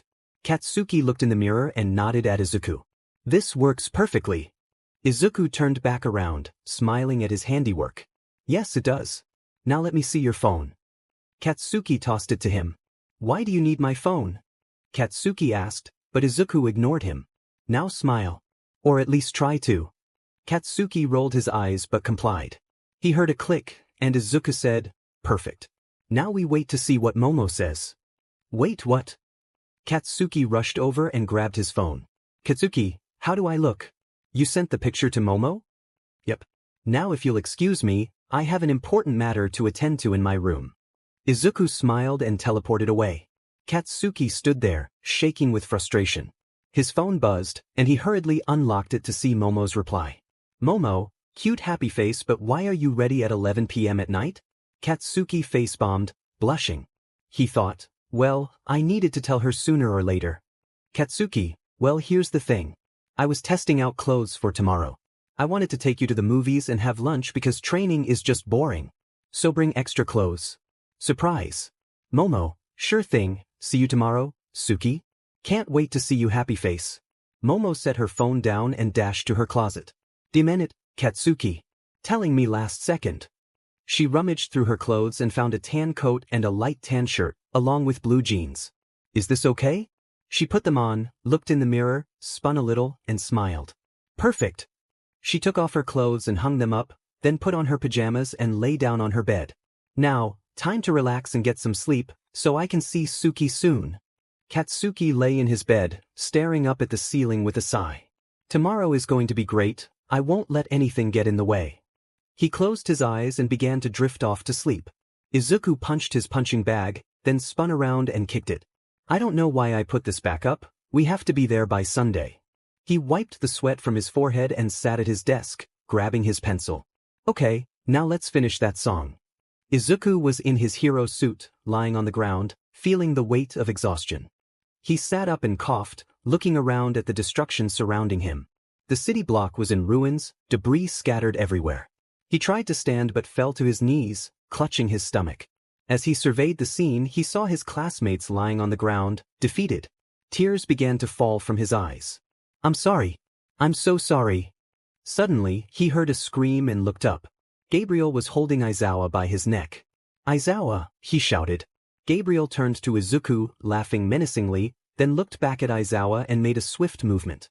"No." "Why, Gabriel?" Izuku stood up, flames igniting around him, but several figures grabbed his arms and legs, holding him back. "You monster! Let me go," he cried, tears streaming down his face. "Why would I do that?" Gabriel taunted. "I'm just getting started, Izuku. And you can't stop me. You're not strong enough, and you never will be." Just then, Mitsuki, Masaru, and Bakugo appeared out of nowhere. Izuku's heart raced as he looked at them, then back at Gabriel. "No, please. Not them. Anything else." Gabriel approached them with a sinister smile. "You know, that sounds tempting." He tapped his chin thoughtfully. A knife appeared in his hand, and he bent down near Mitsuki. "But if I do it this way, it will be a lot more fun. For me." He made a swift motion. "No!" Izuku screamed, trying to teleport to her side, but nothing happened. He struggled against his captors, but it was futile. He looked into her eyes and saw the light fading. The figures forced him to his knees, and he cried harder as Gabriel laughed. "Now, how should I deal with this one?" Gabriel pondered, then grinned. He raised his leg and made a swift movement. Izuku tried to close his eyes, but they were forced open. He struggled to speak, overwhelmed by emotion. "The look on your face. It's priceless. But we aren't done yet." A gun appeared in Gabriel's hand, aimed at Katsuki. "This one isn't even worth my time." He pulled the trigger, and Katsuki fell. Izuku's heart shattered as he screamed. "Aya!" Fueled by rage, Izuku began to rise, breaking the ground beneath him as flames erupted around him. The figures holding him screamed and released him. "I'll make you pay, Gabriel!" he shouted. He charged at Gabriel, fists ready, but black whips wrapped around his arms. He turned to see someone controlling them. He tried to throw another punch, but more whips ensnared him, forcing him to look directly at Gabriel. "Good effort, really," Gabriel said, laughing maniacally. "But you can't ruin this now, we're at the climax." He stepped aside, revealing Kyoka, battered and bruised. "Oh look, it's your girlfriend. It would be a shame if anything happened to her." Gabriel grinned and struck her. She fell, blood trickling from her mouth. "Gabriel, stop. Please." Izuku's voice cracked with desperation. Gabriel placed his foot on her head, applying pressure. "You want me to stop? Too bad. I won't stop until everyone you love is gone." Kyoka cried out in pain. Izuku fought against his restraints, tears streaming down his face. "Kyoka!" Izuku sat up in his bed, reaching out as if to grasp the fading nightmare. He looked around, realizing he was in his room. He clutched his chest, feeling the weight of his dream, then wiped the sweat from his forehead. Just a dream. He grabbed his phone and saw it was only 5:50 a.m. He jumped out of bed, grabbed his workout towel, and wiped his face before looking into the mirror. He shook his head, flicked on the light, and walked to his desk. He put on his hand wraps and approached his punching bag, getting into his fighting stance. "I just need to get stronger," he thought, then began to punch the bag. Kyoka opened her eyes and yawned, sitting up and rubbing her eyes. She grabbed her phone. "It's finally Saturday." She jumped out of bed and headed downstairs. In the kitchen, she grabbed a bowl and poured some cereal. "Okay, it's 9:01 a.m. right now and he's going to pick me up at 12 p.m. That should be enough time to get ready. Right? Yes. I'm right. No reason to second-guess myself now." She smiled as she took a bite of her cereal when her phone chimed with a message. "Momo, hey Kyoka, can you ask Izuku where Katsuki is taking us? I forgot where we were going." Kyoka, "I thought you guys were just training?" Momo, "Well, he changed things, which I don't mind. Anyway, can you do that for me?" Kyoka, "Hold on. I can't believe you forgot XD. Momo, "Yeah well. Anyway, make sure he doesn't find out I asked." Kyoka went to her contacts, clicked on Izuku's name, and the phone began to ring. "Hello." Izuku answered, slightly out of breath. "Hello? Zuku, are you okay?" "Yes, I am. I'm just working out before our date," Kyoka sighed. "Well, what's up?" he asked. "Oh yeah, do you think you can ask Katsuki where he's taking Momo? She forgot, huh?" Kyoka tried to hold in her laughter, but it escaped. Izuku listened to her giggle, chuckling and smiling before quietly saying, "I really love your laugh." Jiro glanced at her phone, her cheeks turning pink as she processed Izuku's words. He loves my laugh, she stammered, then giggled. He's so adorable. It's so funny, she thought while putting her bowl away and heading upstairs. She grinned and said, "What was that?" Izuku felt a light blush creeping onto his face. Nothing. I'll go ask him right now. Be right back." He set his phone down and teleported to Katsuki's room. "Hey, Katsuki," he shouted. "Oh, what the hell?" Katsuki exclaimed, tumbling off his chair. He sat up, glaring at Izuku. For the 1556th time, "That isn't funny." Izuku chuckled. Yes, it is." He helped Katsuki back up and continued, "So, I'm here because Kyoka asked me to ask you where you're taking Momo." She apparently forgot. Katsuki sighed and grabbed his phone. "I'll just tell her myself, so go tell Kyoka you don't know or something." Izuku nodded and teleported back to his room. He picked up his phone and said, "Katsuki said he will tell her himself." "Oh, come on," Kyoka exclaimed, rubbing her eyes. "What? Did I do something wrong?" Kyoka shook her head. "And no, I just forgot to ask you not to mention Momo forgetting the date. I'll talk to you at 12, okay?" Izuku chuckled. "Okay, talk to you later, cutie." He hung up, placing his phone down as he clutched his chest. "I thought I was going to have a heart attack when I said that." He stood up and went to the mirror, messing with his hair. How should I put it?" Jiro set her phone down and squealed, jumping up and down before falling onto her bed. She took a deep breath, letting it out slowly. Okay, I need to calm down a little bit. I knew I liked him. But I didn't realize I liked him this much. Where's Kyoka? I need to know where Katsuki is taking me, Momo thought while pacing her room. She heard her phone go off and thought, finally, it only took forever, Kyoka. She grabbed her phone and saw the text was from Katsuki. "Katsuki, we are going to lunch, then the movies after training. Don't hesitate to ask me, okay?" Winky face. Momo smiled at the text, then checked the time. 9:30 a.m. He's going to be here in 30 minutes. I need to hurry up and get ready. Momo, alright. See you in 30 minutes. Katsuki set his phone down and left his room, heading to the living room where his mom was sitting. "Hey mom, can I ask you for a favor?" "Yeah, sure. What is it?" "Can I borrow your car?" Mitsuki nearly spit out her drink. "Say what now?" "Well, Izuku and I have our licenses and I need to get Momo somehow." "Why can't you borrow your dad's car?" Katsuki sighed. "Because you have a Mustang and he doesn't." Mitsuki looked down, then grabbed her keys and tossed them to Katsuki.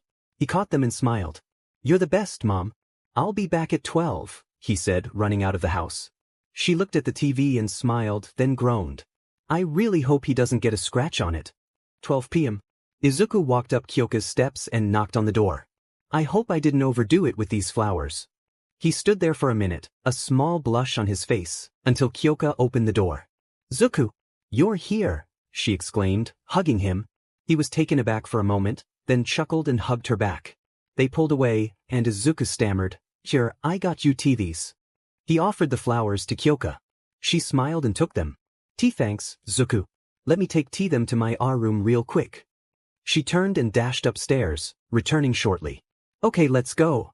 Izuku and Kyoka stood in front of the amusement park, and Kyoka looked on in amazement. "All right, let's go pay," Izuku said, walking to the ticket station.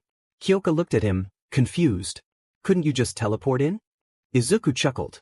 "They stamp our hands to make sure we paid, and if they don't see our hands stamped, they won't let us ride the rides. Or do anything really. They just call security." Kyoka giggled at his joke. He took her hand and approached the station. "Can I get 2, please?" The worker smiled. "Sure. That will be $50. Izuku handed over the money, then held out his hand. The worker stamped it, and Izuku motioned for Kyoka to do the same. She raised her hand, and the worker stamped it. "Okay, you guys are good to go. Have fun."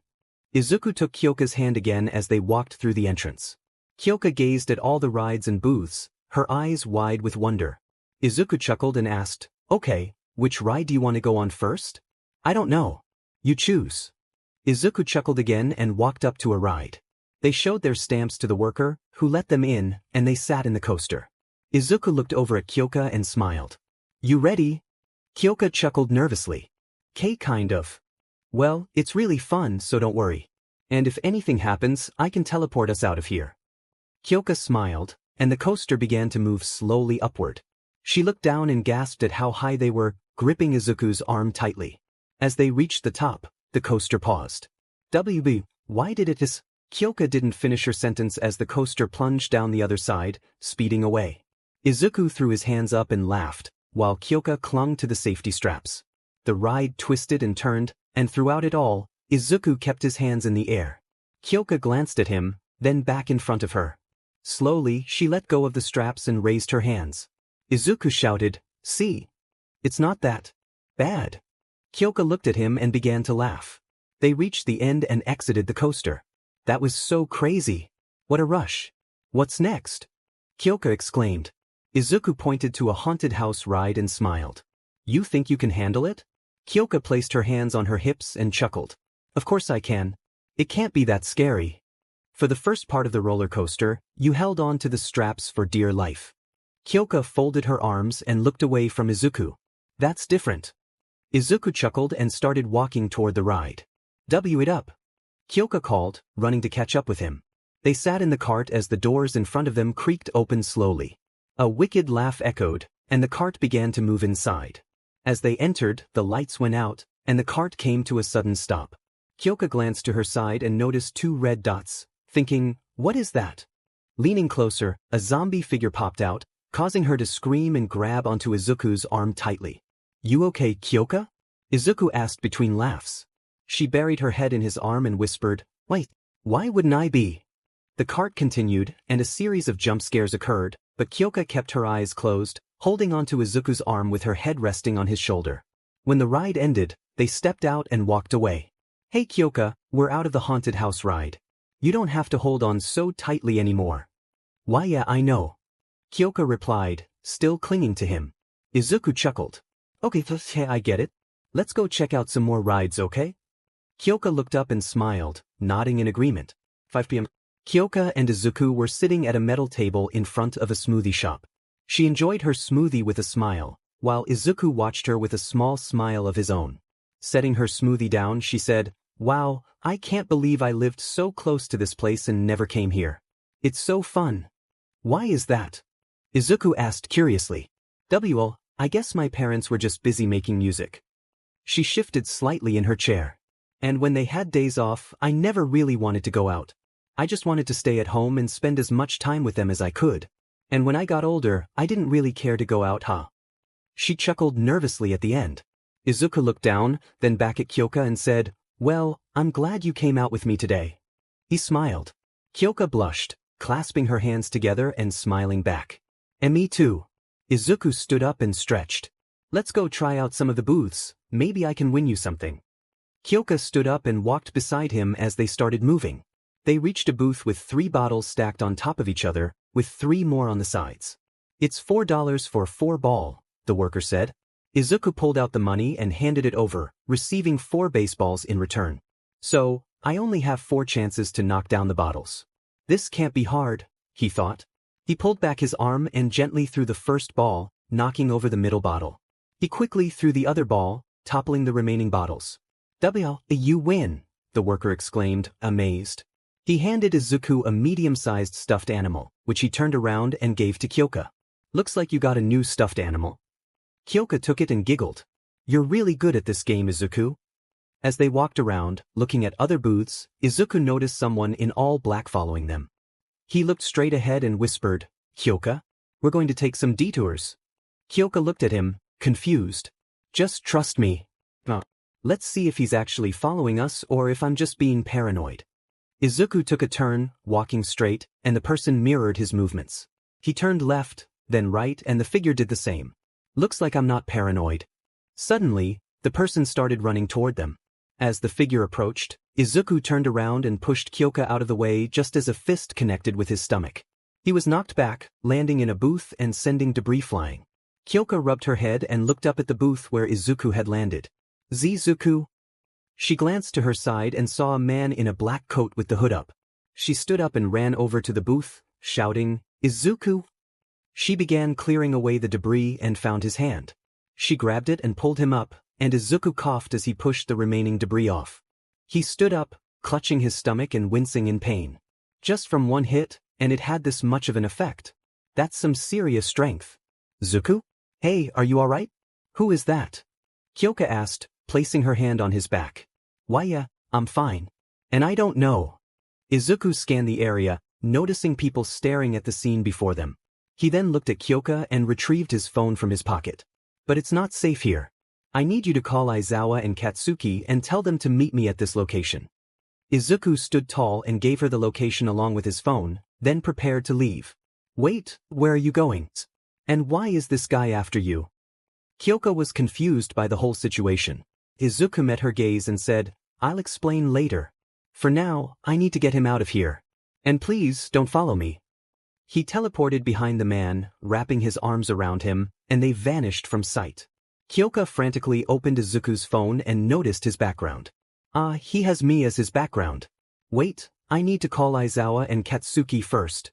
She opened his contacts and clicked on Aizawa's name. Hello. Hi Aizawa. Izuku is in trouble and... Kyoka spoke quickly, making it hard for Aizawa to understand her. Wait, Jiro? Calm down. What's wrong with Izuku? Kyoka took a deep breath.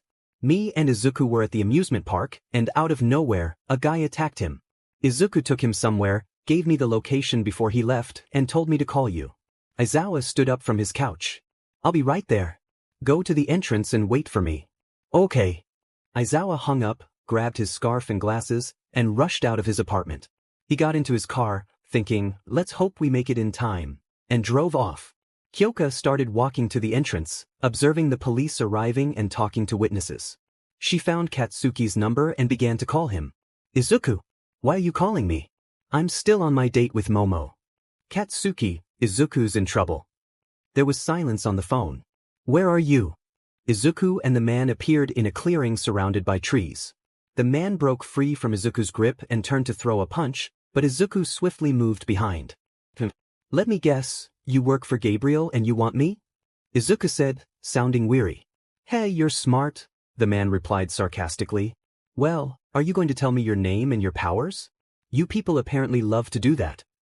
The man charged at Izuku with his fist extended, but Izuku teleported behind him. Oh come on, it's rude that you know my name and powers, I should at least know yours.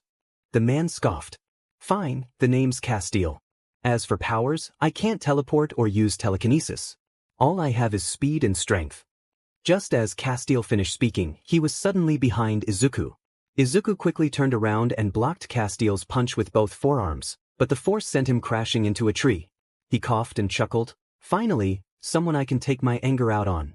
Flames ignited around him, causing the wind to whip through the area. Castile grinned wickedly. I'm not like Gabriel Kid. I'm stronger and faster than him. He raised his fists. Oh yeah? Then why are you working for him? Castile growled and charged at Izuku. In response, Izuku lifted his hand and shot fire at Castile. Not so tough now, are you? Izuku's thoughts were interrupted as Castile emerged from the flames, unscathed. Oh come on. Izuku shouted. Yeah, the fire tingles. It's not enough to stop me. Izuku dashed past a tree, leaped off it, and aimed a kick at Castile. Castile caught his foot and slammed him to the ground, knocking the wind out of Izuku. Castile attempted to punch down towards Izuku's face, but Izuku vanished just in time. Castile groaned in frustration, pulling his hand out of the ground. I'm getting real tired of that. Izuku chuckled as he kicked Castile on the side of his head. Castile tumbled to the ground. I can't risk getting hit by him. I have to hold out until Katsuki and Aizawa arrive. Castile got up, laughing. Finally, a challenge. Aizawa and Katsuki arrived, stepping out of their cars as Kyoka rushed to them. Thank goodness you're okay, Kyoka, Momo said, hugging her. Okay, where did Izuku take the guy? Aizawa asked. I have the location, take me with you, and I'll show you the way. Katsuki looked at Kyoka. Oh no, my brother will kill me if I let you come with us. You stay with her, he said, pointing at Momo. What? Why? Momo exclaimed. Because if you get hurt, I wouldn't be able to live with myself. Aizawa sighed. Look, Katsuki, we have no other choice. We need to reach Izuku before anything bad happens. Now, Kyoka, get in my car. Kyoka complied and got into Aizawa's car. Momo looked at Katsuki and said, "If she's going, I'm going too," and sat in Katsuki's car. Katsuki groaned. He glanced at Aizawa and said, "I'll follow you," before getting into his car. Aizawa settled into his seat, groaning. "I don't get paid enough for this," he muttered as he started the engine and drove out of the park. Katsuki glared at the road. Momo looked at him, sighed and said, "Come on, Katsuki, I can handle myself." "Oh, I know you can. But this guy is like Gabriel, you know, the one who attacked us at USJ. He might even be stronger." And Izuku had trouble with him. The pros had trouble with him too. He sighed and continued, "What if we can't take him? What if he comes after you? I wouldn't be able to forgive myself if something happened to you, Momo." Momo took his hand. "Hey, it's going to be okay. It won't come to that," she said with a reassuring smile. "I hope you're right." Izuku and Castiel were panting.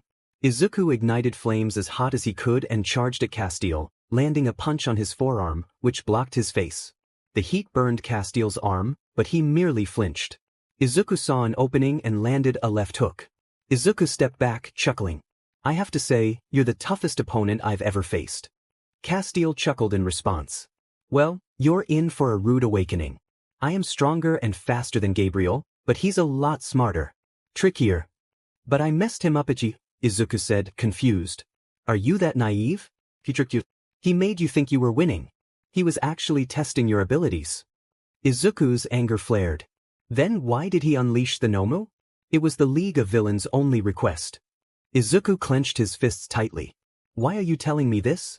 Castiel laughed. "Because I believe you're going to be the one to end this whole thing." Izuku was both confused and furious. "Wait.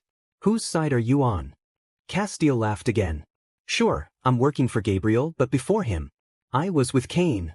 Izuku slowly relaxed his stance, trying to process everything. "And I was with him. I don't believe Lucifer should return to the surface." He continued, "Then why are you fighting me?" Izuku asked. "Because I'm a demon, and I have my orders. If I don't follow them, I'm done. So please try and stop me. If you do, I think you will have a chance to stop all of this," Castiel urged. He moved so quickly that he was behind Izuku, delivering a punch to the back of his head. He swept Izuku's legs, and as Izuku was airborne, he punched him in the stomach. Castiel hovered over him and said, "I hope you understand why I'm doing this, Izuku." Izuku spat blood and replied, "Yeah, to save your own skin." He raised his legs and kicked Castiel off him. Izuku jumped up, igniting his flames and intensifying their heat. "You still don't get what I'm trying to teach you?" Castiel shouted as he leaped up, appearing right in front of Izuku and landing a punch squarely on his face. "You're the one who needs to end this. If you can't beat me, you can't beat Gabriel or anyone else he has up his sleeve."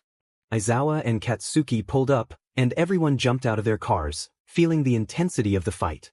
They ran toward the source of the wind pressure, and when they arrived, they saw Izuku pinned to the ground by Castiel, his flames raging out of control. "Hey, Izuku! We're here to help you!" Katsuki shouted. "No. I need to do this by myself." Izuku shouted back, lifting Castiel off him and causing the ground beneath him to crack. He drew back his right hand and delivered a powerful punch, sending Castiel a few feet away. "Then why even call us here?" Katsuki asked, his brow furrowed. Aizawa placed a hand on Katsuki's shoulder, prompting him to look up and see the tears in Aizawa's eyes. "We should let him do it on his own," Aizawa said. Katsuki fell silent for a moment, then clenched his fist. "Fine." Aizawa turned his attention back to the fight. "This is something you need to do on your own. I understand, Izuku. Win. Dinenit, Kyoka's here. Great, she's going to witness what I have to do."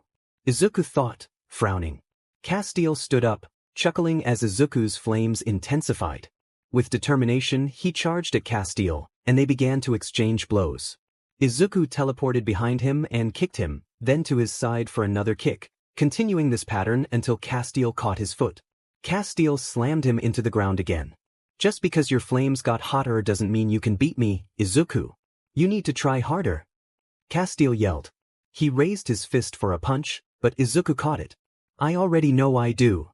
Izuku shouted, standing up and delivering a punch that connected with Castiel's stomach. Castiel froze for a moment, then coughed, a small amount of blood escaping his lips. Izuku's flames flickered out as he placed his left hand on Castiel's shoulder, holding him steady. Castiel fell to the ground, and Izuku knelt beside him. You actually got me. Castiel said weakly. I get it. What you were doing. Izuku looked at him and whispered, I'm sorry. Castiel smiled at him. In a sudden surge of emotion, Izuku raised his fist and struck Castiel in the face, the force of it enough to leave a lasting impact. He remained there for a moment, tears streaming down his face. Slowly, he stood and walked over to Aizawa, Katsuki, Momo, and Kyoka. Why did you do that, Izuku? Momo exclaimed, her eyes wide. She turned to Aizawa. He's going to get in trouble for this, Aizawa. Aizawa glanced at Kyoka, who wore a frightened expression. Izuku's heart sank. Great. I've scared the love of my life. I should just explain to them. I'm going to tell them, Izuku said. Aizawa and Katsuki both looked at him. Tell us what? Kyoka asked. The reason why I did that. A brief silence enveloped them. Izuku couldn't take it anymore. Tears continued to fall from his eyes. I'm sorry. I'm sorry for what I did, but I needed to. I have this heavy burden, and I don't know what to do. I'm sorry, Kyoka, for scaring you. He covered his face with his arm. Kyoka knelt in front of him and hugged him tightly. Izuku was taken aback. You idiot. You should have told me sooner. I don't care that you're a demon. You're the guy I fell in love with. Nothing will ever change that, and you didn't scare me. I was scared that you were hurt. Izuku uncovered his face and embraced her back. Well, this has been fun. See you all on Sunday. Be safe, Aizawa said as he walked to his car. Izuku stood up and said, Thanks, Aizawa, for being here. Aizawa looked back and chuckled. I told you I was going to watch over you, didn't I? He got into his car, started it, and drove away. Izuku, Momo said, catching his attention. I'm sorry I freaked out back there. I understand everything now. She smiled softly. Izuku chuckled. Yeah, no problem. He glanced at her and Katsuki. I'll see you guys later. He took Kyoka's hand and teleported in front of her house. Sorry that our date got interrupted, Izuku said, chuckling nervously. It's fine. It's still the best day ever, Kyoka replied with a smile. Izuku's smile faded slightly. Even after you found out about me being a demon? Kyoka pulled him closer by his shirt and kissed him. Izuku was surprised but kissed her back. They broke apart, both breathing heavily. Kyoka nestled close to his chest and whispered, Like I said, I don't care if you are, I love you for you. A blush spread across her face. Izuku looked down at her, his own cheeks flushed, and whispered, I love you too. She stepped back, climbed her stairs, and retrieved her stuffed animal. Thanks for the stuffed animal again, Zuku, she smiled before going into her house. Izuku stood outside, a blushing mess. He turned around and began walking home, realizing he had completely forgotten he could teleport. You're the best, Mom. I'll be back in a bit. Katsuki called as he dashed out of the house. He hopped into his mom's Mustang, took a deep breath, and let it out. Oh, hey, I got this. This is just training. With Momo. Yeah, I'm going to mess up somehow. He inserted the keys into the ignition, and the engine roared to life. Ooh, I never get tired of hearing that, he exclaimed. Mom is so awesome, he thought, pulling out his phone to call Momo. Hey, Suki. Are you on your way? Why yeah, how did you know? Momo giggled. Honestly, I just guessed. When will you be here? I'll be there in 30 minutes. See you soon. Katsuki hung up, smiling as he took off the brake and started driving to Momo's house. Okay, Katsuki, it's time to stop being nervous and time to be a man, he thought, chuckling nervously. Meanwhile, Momo looked in the mirror, fiddling with her hair as she tried to tie it into a ponytail, but it kept falling out. Come on. This is not the time for my hair to misbehave, she thought. Giving up, she left it down and headed to her room. She packed the clothes she planned to wear on their date into a backpack, dressed in gray sweatpants and a black top with matching tennis shoes. Lying down on her bed, she sighed and closed her eyes. This is going to be really fun. But I need to calm down. She slapped her cheeks lightly. I'm getting really nervous, even though it's just me hanging out with Suki. Alone. Wait.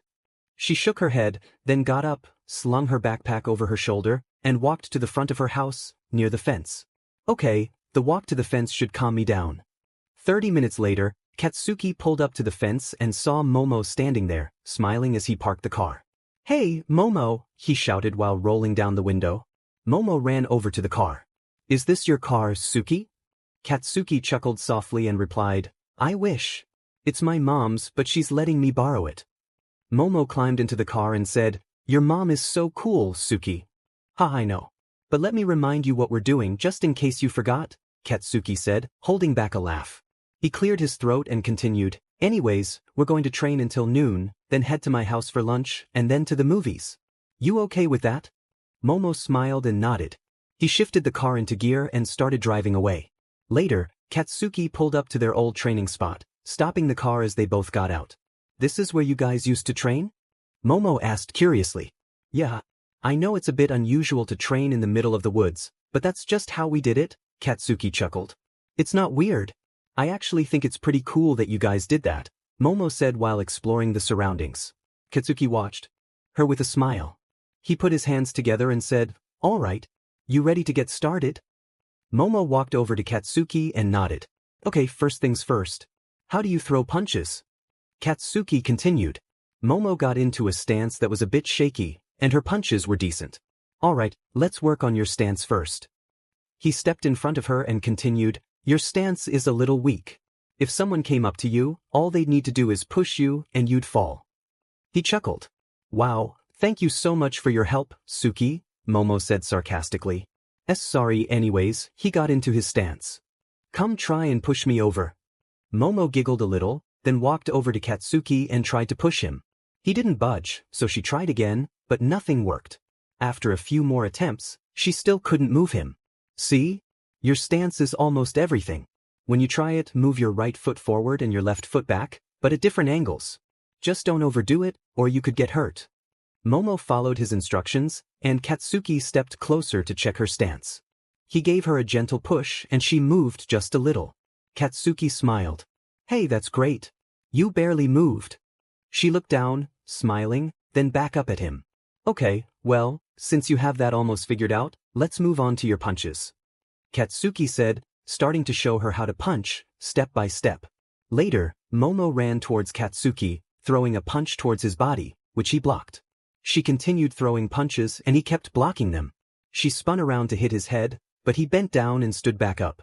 Momo turned again and tried to punch him, but Katsuki caught her fist and pulled her close. "You're a fast learner, Momo. You made me dodge," he said, looking into her eyes.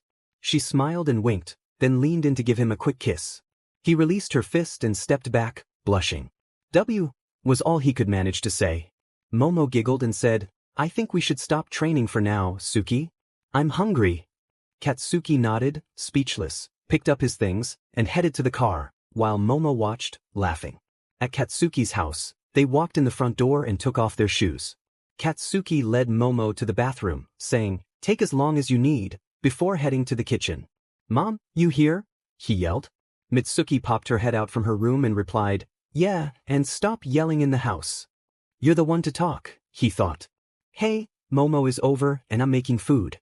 Do you want some?" he called out calmly. "Yeah. Thank you for asking, Katsuki." Momo walked out of the bathroom and into the kitchen, where she saw Katsuki wearing an apron. "What are you going to make?" she asked, hugging him. "I'm going to make some ramen." Mitsuki cheered, "Oh yes. Your ramen is the best." "Look who's yelling now," Katsuki said with a smirk. "Anyways, leave the kitchen. I need my space," he said while shooing Mitsuki away. Okay, fine." Mitsuki sat on the couch, yawned, and turned on the TV. Just then, Momo walked out of the bathroom and joined her in the living room.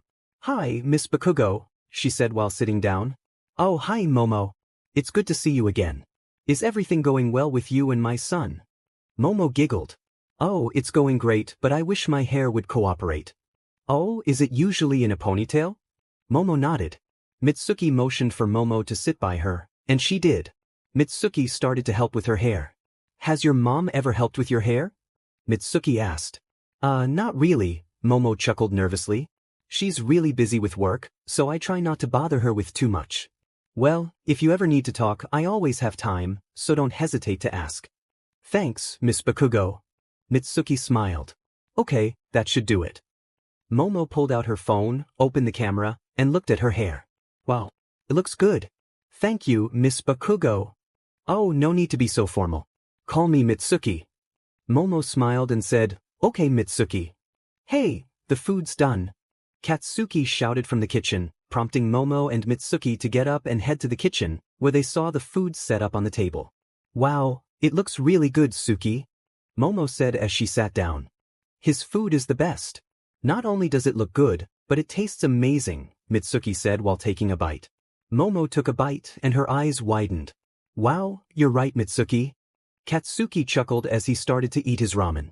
Later, while driving to the movie theater, Katsuki asked, "So, what movie do you want to see?" Momo put her finger on her chin and sighed.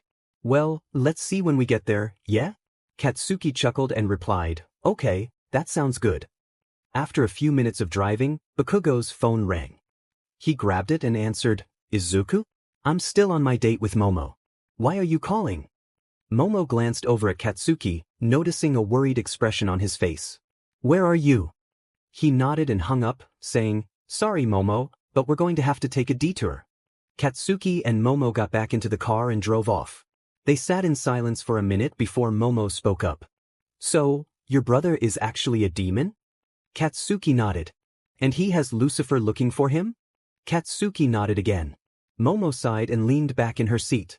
"Your brother has a lot to deal with. But I want you to know, this doesn't change how I see him. I still consider him a friend." Katsuki seemed surprised. "Really?" "Yeah, he saved everyone's lives during the USJ incident. I can tell he's trying so hard to be seen by everyone, and yet he isn't." Katsuki sighed and replied, "I guess you're right." Izuku walked in the front door, took off his shoes, and cheerfully yelled, "I'm home." "Man, you took forever," Katsuki began as he walked to the doorway, but he was cut off by Izuku's appearance. "Oh my god, I forgot you just fought someone." He rushed over to Izuku, helping him put his arm over his shoulder as he guided him to the bathroom. "You're lucky Mom and Dad aren't here." He sat Izuku down on the toilet and started gathering bandages and supplies to clean him up. "I heal, Katsuki, remember? You don't have to worry about this." "Well, I still worry." Katsuki interrupted, slamming the supplies on the bathroom counter. He looked at Izuku, took a deep breath, and let it out. "I'm sorry, it's just, this whole thing you're carrying by yourself worries me. I feel like you're hurting and not letting us help." Izuku's smile faded. He stood up from the toilet and said, "Well, yeah, I am hurting. But I have you guys to help with that. Without you, I would be hurting a lot more than I'm now. But with this whole demon situation, I can't let you guys help. You could get hurt and I wouldn't forgive myself." "Yeah, well, what about you? What if you get hurt? What are we supposed to do then?" Katsuki asked. Izuku sighed. "Watch and don't intervene. I can't let anything happen to you guys, even if that means sacrificing myself to Gabriel." He started walking to his room, leaving Katsuki annoyed and surprised by his words. "Are you really okay with that, Izuku?" Katsuki called after him. "Yes." Izuku was about to walk into his room when Katsuki grabbed his arm and punched him in the face. "Can you imagine how that makes me feel? My brother's saying he's okay with sacrificing himself to Gabriel just to save me. Even when he knows they will do unspeakable things to him." Katsuki yelled. "How would that make Kyoka feel? Did you ever think about that? And if anything happens, I'm going with you. Because I will be right by you, fighting all those guys with you." With that, Katsuki stormed to his room and slammed the door. Izuku stood there, rubbing his head and sighing. "I'm not the only one going through a tough time with this whole thing," he thought while walking into his room. He looked around at all his belongings stacked in boxes. He walked over to his bed, fell onto it, and sighed again. "I will make it up tomorrow when we move into the dorms," he thought, closing his eyes. He sat there for a few minutes humming a song before eventually falling asleep.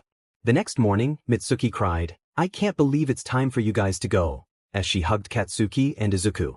They exchanged glances and sighed. "So, I finally got the last of the stuff packed in the car. Let's get a move on. You guys don't want to be late," Masaru said, shutting the trunk of his car. Mitsuki let go of them, and Katsuki and Izuku started breathing heavily. "You mind not holding on to us so tightly?" Katsuki said, rubbing his neck. "Well, sorry, it's just that I won't be able to see you guys as much as I used to." Mitsuki reached for her keys and walked to her car. "Now, we have to take 2 cars, so whoever is riding with me, now's your chance." Katsuki ran to the car, exclaiming, "Oh heck yeah! I'm not going to get this chance for a while." Then he hopped in. Izuku looked at Masaru and said, "I'll go with you," before getting into his car. Later, They pulled up to the UA parking lot and saw other students with their parents unloading their belongings. They parked and got out. Izuku looked around and spotted Kyoka. He smiled but then remembered what he had told her, causing his expression to falter. She said she loves me no matter what. Why do I still feel like she doesn't? She looked toward him and smiled, running over. Zuku, she shouted while jumping into his arms. He almost lost his balance but managed to catch himself and Kyoka. He looked at her and smiled, hugging her back. It's great to see you, Kyoka. He let her down and noticed her dad walking up. Yo, how's it going, Mr. Kyotoku? He said, giving him a high five. Nothing much, kid. Have you thought about the music deal? Izuku laughed while Kyoka groaned. Oh come on, Dad, leave him alone with that, she said, rubbing her eyes. Okay. Anyway, is that your dad over there? Izuku nodded. Kyotoku smiled and walked over to talk to him. Kyoka looked at Izuku and sighed. Sorry about that. Izuku chuckled and kissed her. She was surprised but didn't pull away. Izuku backed up and smiled at Kyoka's flustered face. What was that for? She managed to ask. Well, just for sticking with me, I guess, Izuku replied with a smile. Mitsuki pulled up and all the students turned around, looking in amazement at the car. When she parked, everyone rushed over and cheered. Katsuki and Mitsuki got out, and everyone started asking questions. Whoa, is this your car, Miss Bakugo? Was the main one. She looked at them and laughed. Well, it was mine, but now it's Katsuki's. She glanced at Katsuki and tossed the keys to him. He caught them, looked down at them and then up at her, smiling. Are you kidding me? She shook her head. He ran around the car and hugged her, exclaiming, Thank you so much. This is so cool. Mitsuki smiled. Well, just think of it as a, I'm proud of you, gift. Everyone cheered and began chatting again, and then Aizawa walked up and cleared his throat. Good, it looks like everyone's here. So, if you have all your things, your parents don't have to stay longer if they don't want to. With that, every parent started to say goodbye, leaving in pairs. Mitsuki and Masaru gave Izuku and Katsuki one last hug. Mitsuki said, I swear, if you guys don't behave, you won't have to deal with the school, you'll have to deal with me, giving them a serious look. They exchanged glances and nodded quickly. Good. Now, love you both, please be careful. She stepped back and got into Masaru's car. Masaru looked at both of them and smiled. I'm so proud of you both. You've come so far together. Love you guys. He hugged them and then got into his car, driving away. Okay, now that they are gone, let's go see the dorms, Aizawa said, leading the students to the dormitory. They arrived and were amazed by its size. Wow, it's even bigger on the inside. Mina exclaimed, bouncing around. Everyone explored in awe, checking out the kitchen, common room, and bathrooms. Everything felt spacious. This is where you can hang out, cook, and do almost anything. The rooms have their own bathrooms and beds, along with a dresser, but that's it. You'll need to bring everything else, Aizawa explained, taking a breath before continuing. Alright, since you'll be living with both boys and girls, there's no reason to be strict about room assignments, so you can choose your own rooms. But they're all the same, so don't take too long. Izuku, carrying his punching bag on his shoulder, looked at Aizawa and asked, Is my punching bag allowed? Aizawa nodded. Oh, thank goodness. I really didn't want to leave this at home.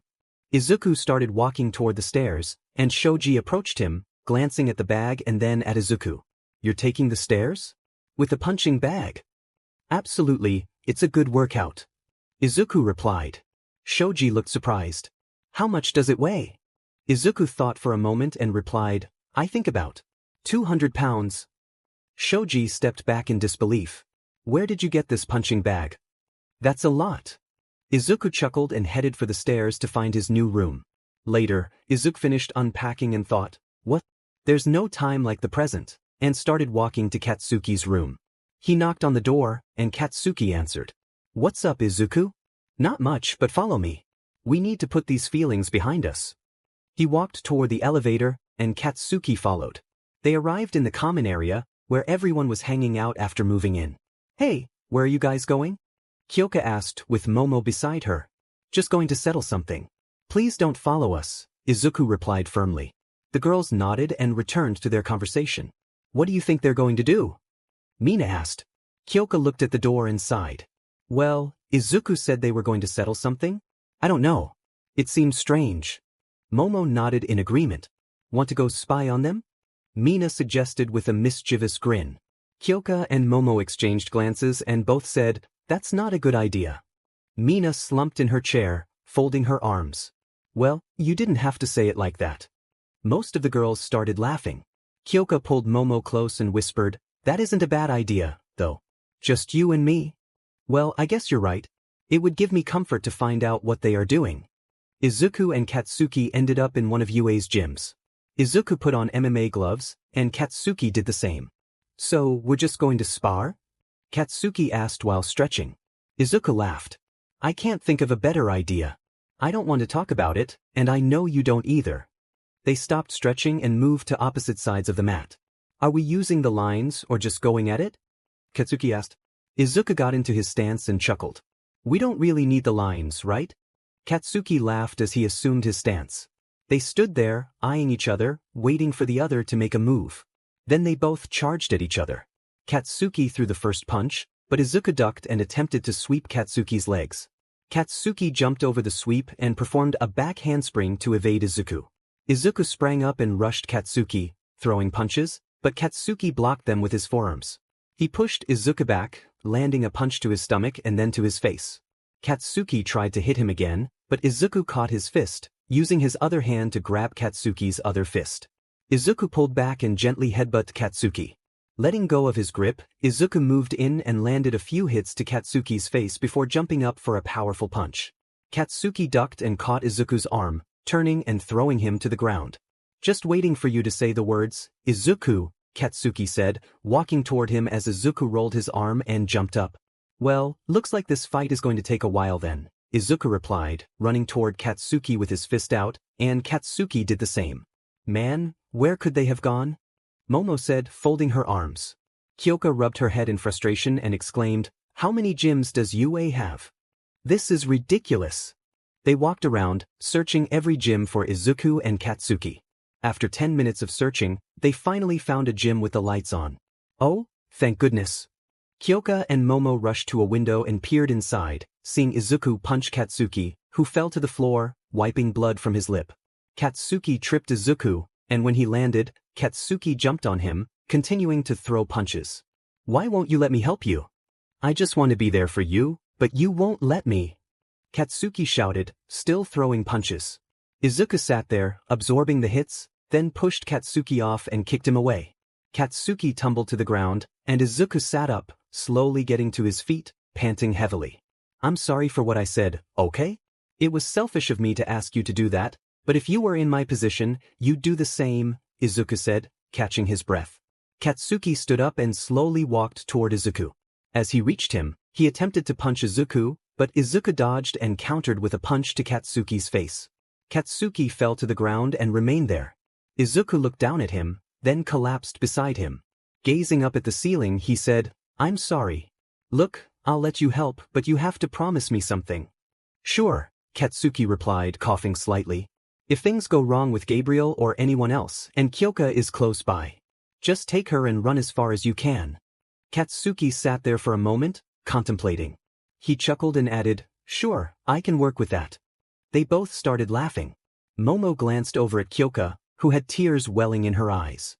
"Let's go talk to them, okay?" Momo said, placing a hand on Kyoka's shoulder.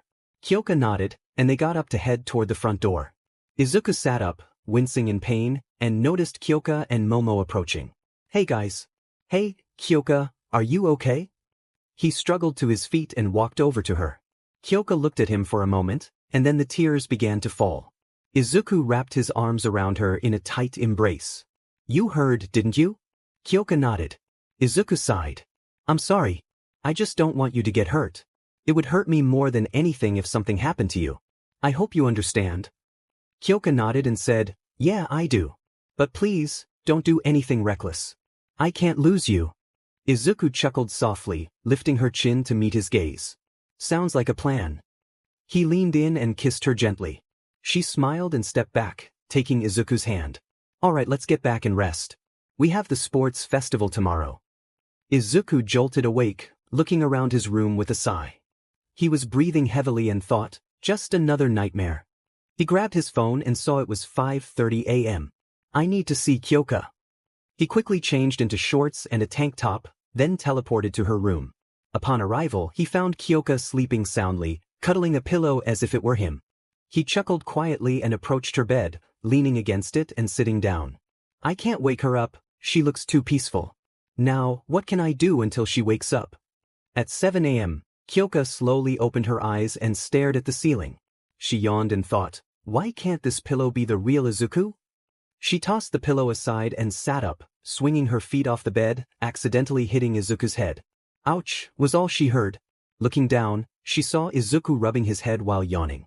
Zuku, she exclaimed, rushing to the floor beside him. He looked up and smiled. Hey, Kyoka. Izuku rubbed his eyes. How did you sleep? Kyoka almost laughed and replied, enough about me. What about you? Are you okay, and why are you in my room? Izuku pulled her into a hug and whispered, I just wanted to see you.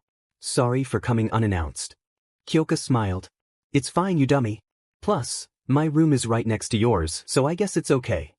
Izuku held her tighter, and she giggled. But now you have to leave, we don't want to be late today. Izuku frowned. Do I have to? If you want a kiss, then yes, she teased. Izuku picked her up and leaned in to kiss her, but she playfully turned her head away. He set her back on the bed, feigning disappointment. That's cruel. Then he teleported out of the room. She laughed lightly, smiling to herself. Later, Izuku emerged, dressed and ready for school. He knocked on Kyoka's door and called, Hey, you ready? Just then, Kyoka opened the door and kissed him. He was taken by surprise but kissed her back, lifting her off the ground as she wrapped her legs around his waist. They shared a joyful moment until Kaminari stepped out of his room. I get that you two love each other, but please stop. There are single people around too. Izuku looked at Kyoka and smiled, and she returned the smile, blushing. Sorry, Kaminari, Izuku said with a chuckle. He turned back to Kyoka. Looks like you wanted that kiss just as much as I did, he whispered. Kyoka looked away, covering her face with her hands, stammering, Shut up, Thummy. Izuku smiled and set her down, and they headed to the dorms together. Once in class, Aizawa explained the details of the sports festival, wishing them luck before sending them to the changing room to put on their gym clothes. What do you think we'll be doing? Shoji asked Izuku. Izuku shrugged and started removing his shirt, drawing the attention of everyone in the changing room. Wow, are all those scars from the USJ attack? Izuku glanced down at his scars, shook his head and replied, They're scattered from over the years, but some are from that. He put on his tank top, threw on his gym jacket, and walked out, saying, I'll see you guys out there. The others exchanged looks, and Kirishima broke the silence. Man, Izuku looks so manly. Everyone nodded in agreement and returned to changing. At the beginning of the festival, everyone walked out to the cheering crowd. They approached a podium where the pro-hero Midnight stood ready to address them. How's it going, future heroes? The students cheered, except for Izuku, who was lost in thought about the training ahead. Alright, before we kick things off, we have a few words from the first-year representative, Izuku Bakugo. The crowd clapped, but Izuku was confused. He glanced at Kyoka, who smiled encouragingly, giving him a gentle push. Okay, I'll go up, he said, walking to the podium. He looked out at the crowd and began, If you came to you, it was to become heroes, right? So I expect everyone to give 100%. Go beyond, plus ultra. He finished and stepped down from the podium, walking back to Kyoka. Was that good enough? He whispered. Kyoka buried her face in her palms, overwhelmed with pride. You sounded like Aizawa. He put his arm around her and smiled. Just a little. Midnight walked up to the mic and said, Thank you, Izuku Bakugo. Now, let's get on with the festival. Everyone started cheering. The first event is an obstacle race, she continued. The rules are simple. You just need to go through the tunnel over there and then navigate around the area. Everything goes as long as you stay within the running zone. Everyone got it? Everyone nodded. Good. Because you guys are starting now. Midnight said as she pointed to the tunnel. So everyone started running toward the tunnel. Izuku called out to Kyoka, Bakugo and Momo. What is it, Izuku? We're going to fall behind. Katsuki yelled, glancing between the tunnel and Izuku. Izuku pointed to the crowd, and they noticed everyone getting stuck in the tunnel. I can help you guys this one time and come to you only for emergencies, or you can save it. Katsuki, Momo, and Kyoka exchanged glances and nodded. We'll take the help now, they said in unison. Izuku smiled and shouted, Hold on. They all grabbed onto him, and he teleported in front of the tunnel. Izuku looked at Kyoka. "Yell my name if you need me," he said before running off. "Wow, would you look at that? For kids from Class 1A are the first ones through the tunnel. And Izuku Bakugo is in the lead," Present Mike announced, sitting next to Aizawa, who looked clearly annoyed by Mick's enthusiasm. While running, Izuku glanced back and saw that everyone had made it out, and Todoroki and Katsuki were catching up quickly. He turned around and felt the ground shake. Izuku looked up and saw 3 zero-point robots stomping toward them. "Oh no!" Izuku thought, backing up. The robots were getting closer, and one raised its foot above Izuku, preparing to stomp down. "Izuku!" Katsuki, Kyoka, and Momo shouted in unison as they rushed toward the robots. "Holy cow, ladies and gentlemen, Izuku Bakugo just got stepped on." Mike shouted into the mic. Aizawa sighed and grabbed his mic. "He didn't get stepped on, just look above the robot's head." The camera shifted to show Izuku hovering above the robot. Izuku ignited his fire, making it as hot as he could, and unleashed a massive cloud of black flames that enveloped the robot's head. The audience fell silent, murmuring among themselves. "Black fire? He looks a bit villainous with it." Or, "It's kind of scary, you really let a kid like him into the school?" And more. The robot began to topple, and Izuku landed on its back. When it hit the ground, dust flew everywhere. Izuku stood up and waved at Katsuki, Momo, and Kyoka. "That guy," Katsuki said with a chuckle. Izuku turned and started running away. Katsuki's hands sparked with mini explosions, and he jumped up, propelling himself forward. Momo looked at Kyoka and sighed. "Why are our boyfriends like this?" Kyoka smiled and shook her head, then began dodging the other robots. Momo sighed louder. "I guess you're more like them," she thought while running. Izuku was running, thinking about Kyoka and wondering if she was all right when he heard, "Izuku." He turned his head and saw Katsuki and Todoroki gaining on him. "Don't think you can win so easily," Katsuki shouted. Izuku smirked at both of them and began to float in the air. "Oh yeah? Well, try to catch up to me." Izuku looked ahead and started flying fast. Katsuki laughed and said, "Of course you figured it out. Well, that won't stop me from passing you." Katsuki blasted himself upward and then shot forward. "It seems like everything they do is a competition between them. But I guess we are in a technical competition right now," Todoroki thought while sliding on his ice. "Well, would you look at that? One of your students is now flying, Aizawa. How is he doing that?" Mike announced. Aizawa glanced at the screen and then back at Mike. He lifted himself up with his telekinesis, guiding his body in the air. "It's a clever plan. I bet he was just saving it for a last resort." Katsuki blasted himself above Izuku and aimed his hands behind him, propelling himself toward Izuku. Izuku turned around and caught his fist. "You really were about to take me out, weren't you?" Izuku said. Katsuki chuckled. That was the plan. He created an explosion in Izuku's hand, forcing him to let go. Katsuki tried to punch Izuku in the face, but Izuku teleported above him and kicked him down. "Sorry, Katsuki," Izuku yelled as he flew away. He smiled, feeling the wind on his face, and looked down to see a series of lines connecting rocks that weren't attached to the mainland. "Man, that's one deep fall," he thought while flying over it. He looked behind him and saw Kyoka and Momo running in the distance. He closed his eyes and smiled. Just then, a bird flew into his face. He yelped and tried to swat it away, only to hear Katsuki laughing. While Izuku was distracted, Katsuki blasted himself above him again and kicked his back. Izuku went flying and hit the ground. He stood up, coughed, and then took to the air again. "Okay, Katsuki. Now I'm fired up." Izuku pulled his legs back, then straightened them, making a boom noise as he flew past Katsuki. He zipped past the minefield and spotted the exit, thinking, "Man, I didn't want to win like this," but Katsuki and Todoroki were catching up quickly. Izuku reached the exit and landed on the ground, cracking it slightly. Izuku Bakugo is the first one to cross the finish line. With a cool entrance as well. Mike announced loudly. Aizawa closed his eyes and smiled with a small chuckle. "Good job, kid," Aizawa thought. "Aizawa, did you just smile?" Mike asked, and Aizawa nodded. Izuku sat down on the grass and looked at the screen showing Kyoka, smiling. Then Katsuki and Todoroki came running in. Katsuki walked over to Izuku and sighed.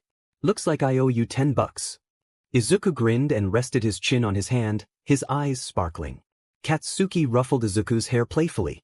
"Well, don't get too cocky yet, we still have more events to go through." Kyoka and Momo were running nearby and heard that Izuku had won. Man, I bet Katsuki is upset about that. They made a $10 bet to see who would win, Momo said with a shrug. Kyoka started laughing. That sounds like something they would do. As they ran, Momo felt something heavy on her back. She and Kyoka turned around to find Mineta clinging to her. I can't go any further, please carry me Yorozu, he pleaded, causing Momo and Kyoka to scream. Kyoka tried to push him off, but he wouldn't budge. In frustration, Momo tore her gym shirt, leaving Mineta behind in a cloud of dust. They paused for a moment, then returned to where he was and stepped on him before continuing their run. When they reached the cliffs, Momo confidently began walking along the lines. How are you so good at this, Momo? Kyoka asked, cautiously stepping onto the line. Momo smiled as she reached a rock.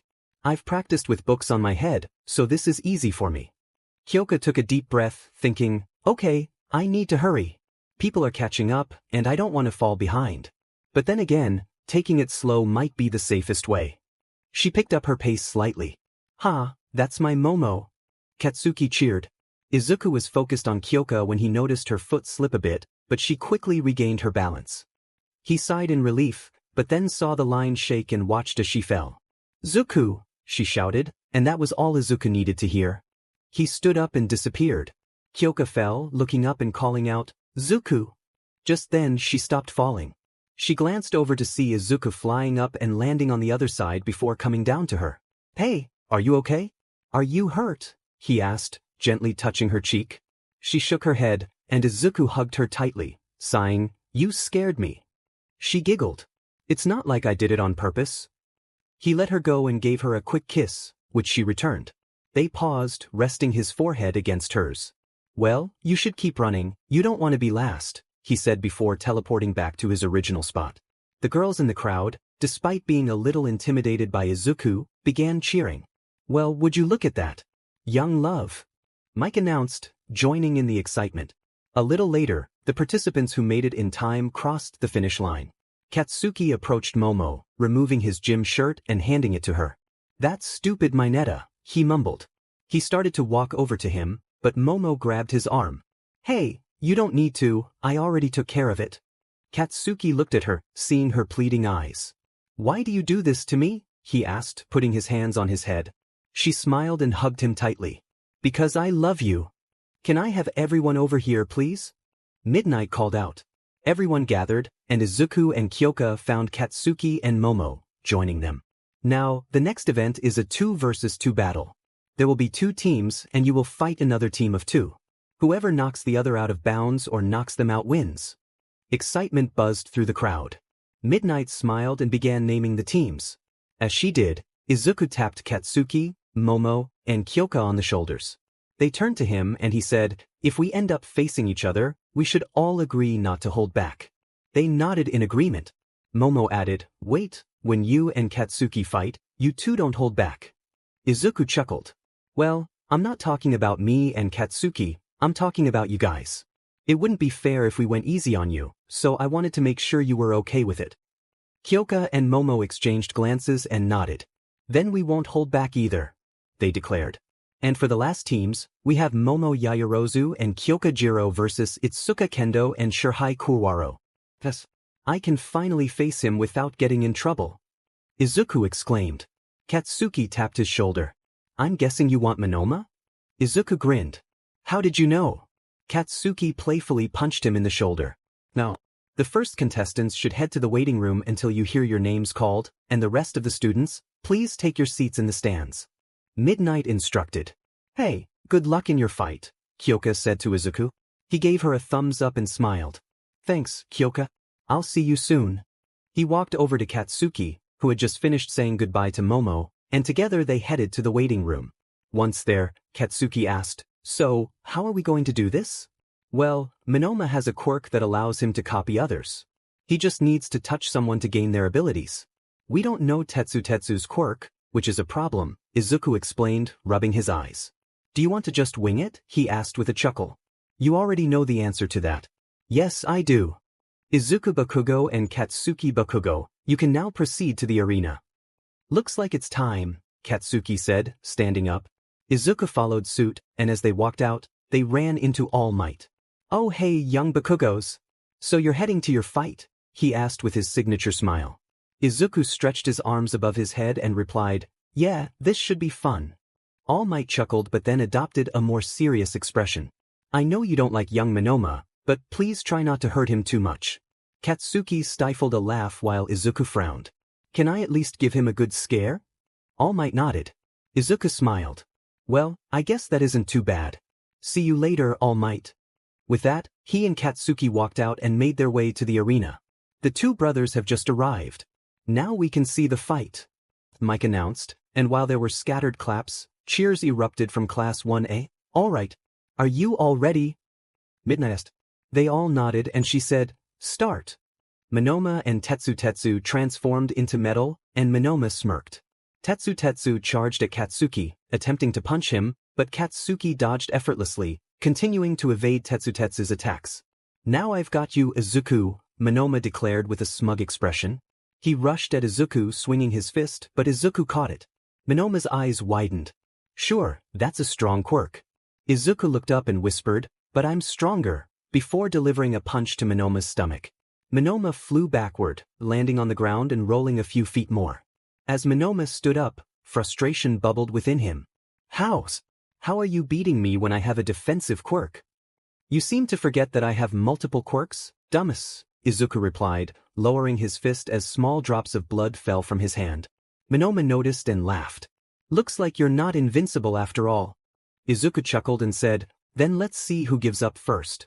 He teleported behind Monoma, delivering a punch to his back, then reappeared in front of him, hitting him in the face, and continued to teleport and strike from different angles. After landing another punch to Monoma's stomach, he saw the mix of surprise, shock, and anger on Monoma's face. The force of the blow caused Monoma's quirk to deactivate. Monoma looked down and yelled, if you keep blocking, you're going to tire out eventually.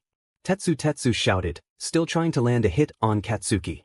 Yeah, you're right, Katsuki replied, grabbing Tetsu's arm and throwing him over his shoulder. Tetsu hit the ground but quickly sprang back up, challenging, is that all you've got? He looked up at Katsuki, who was charging up a powerful blast. No, it's not, Katsuki said, unleashing the blast toward Tetsu. Tetsu crossed his arms to shield himself, bracing for impact. He was pushed backward and realized he was nearing the edge of the stage, so he dug his feet into the ground to stop himself from falling off. The blast subsided, revealing Tetsu still holding his position, though he was panting heavily. He lowered his arms. Is that all you go? He was cut off as Katsuki appeared right in front of him. Checkmate, Katsuki said, delivering a punch to Tetsu's stomach, accompanied by a small explosion. Tetsu was sent back, landing on the ground and tumbling until he lay still, his quirk deactivated. Monoma got up and rushed at Izuku with his fist out, attempting to punch him, but Izuku swiped his arm away and headbutt him. Monoma fell to the ground, looking up at Izuku, who rolled his neck. Izuku locked eyes with him and summoned his fire, making it as large as he could. The wind whipped around them, and the crowd felt the heat, causing some of the lower-tier pro heroes to stand. Izuku advanced toward Monoma, flames enveloping his upper body, and Monoma looked frightened. What's wrong, Monoma? Are you scared of me? Izuku yelled.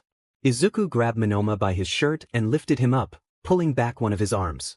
Monoma struggled to escape, but it was futile. Yes I am. Please let me go. I forfeit, I give up, now please let me go. Monoma shouted, closing his eyes. Izuku's fire diminished and then vanished completely, and he dropped Monoma, who landed on his knees and opened his eyes, checking his body for any burns. Izuku Bakugo and Katsuki Bakugo win the first round. Midnight announced. Izuku tore off his burnt shirt, leaving him in a tank top, and walked over to Katsuki to high-five him. He glanced at the crowd and noticed many looked scared, while others appeared ready for action. He heard applause and turned to see his classmates cheering, spotting Kyoka among them. I don't care who cheers for me as long as she does, I'm happy, Izuku thought with a chuckle. Let's go, Katsuki. I want to see Kyoka before their fight. Katsuki nodded, and they walked off the stage toward their seats. Hey Izuku, you did great. Kyoka exclaimed as she jumped on him. Even though I scared him? He asked, and she burst into laughter. That was my favorite part. The look on his face was priceless. Izuku looked into her eyes and smiled, saying, You're amazing, you know that? Alright, that's enough flirting. Come on, Kyoka, we need to get to our fight. Sorry, Izuku, Momo said, grabbing Kyoka's arm. She glanced at Kyoka's flushed face and giggled. What did he say? I didn't hear him, I was just messing around with the flirting. It was nothing. Kyoka stammered, covering her face. Momo laughed. Okay, just tell me later then. Izuku and Katsuki settled into their seats, receiving compliments on their victory. Izuku sat next to Shoji, with Katsuki beside him, as they watched Momo and Kyoka enter the arena. Alright, you guys ready? Midnight asked, and they nodded. Okay, start. Momo created a metal pole and shield, declaring, I'll take it Suka, as she charged toward her opponent. Kyoka glanced at Shirhai, thinking, okay, I don't know his quirk, so that's a problem. I need to take this slow at first, I don't want to jump into something I can't handle. He began to run toward her, attempting to punch, but she blocked it and countered with a jab to his face. Okay, he's a little slow. Why isn't he using his quirk? She wondered while backing up. He tried to hit her again, but she blocked it and landed a few more hits to his face and stomach, causing him to drop to his knees. Why aren't you using your quirk? Kyoka asked, genuinely confused as the fight felt too easy. He looked up and explained, my quirk allows me to enter shadows and fight from there, but as you can see, there are no shadows around. And I'm not that good at fighting, so right now, I'm useless. That's why. Well, better for me anyway, she thought. Momo attempted to strike Itsuka, but he enlarged his hands and seized the pole from her grasp. Itsuka tried to hit Momo, but she blocked with her shield and created another pole, using it to trip him. When she landed on the ground, Momo got up and backed away. Itsuka stood up and charged at Momo with the pole she had taken, and they began to clash. Itsuka lowered the pole and attempted to trip Momo, but Momo leaped up and kicked her in the stomach. She landed on the ground and struck Itsuka in the face with her shield. Itsuka shook it off and threw her pole at Momo, who blocked it, but Itsuka seized her and began to squeeze tightly. Momo let out a small grunt. Itsuka looked at her and said, just say the words and I'll let go. Momo looked down and shook her head, but Itsuka tightened her grip. Kyoka glanced over, then turned back to Shirhai, delivering an uppercut before rushing behind Itsuka and pulling her feet out from under her. Itsuka fell forward, releasing Momo, who walked over to Kyoka and gave her a high five. Itsuka turned around and was met with 2 fists to the face, causing her to fall back. She looked up at Kyoka but didn't see Momo. Turning to her side, she spotted Momo with her shield in hand. Momo smiled and threw the shield at Itsuka's face, and when it hit, Itsuka lost consciousness. Momo Yaoyorozu and Kyoka Jiro win. Midnight announced, and the crowd erupted in cheers. Among the noise, Katsuki and Izuku could be heard. Momo and Kyoka exchanged shy smiles and waved at their boyfriends as they walked off the stage to their seats. Hey, you guys did great. Izuku said to Kyoka as she sat beside him. Thank you, but it wasn't as good as yours, she replied, a light blush creeping onto her cheeks. Are you kidding? The way you took that guy out was amazing. Those uppercuts and jabs were so cool, he exclaimed, animatedly mimicking her fight. She giggled and hugged him, saying, well, thank you Izuku. He smiled back and they both started to laugh. Later, Midnight announced, alright, that was the last fight to stay in the tournament. The winners of these last 4 rounds will move on to the next event. The crowd cheered. The next fight is Kyoka Jiro and Momo Yaoyorozu versus Hantasiro and Ojiro Mashireo. Izuku looked at Kyoka and said, good luck, Kyoka. See you soon, patting her head. She smiled up at him, then stood up and left with Momo. Alright, are you guys ready? Midnight asked, her voice filled with suspense. They all nodded. Go! Siro shot tape at both of them, and they ducked just in time. Whoa, is he trying to take us both out? Momo exclaimed, dodging the tape flying toward her. She started running toward him, but Ojiro got in her way and grabbed her arm, turning around to have Siro tape her up. Great, now Momo's out. What am I supposed to do now? Kyoka thought, narrowly avoiding the tape. Ojiro rushed at her, trying to grab her arm, but Kyoka wrapped her jacket around his arm, causing him to hit himself in the face. She released his arm and aimed for Siro, but he used Momo as a shield, forcing her to stop. Siro jumped over Momo and taped Kyoka while in midair. Yaoyorozu and Jiro are unable to continue. Hantasiro and Ojiro Mashireo win. Midnight declared. She walked over and cut the tape off Momo and Kyoka, who got up and rubbed their heads. Sorry about that, Siro said nervously, scratching his head. Yeah, sorry, Ojiro added with a small chuckle. Hey, don't worry about it. You guys work really well together, Kyoka reassured them as she and Momo walked back to their seats. Ojiro and Shiro were about to step off as well, but Midnight stopped them, saying, Wait, you guys get to go again. Wait, we're fighting again? Ojiro asked, surprised. She nodded. You guys are up against Izuku Bakugo and Katsuki Bakugo. Ojiro and Shiro exchanged nervous glances, realizing they were about to face the strongest fighters in their class. Are you sure? Shiro asked, his voice cracking slightly. Midnight nodded with a smile. Izuku and Katsuki, please come down here. They looked up and saw them appear in front of them. All right, you guys ready? Katsuki and Izuku nodded, but Shiro and Ojiro shook their heads. All right, go. Katsuki charged at Ojiro while Izuku stayed put. Shiro shot his tape toward Izuku, wrapping him up and swinging him toward the edge. This might be easier than I thought. Shiro thought, grinning. Izuku looked up at him with a mischievous smile. Flames ignited, crawling up the tape. Shiro let go and jumped back, losing sight of Izuku, who suddenly appeared above him. He was met with a fist to the face and fell back, looking up to see Izuku standing over him. Izuku pulled his fist back, ready to strike, but Shiro kicked him in the stomach, sending him back to the ground. Izuku laughed and said, Wow, Shiro. You actually made me fall. Respect. They both got back up. Shiro chuckled and shot his tape again, but Izuku caught both strands and pulled them, bringing Shiro closer. When Shiro was within reach, Izuku headbutted him. Shiro fell down, weakly looking up and asking, What's with you and headbutting? Before losing consciousness. Meanwhile, Katsuki was trying to blast Ojiro, who kept dodging. Ojiro attempted to hit Katsuki, but Katsuki caught his fist and blasted it. Ojiro jumped back with his tail, looking at his burnt hand. He glanced up to see Izuku standing beside Katsuki, who said, Let's see how you do against two people, and vanished. Izuku reappeared next to Ojiro and tried to kick his head, but Ojiro blocked just in time. Katsuki then aimed for Ojiro's stomach, but he caught it. Izuku jumped back and punched Ojiro in the face, sending him reeling, and Katsuki followed up with a punch to his stomach.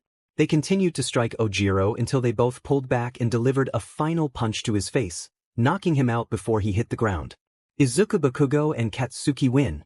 They are going to the next event. Midnight announced. Izuku and Katsuki fist bumped, and Izuku turned back to the class, teleporting back to their seats. Wow, you guys really knocked them out, Kyoka said. Izuku pulled her close and smiled.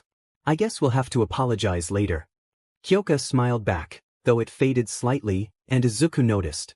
Hey, you did great. You lasted a long time and won many of those fights. You only lost one, that's impressive, he said, giving her hand a gentle squeeze. Her smile returned, and she looked at him. Yeah, you're right. Thank you, Izuku. Alright, since the break is over, let's get back to the final event.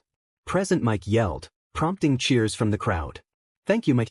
Now, it's going to be a one-on-one match, with the same rules as the previous round. Midnight announced, standing in the center of the arena. To kick off this event, can we have Izuku Bakugo and Shizuki Ibara come down? Izuku glanced at Kyoka and said, Well, I guess that's me.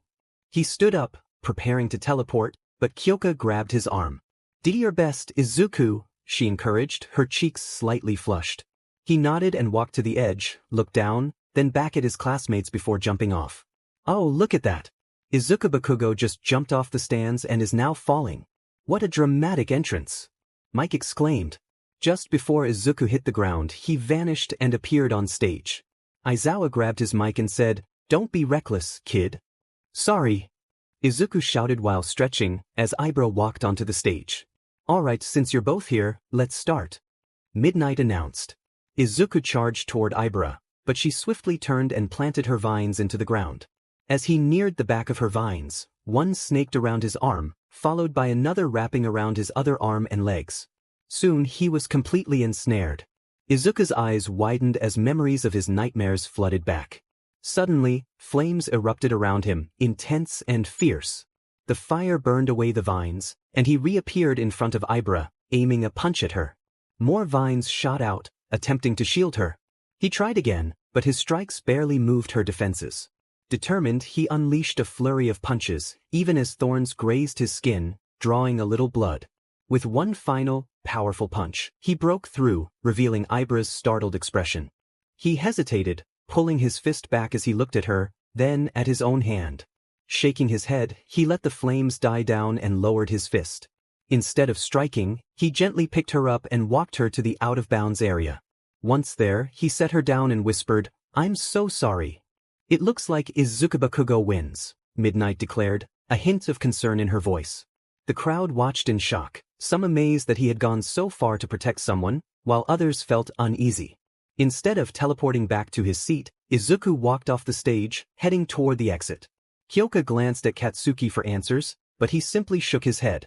Concerned, she stood up to find Izuku and understand what had happened during the fight. Izuku leaned against a wall, resting his head on his knees with a sigh. "Man, I went too far that time. Those vines reminded me of my nightmare. Great, now I've scared everyone," he muttered. "Zuku? Are you okay?" Kyoka asked, sitting beside him. "Yeah, I just needed a break," he replied, though it didn't sound convincing. "Come on, Zuku. I'm your girlfriend, you can tell me," she encouraged. He looked at her, then back down. "When she wrapped me up in her vines, it brought back a nightmare I keep having, and I guess I just lost control. I let my anger take over," he admitted, running a hand through his hair. "Is it about Gabriel?" she asked softly. He nodded. "Do you want to talk about it?" she offered, scooting closer. He rested his head on her shoulder and closed his eyes. "Nah, maybe later. I just want to stay here. With you. Just for a little while longer." Kyoka giggled and rested her head on his, saying, "Okay, but we have to get back soon. Your turn is almost up." Later, Izuku and Kyoka returned to their seats. Izuku scanned the crowd for Katsuki but didn't see him. Looking down at the arena, he spotted Katsuki in a match. "Oh, Katsuki is fighting? Who's he up against?" Izuku asked Momo. "He's fighting someone named Juroda Shishida. I'm not sure what his quirk is, but it seems like a mutation type," she replied. Juroda charged at Katsuki, who leaped over him and blasted him back.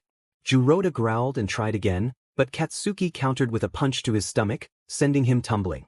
As Juroda stood, his hair began to lengthen, and his muscles bulged. "What the heck?" Katsuki thought, jumping back. Juroda's shirt ripped as he glared at Katsuki, smirking with determination. He charged at Katsuki with a powerful fist. Katsuki attempted to block but was knocked back, tumbling to the ground. He quickly regained his footing and rolled his neck. Man, this guy went from 0 to 100 real quick. Juroda unleashed a barrage of furious punches, but Katsuki expertly dodged and blocked them. When Juroda aimed a punch at Katsuki's stomach, he caught it with both hands, looking up at Juroda with a confident smile. Katsuki charged up a massive blast in his hand, sending Juroda flying to the edge of the stage, enveloped in smoke. Juroda is down. Is he out of the fight, or is he just waiting for the right moment? Mike shouted, the audience on the edge of their seats. As the smoke cleared, Juroda stood panting, his hair smoldering. He began to run toward Katsuki, who chuckled at the sight. Katsuki propelled himself into the air, blasting around the arena until they met in the center. Juroda yelled, but Katsuki shouted, "Howitzer impact," unleashing a powerful explosion that rocked half the stage. "Whoa! What's up with that move, Aizawa? What are you teaching your students?" Mike exclaimed, his voice rising in excitement. Aizawa sighed, watching the chaos unfold. "I didn't teach them that, they did this on their own time." As the smoke cleared, they turned back to the arena. Juroda was off the arena, leaning against the wall, having returned to normal and collapsed on the ground, unconscious. Katsuki Bakugo wins. The crowd erupted in cheers, and Izuku chuckled. He actually figured out that move. Way to go, Katsuki. You better use that on me if we fight. Izuku shouted, earning disapproving looks from his classmates. Katsuki walked off the stage and headed to his seat. "That was crazy, Suki," Momo exclaimed, grabbing his arm and smiling. Katsuki looked down at her and chuckled before they returned to their seats. "Thanks, Momo." Izuku slumped in his chair, eyes closing as he contemplated a nap, but was interrupted by the announcement, "Can Izuku Bakugo and Shoto Todoroki please come down?" He groaned, glancing at Todoroki, who stood up with a stoic expression and walked down to the stage. Izuku got up and teleported to the arena. "No hard feelings, Todoroki," Izuku said as Todoroki approached the stage, but Todoroki remained silent, taking his stance. "Okay, you guys ready?" Midnight asked. They both nodded, and Midnight raised her hand, declaring, "Then go," as she brought her hand down. Todoroki launched an ice attack at Izuku, who deftly sidestepped the attack. He teleported behind Todoroki and attempted to strike, but Todoroki managed to send a shard of ice that barely grazed Izuku. Teleporting back to his spot, Izuku glanced down at his shirt. "Great, I just got this," he muttered, noticing a cut on his chest as he looked back up at Todoroki. "Finally, a good challenge." Izuku charged forward, dodging ice as he went. He leaped over one attack and shattered another with a punch, though it left a cut on his hand. As he closed in again, Todoroki unleashed a large wave of ice that struck Izuku, encasing him and covering half of his side. "Oh, is this the end of Izuku Bakugo?" Mike announced dramatically. The audience watched intently as a spot on the ice began to melt, water dripping from it. Izuku punched through the weak point, sending ice flying everywhere as he stepped out, flames blazing fiercely behind him, melting the ice. He landed and extinguished his flames, but Todoroki sent more ice his way. Izuku dodged expertly, thinking, "He's moving slower this time. Is it because of his quirk?" He focused on Todoroki and noticed his arm was beginning to freeze. "Perfect," he thought, sprinting toward him, though he was clipped by a bit of ice. Unfazed, he continued toward Todoroki, who attempted to punch him. Izuku caught his arm, flipping him onto his back and landing a punch to his face. Izuku lifted Todoroki by his collar and struck him again, moving him toward the edge of the stage. Todoroki tried to freeze Izuku's arm, but Izuku ignited his flames, melting the ice and pushing forward to throw him off. Frustrated, Todoroki used his other side to grab Izuku's arm. Izuku braced for another freeze, but instead, fire erupted from Todoroki, forcing Izuku to let go. "Whoa, you have fire too, Todoroki?" Izuku exclaimed, stepping back. Todoroki looked down at his flames, shaking his head as they vanished. "What? What happened to the fire?" Izuku asked excitedly. "I'm not going to use it," Todoroki shouted. He attempted to throw ice at Izuku, who simply punched through it. "Come on, Todoroki, you won't beat me if you only go 50%. Izuku taunted, breaking the ice. Todoroki's frustration boiled over as he shouted, "Shut up. I will not use that side." He unleashed a massive wave of ice toward Izuku. Upset, Izuku ignited his flames and sent a torrent of fire toward the ice. The two forces collided, melting the ice entirely as Izuku leaped through the remnants and punched Todoroki squarely in the face. "If you are serious about winning, then go 100%. Like everyone else," Izuku shouted, gripping Todoroki's collar. "But you're not going 100%. So why should I?" Todoroki retorted. Izuku threw Todoroki down and yelled, "You want me at 100? Flames erupted around him, growing larger. "There you go. Just know that you asked for this, Todoroki." Todoroki rose, fists clenched, summoning both fire and ice simultaneously as he locked eyes with Izuku. "You happy now?" he called out, preparing to unleash his ice. Izuku chuckled, taking his stance. Todoroki launched his most powerful ice attack, and Izuku soared above it, flying toward Todoroki with his fist extended, while Todoroki prepared to counter with fire. They might actually hurt each other. "Semenus, put up some walls," Midnight instructed, tearing a piece off her shirt for her quirk. Sementos responded, raising his hand to the ground, acting large walls in front of them. Izuku and Todoroki collided with the first walls, breaking through, but the second set exploded, sending debris, dust, and chaos everywhere. "Whoa, that was amazing. Where did Izuku and Todoroki go?" Mike shouted. The dust enveloped the stage, and Midnight rubbed her head, peering through the haze. As the dust settled, Izuku was revealed on his knees, his tank top burned away, panting heavily for a moment. The audience searched for Todoroki and found him trapped in a wall. He slid down, landing on his knees before collapsing face first. The crowd stared at Izuku, stunned. "Izuku wins," Midnight announced, her voice lacking enthusiasm. Robots emerged to carry Todoroki away on a stretcher, but when they approached Izuku, he shook them off, saying, "I can handle myself," though his voice trembled slightly. He stood up and teleported back to his class. Izuku, you need to go to the infirmary," Kyoka said, concern etched on her face. "I agree. Izuku, you don't look good," Katsuki added. Izuku shook his head. Fine," he murmured, his eyes fluttering closed. He collapsed and Kyoka caught him. "Heavy," she said, struggling to support him. Katsuki walked over and lifted Izuku effortlessly. "Stupid idiot," he muttered. "I'm going to take him there." He turned around and started walking, and Kyoka stood up to follow him.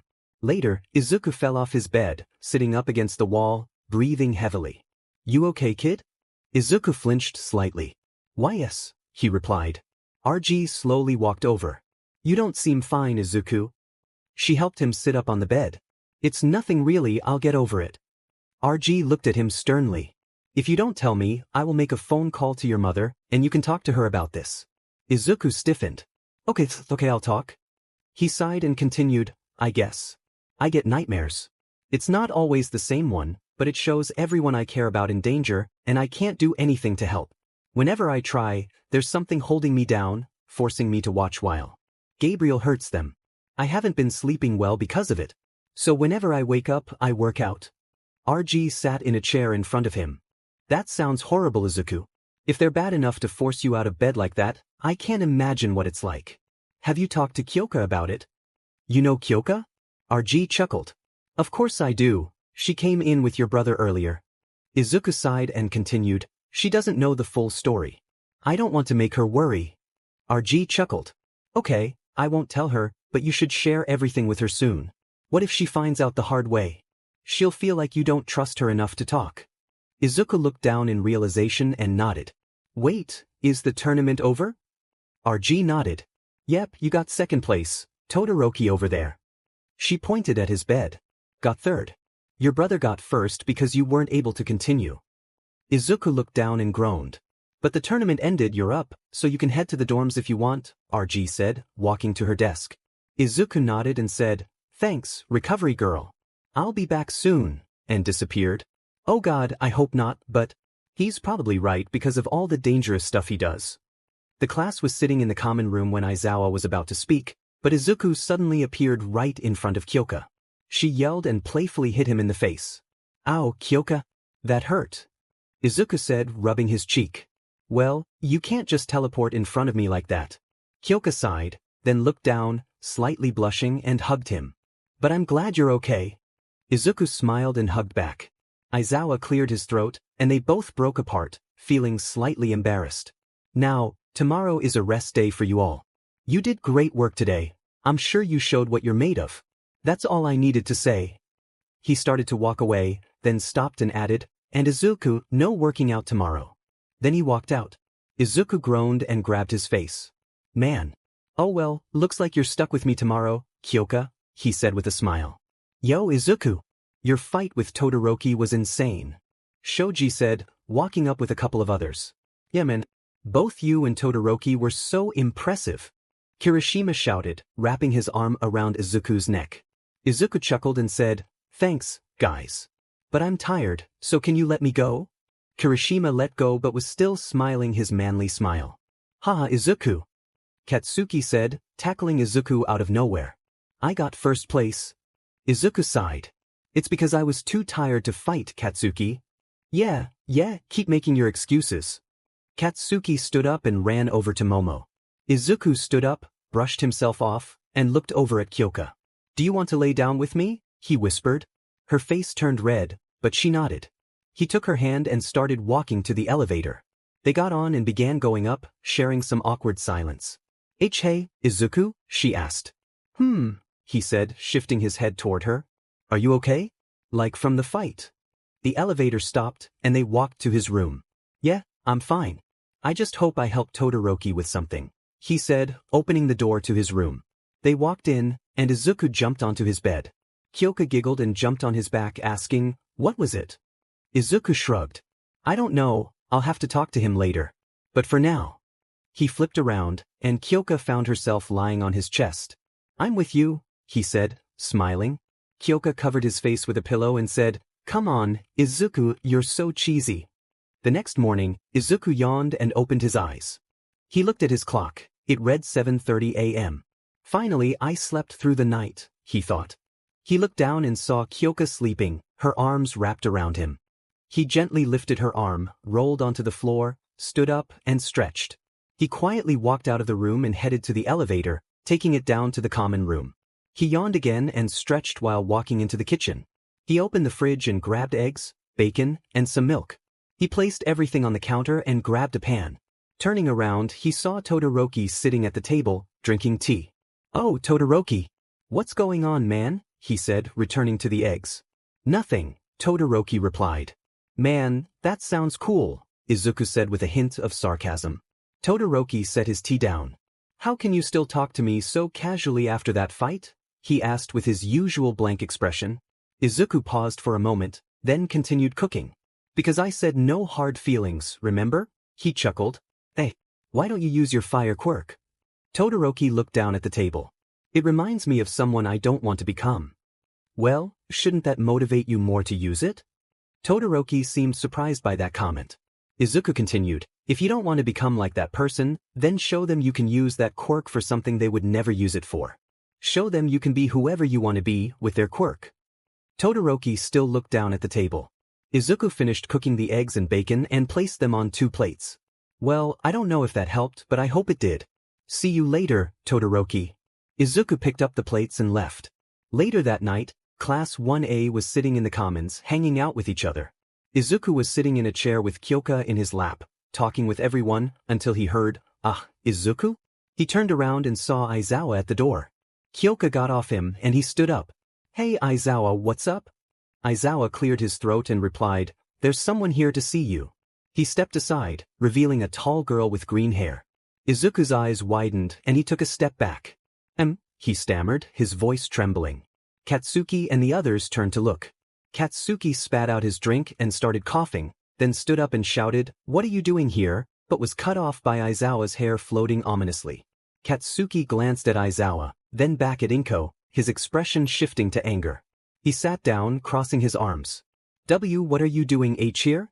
Izuku asked, shaking slightly. Aizawa noticed but decided to let the conversation unfold. "I just wanted to see my son after all these years," she said, stepping forward for a hug. Izuku stiffened and backed away. She chuckled, stepping back. What's the real reason?" Izuku asked, clenching his fists. "Oh my, well, I wanted to ask if you wanted to come back with me and your father." Izuku's eyes widened in horror. "What?" She smiled. "After seeing you on TV, your father and I wanted to see you immediately. I must say, you have some impressive quirks: telekinesis, super strength, teleportation, and even blackfire, though that one is a bit villainous. But we can work around that." Izuku's anger flared. "Now you come back to me just because I have some quirks?" he shouted, causing the room to fall silent. "Well, yeah," she replied bluntly. "Do you even remember what you did to me?" he exclaimed. Izuku turned, revealing a large scar on his back. "That's when the doctor thought I was quirkless. That's what you guys did." He faced her, pointing to scars on his chest. "These are from when you got home after a long day and took out your anger on me. You kicked me out when I was 4. And for 4 weeks, I was all alone. Do you know how cold it was?" Everyone was silent. Izuku continued, "No matter how many times I came back to the house, begging to be let in, promising I would do better, you would just open the door, laugh, and kick me away. And when I came back to show you my quirks had manifested, you were gone. I was alone." Flames flickered over his shoulders. "Izuku, I know. And I'm sorry. But look, I'm here now, and you have 4 quirks. You know how great this is for us? You could help us make so much money," she said. Izuku scoffed. "Of course, all you care about is money. Not me. You never loved me. Do you really think a simple apology can fix what you did to me? And do you remember when you told me the Midoriya name is for actual useful people? Do you remember?" His flames grew larger. She remained silent, looking at him with a smug expression. "Answer me," Izuku shouted, stepping closer. "Izuku, I know this is serious and that you're angry, but I need you to calm down." Aizawa shouted, trying to intervene, but it didn't help. "You really want me to come back to you after everything you did to me? My life is so much better without you. I have a great and dad, a great brother, and a great girlfriend. So don't come here, feeding me your lies." Izuku shouted again. Kyoka jumped up and stepped in front of him. "Zizi, please, just calm down," she said, placing her hands on his chest. Tears began to fall down his face. He extinguished his flames and looked down at Kyoka, but then he heard laughter. He looked up to see Inko laughing. "Oh, I'm sorry. That was great, really," she said, wiping a tear from her eye. "Well, I tried. No one would want a villainous kid like you anyway, she said, walking closer to Izuku. When she got near, she raised her hand and he flinched. Oh, relax, I'm not going to hurt you. He looked up at her and saw her smile. Then she slapped him. You can't even listen to your own mother, huh? She taunted. Aizawa grabbed her arm and said, You will not touch one of my students again. Now I have a lot of things to discuss with you. Wait, Aizawa. Please, let her go with a warning, Izuku said, his voice cracking. Aizawa looked at him with a puzzled expression. Izuku looked down. Please, Aizawa, he repeated. Aizawa met her gaze, then released her arm. I still need to escort you off the property. She turned around and said, Well done, son. You saved me. She started laughing again. You're my hero, she shouted as she walked out of the dorms. Everyone sat in shock, unsure of what to say. Izuku looked down, his hair covering his eyes, and then he walked away to his room. Izuku. Wait. Katsuki said, trying to follow him. Izuku raised his hand. Please. Don't follow me, he said as he headed to his room.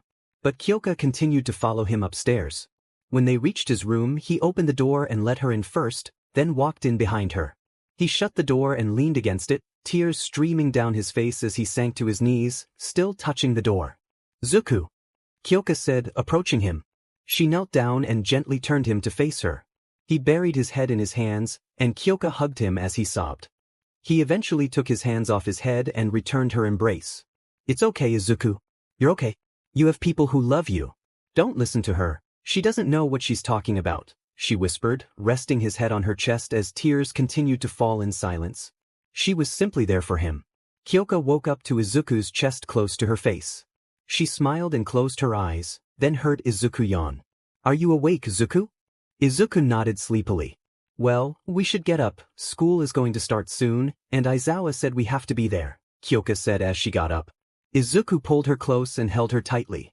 Come on, Kyoka, it wouldn't be too bad if we showed up a little late, Izuku said, playfully resting his head against her. Kyoka giggled but then turned serious, giving him a pointed look. Izuku, she said, her tone firm. Why's Kyoka? Izuku replied, a bit nervous. Going to school. Izuku nodded and got up from his bed, starting to change. Kyoka's eyes widened and she exclaimed, why are you changing? Realizing what he was doing, Izuku chuckled nervously. I'm just getting ready for school. Later, Izuku and Kyoka teleported into the classroom, drawing everyone's attention. Hey, Aizawa, sorry we're late, Izuku said as he took his seat. Kyoka sat down, crossing her arms and looking away from him. It's okay, Aizawa replied. Now that you're all here, let's get started. A large screen appeared behind him, displaying names. This shows how many heroes wanted each student. Usually, they are more spread out, but this year is completely different. Shoto Todoroki, 3,456. Katsuki Bakugo, 2,567. Tenya Ida, 1,000. Momo Yaoyorozu, 300. Kyoka Jiro, 100. Mizo Shoji, 84. Tako Uraraka, 42. Denki Kaminari, 15.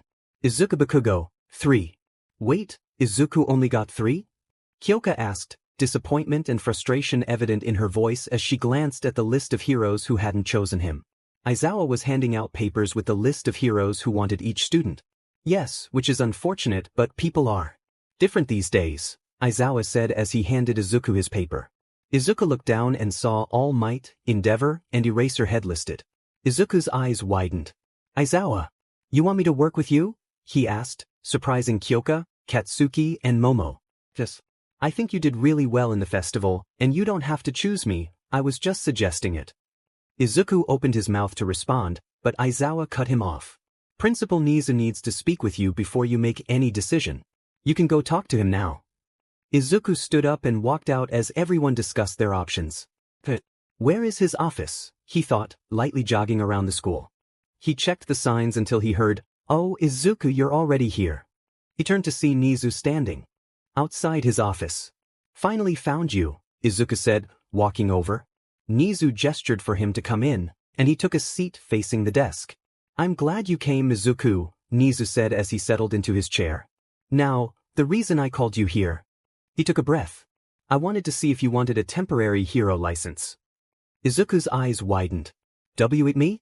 Really? He asked, astonished. Yes.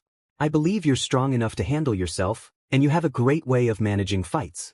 This experience would also help you learn how to navigate real hero situations on your own, which is very beneficial. Izuku still couldn't believe it. He wanted to accept but hesitated, considering the opportunity to learn from experienced heroes. He looked up at Nizu and said, "Thank you for the offer, but I think I'm going to intern with Aizawa." Aizawa gave you an offer? Nizu asked, intrigued. Izuku smiled and nodded. Yeah, and I'm going to take it. Sure, all might and endeavor are impressive, and I would learn a lot from them, but Aizawa seems like the best fit for me. Nizu chuckled.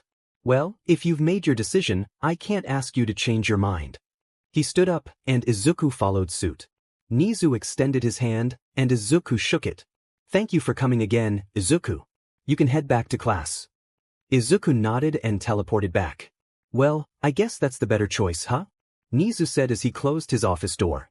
So, as I was saying, Aizawa began, pointing to the board. He was about to continue when Izuku suddenly appeared on Kyoka's desk. She screamed and pushed him back. Ow, Kyoka. That hurt, Izuku said, rubbing his head. Kyoka closed her eyes and sighed in annoyance. I told you to stop doing that. Izuku jumped up, shook himself off, and winked at Kyoka before returning to his seat. Sorry. So, what did I miss?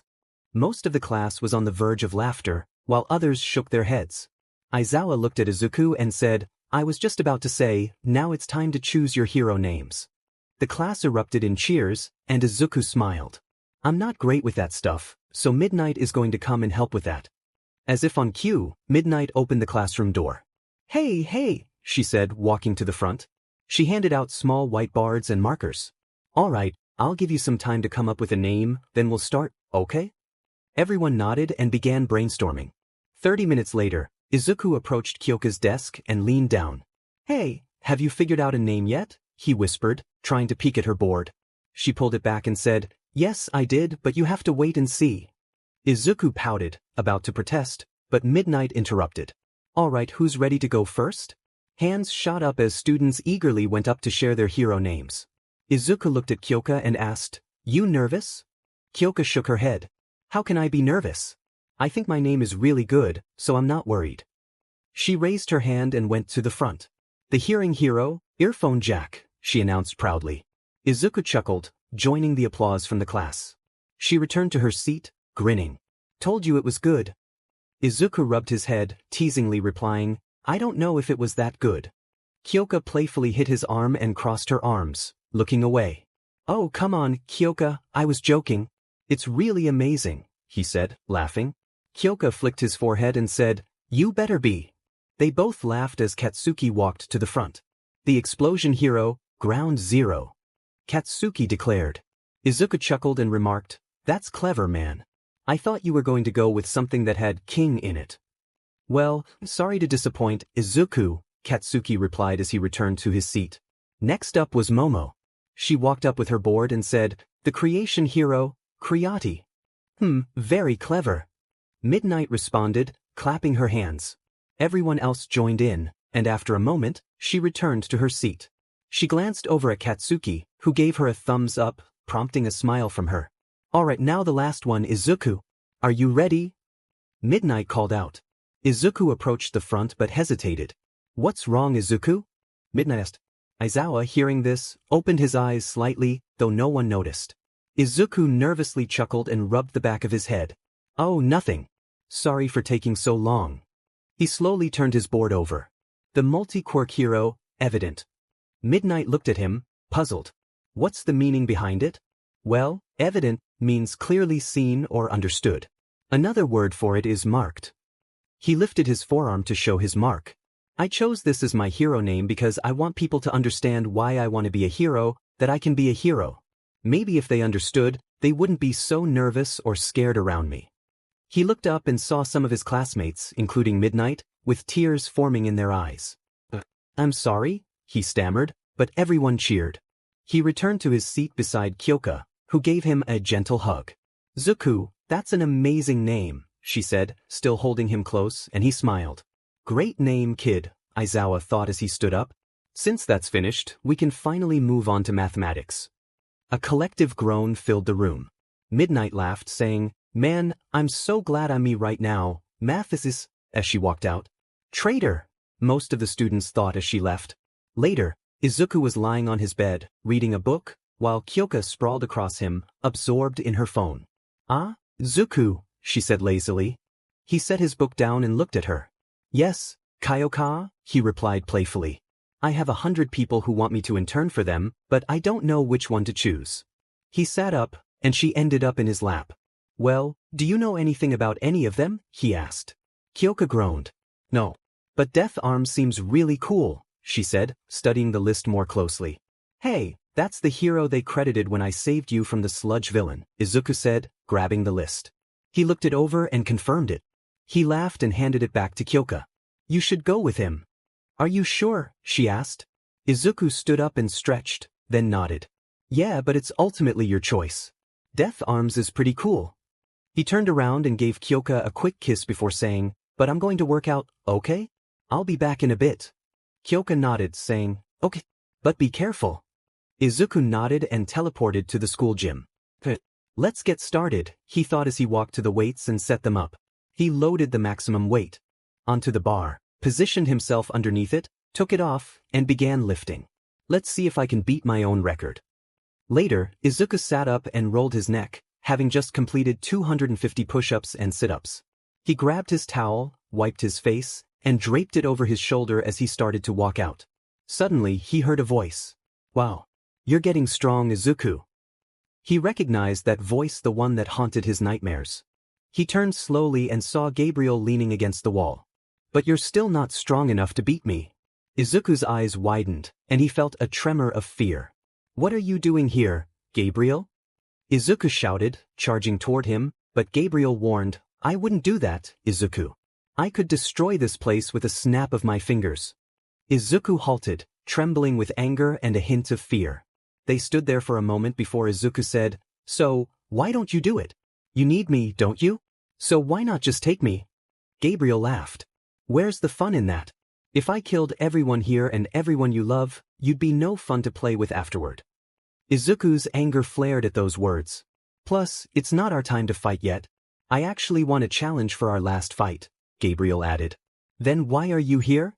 Gabriel stepped closer. "Because I wanted to see how far you've come. And I have to say, I wasn't expecting you to beat Castiel. He was the best demon, besides me, that was up here on Earth. Now I'm stuck with gnomes and humans." Gabriel took another step toward Izuku, who, in a surge of frustration, threw a punch with all his might, landing it squarely on Gabriel's jaw. Gabriel stumbled back, but quickly regained his footing. Izuku jumped on him, ready to strike again, but Gabriel caught his fist. "What did I just tell you?" Gabriel shouted. He kicked Izuku off and leaped up, delivering a series of punches until Izuku's nose began to bleed. Izuku tried to catch Gabriel's fist again, but Gabriel raised his other hand and struck him once more. Gabriel approached Izuku, grabbing him by the head and slamming him into the ground, cracking the floor beneath them. "You know what? Just because I'm in a good mood, I'll let you off with a free pass," Gabriel said. He lifted Izuku up and whispered, "But if you try that again, I won't just kill everyone you love, I'll make sure they go through hell." Then he punched Izuku in the stomach. Izuku was sent flying through the gym wall, landing amidst the debris. Gabriel walked up to him.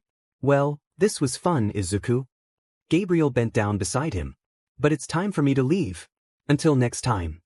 He stood up, and a portal opened beside him before he stepped through, leaving a battered Izuku alone. Izuku looked up, struggling to rise but unable to. He felt consciousness slipping away as his head drooped, and his eyes slowly closed. Aizawa was walking down the hallway when he entered the living room, noticing all the kids except Izuku. "Hey, what are you guys doing?" "It's 10:30, go to sleep so I can," he said lazily. The kids groaned and began to head to their rooms. He stopped Kyoka and asked, "Is Izuku up in his room?" Kyoka shook her head. "He's working out, but that was a few hours ago," she replied before heading to her room. "Now I have to go get him," Aizawa thought while walking out of the dorms. He made his way to the gym and noticed the lights were on. As he entered, he scanned the room for Izuku. Maybe he left. He glanced at a wall and spotted a large hole with legs sticking out. Okay, maybe he didn't. Aizawa rushed over and found Izuku buried under debris. He quickly began to clear it away. "Izuku, Are you okay? Who did this to you? He asked, still removing the rubble.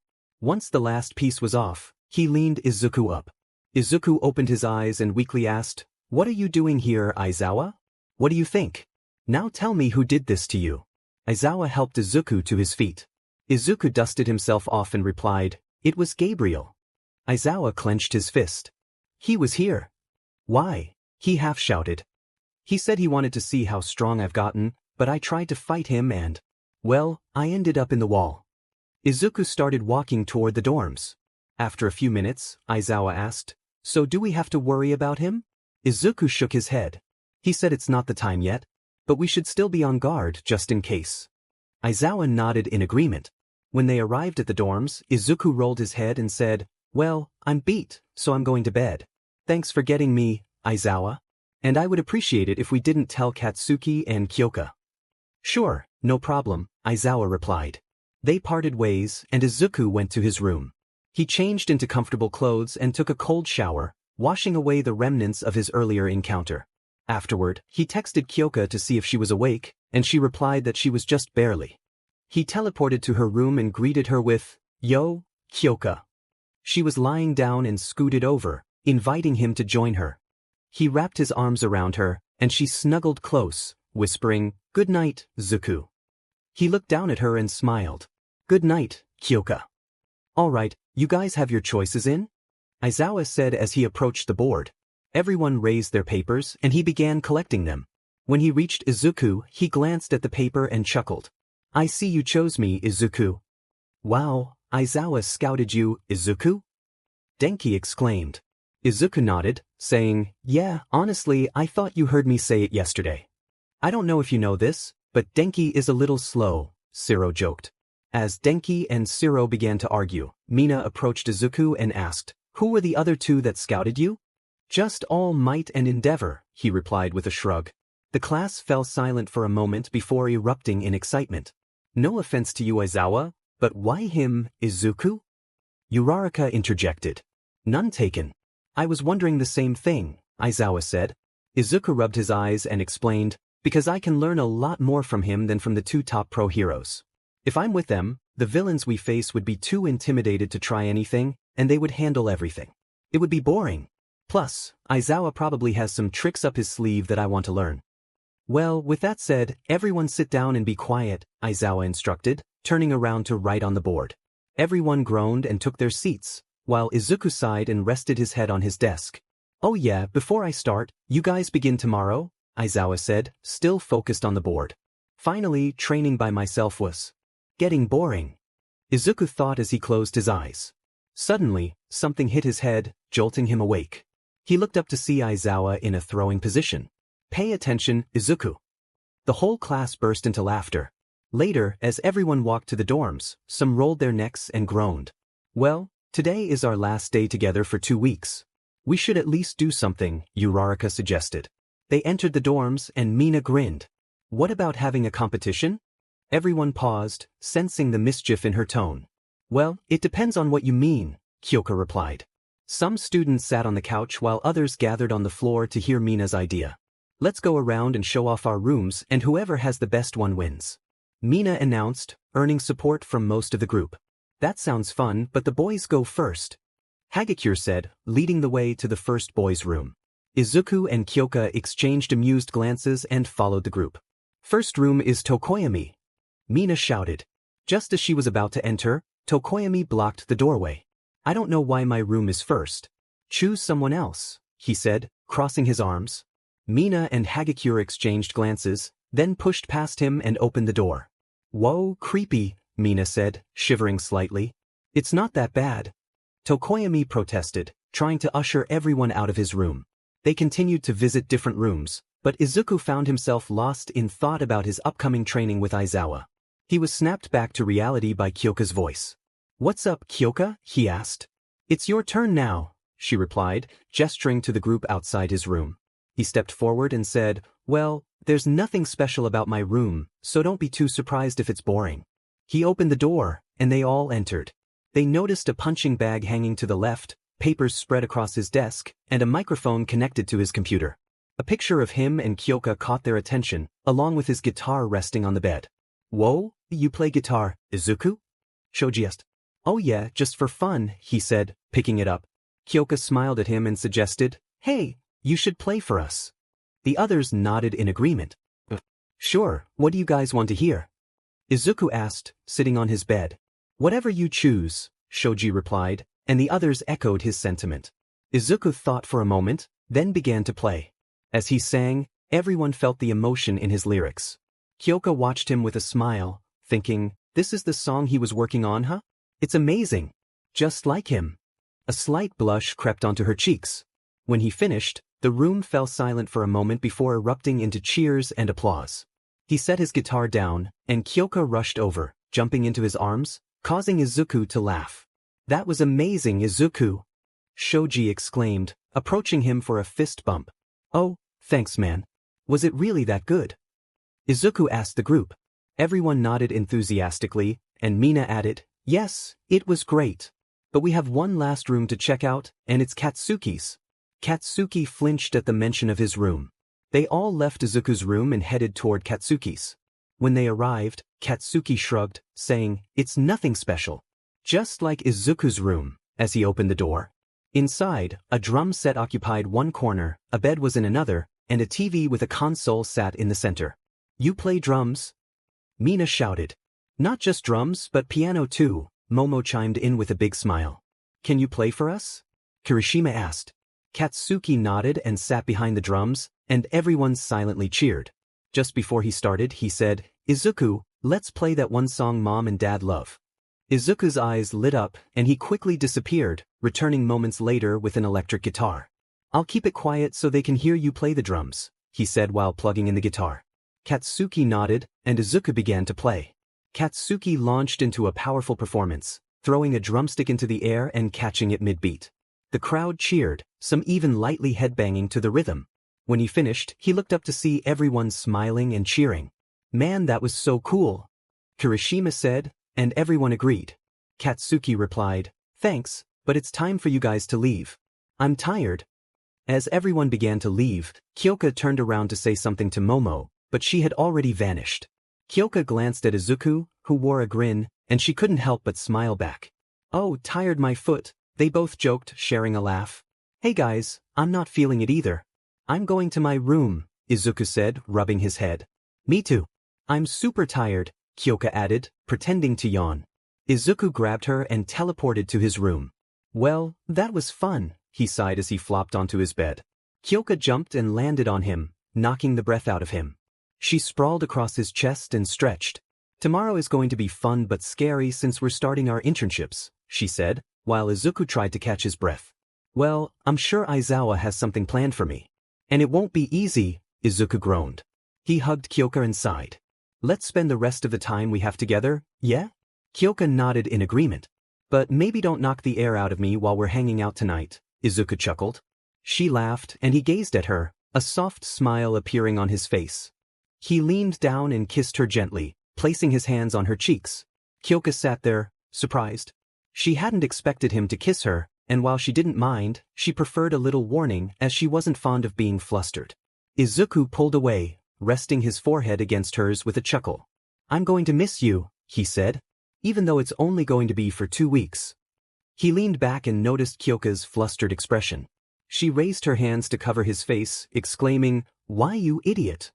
Izuku laughed lightly. "What did I do?" "You know what you did," Kyoka shouted, hiding her face against his chest. The next morning, Izuku walked into the dark kitchen and yawned. He reached for a mug to make coffee, but turned around just in time to see a knife flying toward him. "What the hell?" he shouted, dodging the knife. More knives followed, and Izuku quickly bent down, grabbing a pan from a cabinet to defend himself. "What's going on down here?" Ida shouted as he turned on the lights, followed by a few other students. They looked into the kitchen to see Izuku holding a frying pan in a defensive stance, while Aizawa stood nearby with a box of knives and one in his hand, also ready to throw. "Aizawa! What the heck, man?" Izuku exclaimed, dropping the frying pan. "I told you the internships start today," Aizawa replied. He picked up the knives and added, "Just wait until the rest of them leave. That's when the real fun begins." With that, he walked back to his room. Izuku turned to Ida and the others, saying, maybe I chose the wrong person to intern with. Later, everyone gathered at the train station with their hero suits packed in suitcases. Aizawa stood in front of them, saying, all right, when you do this, be on your best behavior. You are representing UA, so be careful. Ah, I knew you cared about us, Aizawa, Mina teased. Aizawa looked down at her and replied, no, I care about not losing my job. Now get on the train. Mina looked defeated but climbed aboard, with a few students laughing behind her. Izuku said goodbye to Kyoka and approached Aizawa, who locked eyes with him. So, Izuku, are you ready for the next 2 weeks? All right, now put these weights on, Aizawa instructed, handing Izuku a set of weights. After dropping the kids off at the train station, they headed to one of the UA gyms. Izuku took the weights, putting on the chest weight first, followed by the wrist and leg weights. Holy cow, how much do these weigh? Izuku exclaimed, struggling to lift his arms. Aizawa rolled his neck and began stretching. Oh, about 150 pounds each, he replied. Izuku's jaw dropped. Really? What do you expect me to do with these weights on? Aizawa got into a fighting stance and said, I expect you to fight me. He charged at Izuku. Izuku barely dodged a punch aimed at his face, and Aizawa quickly followed up with a flurry of punches, which Izuku blocked with his forearms. Then, Aizawa tripped him. As Izuku hit the floor, Aizawa leaped into the air, aiming his foot toward Izuku's head. Izuku caught the incoming attack and pushed it back, causing Aizawa to flip and land gracefully on his feet. Breathing heavily and feeling a bit frustrated, Izuku charged at Aizawa and threw a punch aimed at his face. Aizawa managed to catch it, though he struggled to maintain his grip. Izuku raised his other hand for another strike, but Aizawa caught that one too. With a smirk, Izuku pulled back and headbutt Aizawa. Unfazed, Aizawa returned the headbutt with greater force, sending Izuku stumbling backward, clutching his head. What the heck? Izuku exclaimed, rubbing his forehead. What? You think you're the only one who can headbutt? Aizawa chuckled. Izuku got back up, shook off the daze, and resumed his fighting stance. One more time, Aizawa. Aizawa mirrored his stance, and they both charged at each other. Aizawa threw the first punch, but Izuku ducked and maneuvered behind him, delivering a kick to his back. Aizawa stumbled forward, quickly turning around just in time to catch Izuku's fist aimed at his face. He pushed it down, spun around, and struck Izuku with the back of his hand. Izuku retaliated by tripping Aizawa, and they both tumbled to the ground. Aizawa seized the opportunity, wrapping his legs around Izuku's arm and applying pressure. Tap out, Izuku. No one escapes this hold, Aizawa said. Izuku glanced at him, then back at the ceiling, determined. There's no way I'm going out like this, he thought. With a sudden burst of strength, Izuku lifted his arm, Aizawa still clinging on, and slammed him down. Aizawa gasped as the wind was knocked from him, releasing his grip. Izuku sprang to his feet, positioning himself above Aizawa and raising his fist. Aizawa smiled and tapped the floor. Oh, thank goodness, Izuku said, collapsing beside him, panting. Aizawa stood up, sighed, and declared, all right, the first round is over. Confused, Izuku asked, what do you mean, first round? You're not just facing me. You'll also contend with Cementos. Go get your hero suit on and meet me in City C, Aizawa replied, walking away. Izuku stood up, dusted himself off, and sighed. Later, Aizawa waited outside the mock city when he heard, hey, Aizawa. He turned to see Izuku in a new hero suit. Another change to your hero suit? Aizawa laughed. Izuku approached, nodding. Yeah, but trust me, this is the last one, he said, stretching. He entered the city and asked, so where's Mr. Cementos? Aizawa pointed down the street, and Izuku spotted Cementos waiting patiently. When you step into the city, that's when it starts. Good luck, Aizawa said. Izuku rolled his neck and stepped forward. Cementos chuckled as he saw him, placing his hands on the ground and sending a massive pillar toward Izuku. With a grin, Izuku dashed forward, leaping up to kick through it. Are you going easy on me, Mr. Cementos? He shouted, excitement in his voice. I wish I could, but Aizawa gave me strict orders not to. Cementos yelled back, launching multiple pillars at Izuku. Izuku smiled at the incoming pillars, teleporting above them and sprinting toward Cementos. More and larger pillars came crashing down, but Izuku punched through the first one, jumped over the second, kicked the third, and was struck by the fourth. He collided hard with a wall Cementos had hid behind him, feeling trapped as he realized his arms and legs were stuck in the cement. Cementos approached, saying, "Give up now, you can't escape." Izuku looked down, chuckled, then met Cementos's gaze.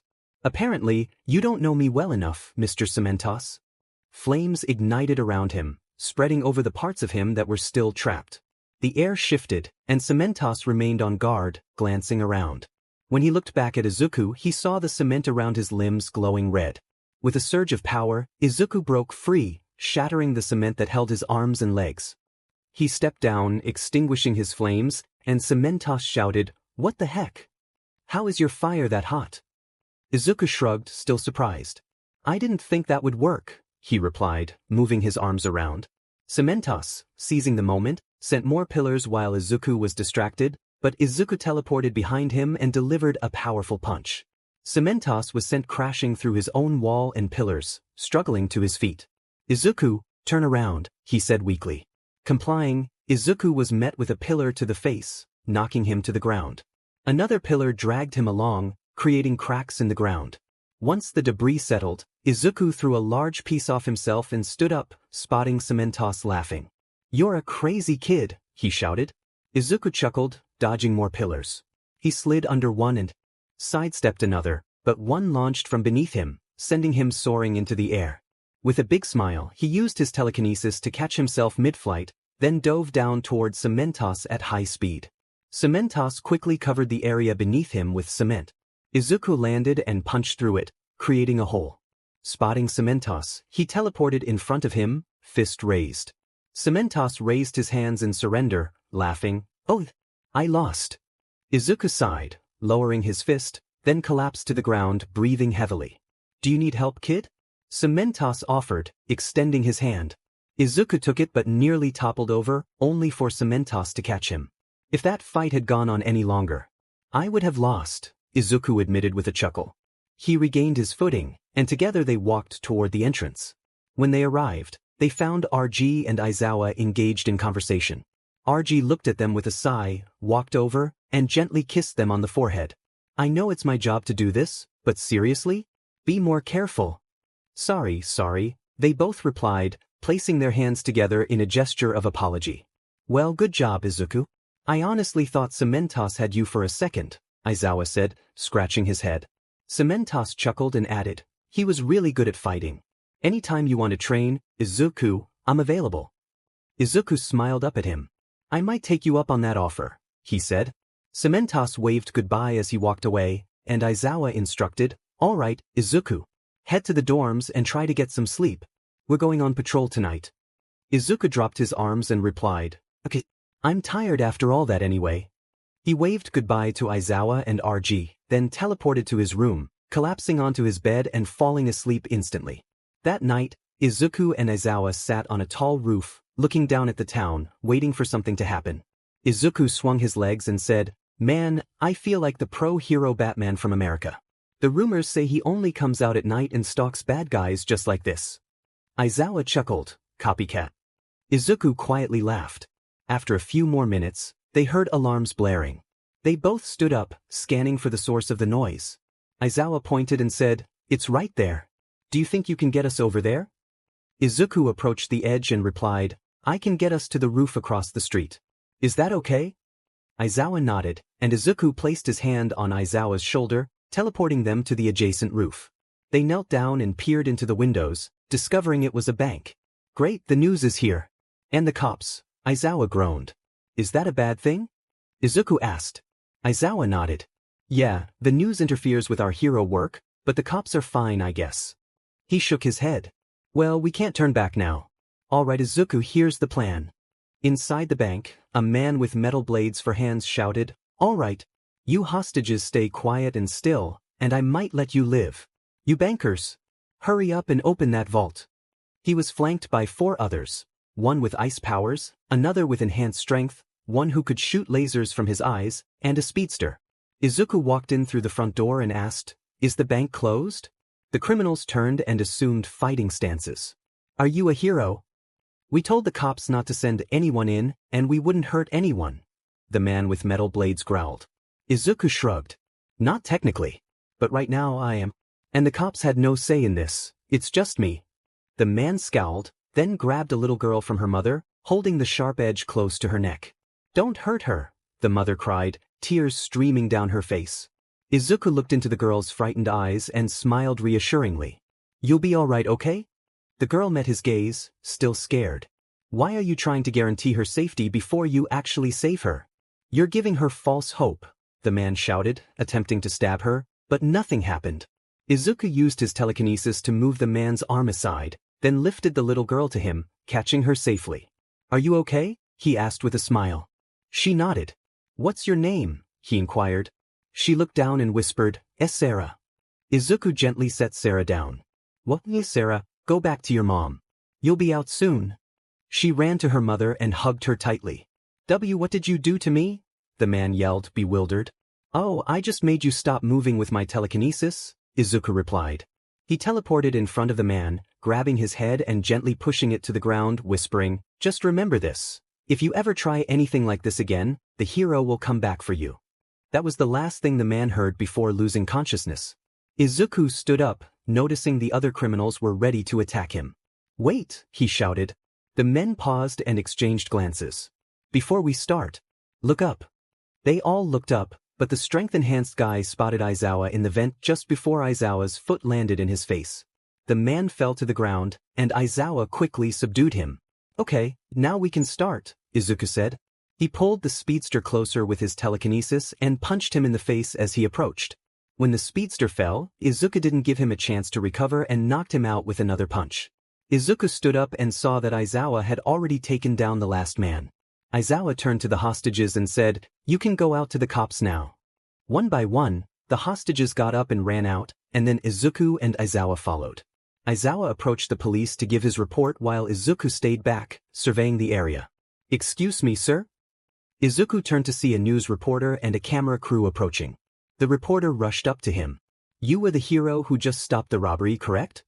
Izuku felt a bit nervous. Well, I'm just an intern right now, and I wasn't the only one who stopped it. Eraserhead over there helped too," he said, pointing to Aizawa. The reporter nodded, then turned back to Izuku. "What's your name?" Clearing his throat, Izuku replied, "It's evident." The reporter looked at him in awe before saying goodbye and starting to interview some of the hostages. After a few more moments, Izuku turned and saw Sarah and her mother approaching. "Thank you so much for saving Sarah," her mother said, bowing slightly. "It was no problem, ma'am. I'm just glad she didn't get hurt," Izuku replied with a smile. The mother looked down at Sarah and encouraged her to speak. Sarah looked up shyly and said, Thank you for saving me," her voice trembling slightly. Izuku chuckled and bent down to her level, gently patting her head. "No problem, kid." She looked up and smiled brightly. Izuku reached into his pocket and pulled out another mask, similar to the one he wore. He handed it to her and said, "Here, I want you to have this. If you ever feel scared or sad, put this on, and you'll feel like you can take on anything. Trust me." She took it, put it on, and looked up at him. He stood up, and she took her mom's hand, saying, "Thank you. You know, All Might was my favorite hero until now. Now my favorite hero is you, evident." Izuku was taken aback, standing there in surprise. She waved goodbye, and he did too as she left. Aizawa placed a hand on Izuku's shoulder and asked, "All right, you ready to go?" Izuku turned around, and Aizawa noticed tears streaming down his face. "What's wrong, Izuku?" he asked. Izuku covered his eyes with his forearm and said, "That's what I've waited for. Just one person to say I'm their hero." More tears fell, and Aizawa looked at him for a moment before pulling him into a hug. "If you tell anyone this, you'll get an F for the rest of the year," Aizawa joked while hugging him. Izuku nodded and hugged him back, tears still flowing, but now filled with happiness. 1 week later, Izuku and Aizawa were in a different part of town on patrol. The past week had been challenging yet enjoyable for Izuku. The toughest part was the training. Aizawa made him wear weights again, this time to fight Cementos. Although he lost a few times, he eventually started to get the hang of it and managed to win once. Izuku lay down on the roof, sighing. "Why don't we patrol on the ground? It's a lot easier than climbing up here," he suggested, rubbing his eyes. "It's easier to see what's going on from up here. You should know that," Aizawa replied. They both scanned the area when they noticed smoke rising from an apartment complex. Izuku placed his arm on Aizawa's shoulder and teleported them to the scene.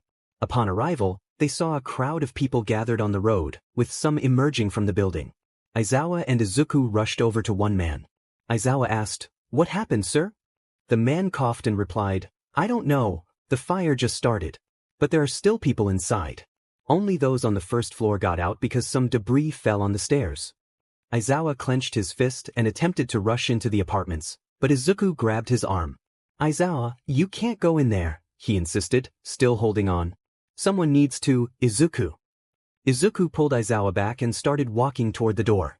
"I'll do it. You focus on getting the fire department and helping the civilians." With that he dashed inside. Covering his face, he looked up and saw the stairs.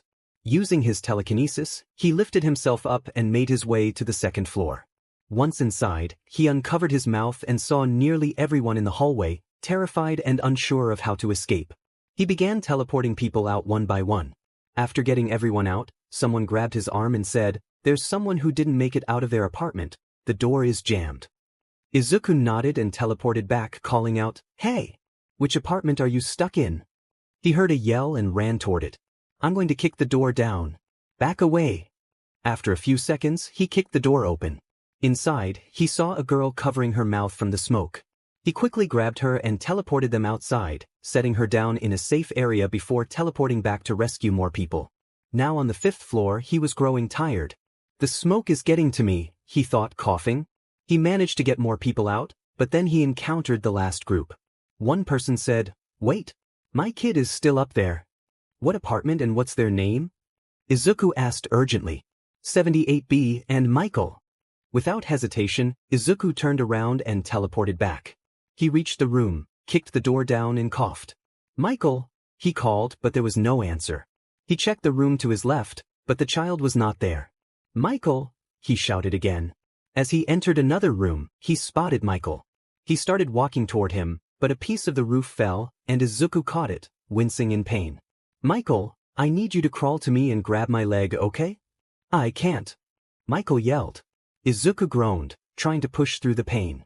"Look, Michael, I know you're scared, but your dad is outside waiting for you." Michael looked up at him. Izuku met his gaze and smiled. "You're going to be okay, I promise." Michael slowly nodded and began to crawl toward Izuku. When he reached him, he grabbed Izuku's leg, and Izuku teleported, but they ended up in the hallway. Izuku fell down, coughing and feeling the strain. He struggled to get up but managed to do so. He picked up Michael and scanned for a way out, spotting a window. "Hold on tight," he instructed, and Michael complied. Izuku started running, but then he heard a loud explosion and turned to see flames advancing toward him. He quickly turned back and ran faster. Just as he reached the window, he spun around and leaped through it. Izuku and Michael were about to hit the ground, but Izuku caught himself with his telekinesis. It couldn't hold him for long, and he dropped the last foot to the ground. He opened his arms and looked at Michael. "You okay, Michael?" Michael nodded, and Izuku sighed, resting his head on the ground. Michael's dad rushed over, grabbing his son and exclaiming, "Oh, thank God you're okay."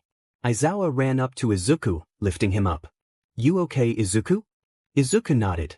"Yeah, it's just that the smoke started to get to me," he admitted, coughing lightly. Michael's dad approached Izuku, saying, "Thank you so much for saving my kid. What's your name?" Izuku looked up and replied, "Evident." The man turned to the crowd, then back to Izuku, and began chanting, "Evident! Evident! Evident!" The crowd began to chant, clapping in unison. Izuku stared at them, initially shocked, but then a bright smile spread across his face.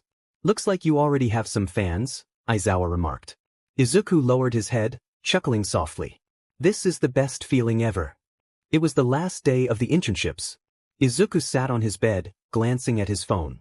He considered texting Kyoka but decided against it, not wanting to disturb her. Just then, his phone buzzed with a message from Aizawa. "Aizawa, you can have this last day off." Izuku chuckled and sighed. "What am I supposed to do now?" He opened Mitsuki's contact and began typing a message.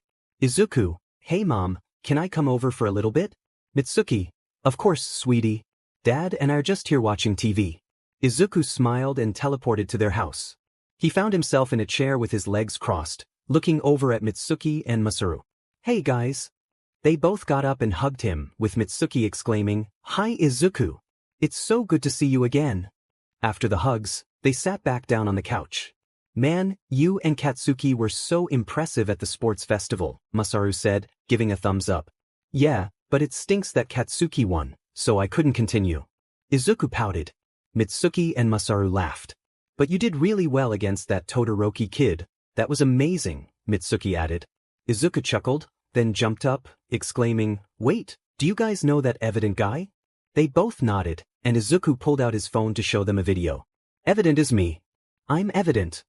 The video displayed Izuku saving people at the bank, handing a mask to Sarah, and rescuing everyone from the fire, including jumping out of the building with Michael. They looked up at him, beaming with pride. They tackled him into a hug, and Mitsuki said, Wow, it looks like you're already a real hero, Izuku. Masaru chimed in, I'm really proud of you, kid. Izuku hugged them back, laughing. Mitsuki jumped up and dashed to the kitchen, shouting, I'm going to make your favorite sandwich. Izuku gasped. A triple-decker grilled cheese? Mitsuki turned back with a serious look and nodded. He jumped up, shouting, Yes? Masaru ruffled his hair, saying, Now, you have to tell us what's been going on in school. After enjoying the grilled cheese and sharing stories, Izuku sighed, thinking it was time to share something important. Guys? There's a little thing I need to tell you. They both focused their attention on him. Well, after the sports festival, Aizawa gave us a day off.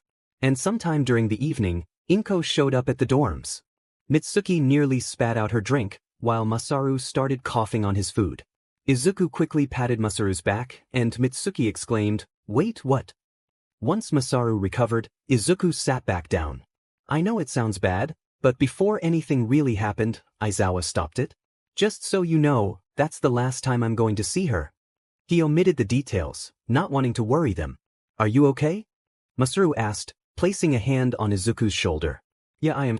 Kyoka really helped me through it. Mitsuki and Masaru sighed, sliding back in their chairs.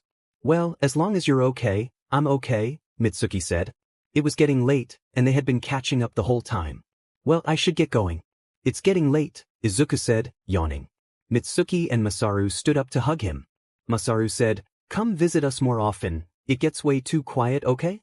It doesn't get too quiet if you know what I mean, Mitsuki teased, elbowing Masaru and giggling. Izuku covered his ears. Okay, I will, but not if you keep making those jokes, he said, teleporting back to his room. Once back, he shivered and rubbed his head. Why are my parents so embarrassing? He yelled. There was a knock at his door, interrupting his frustration. He opened it to find Kyoka jumping at him. He caught her in a tight embrace, looking at her in surprise. Wait, I thought you guys got back tomorrow? She shook her head. Nope, we got back today. But we have school tomorrow, which is why we're back right now. He smiled and kissed her. Pulling back, he said, It was a long 2 weeks. She giggled and nodded, then kissed him again. Is Katsuki back? Izuku asked. Kyoka laughed, saying, Yes, but you have to see his hair. He teleported downstairs, setting Kyoka down, and looked at Katsuki. He burst into laughter. Katsuki's hair was styled to the side, held in place with gel. What are you laughing at, Izuku? Katsuki yelled, mini explosions sparking from his hands. Oh, nothing. It's just your hair, man. Izuku replied between laughs. Katsuki shook with anger, causing his hair to return to its usual state. Ah, man. Momo cried, grabbing Katsuki's head. It went back to normal. Thank goodness. Katsuki sighed, hugging Momo. Momo, with a mischievous grin, whispered, I still got pictures, in his ear. He flinched, trying to grab her phone, but she darted away. During school, Aizawa stood at the front of the classroom. Welcome back. I hope you all learned something useful. Everyone nodded and Shoji said, Izuku, you were amazing. The way you saved that little girl from the bank robbers and jumped out of the 5th floor of a burning building with a kid in your arms. The class agreed with Shoji. It looks like you actually gained some experience from the internships, lucky. Mina shouted.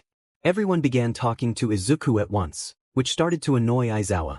His hair bristled and he said, I understand you all want to ask him about his internship, but we are in class. Return to your seats. The class fell silent and complied. Aizawa calmed down, sighing. Since you're back, next week will be exams, divided into 2 parts. Groans filled the room. Be quiet. The first exam is a written test, and those who pass both exams will get to attend a week-long training camp. Everyone cheered, and Izuku looked down at his desk with a chuckle. This is going to be great, he thought as he glanced back up at Aizawa. What do we have to do for the other part of the exam? Chaco asked. Aizawa rubbed his eyes. That's a secret.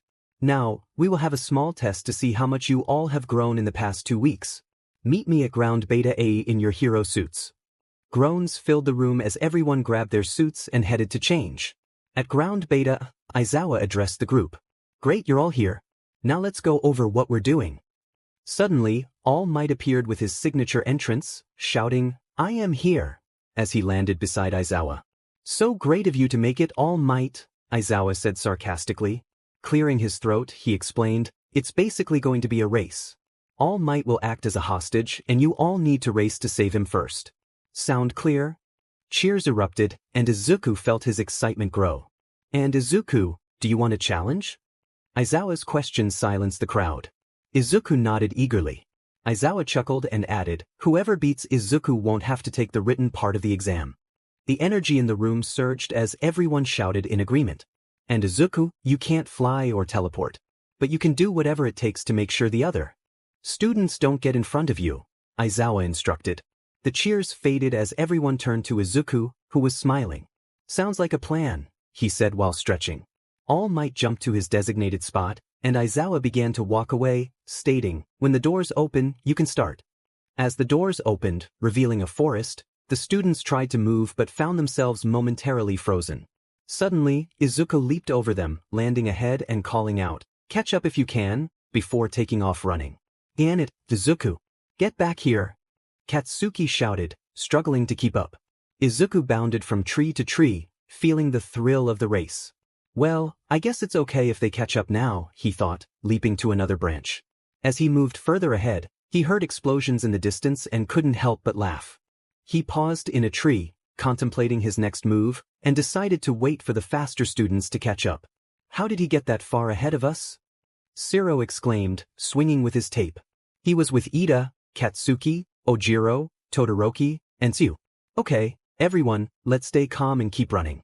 Maybe he took a break, Ida suggested, managing to soothe everyone except Katsuki. You really don't know Izuku, do you? He loves training. Even in a race, he'll find a way to fight, and Aizawa said he could use any method to keep us behind him. He's probably watching and waiting for the right moment, Katsuki said, eyes scanning the area.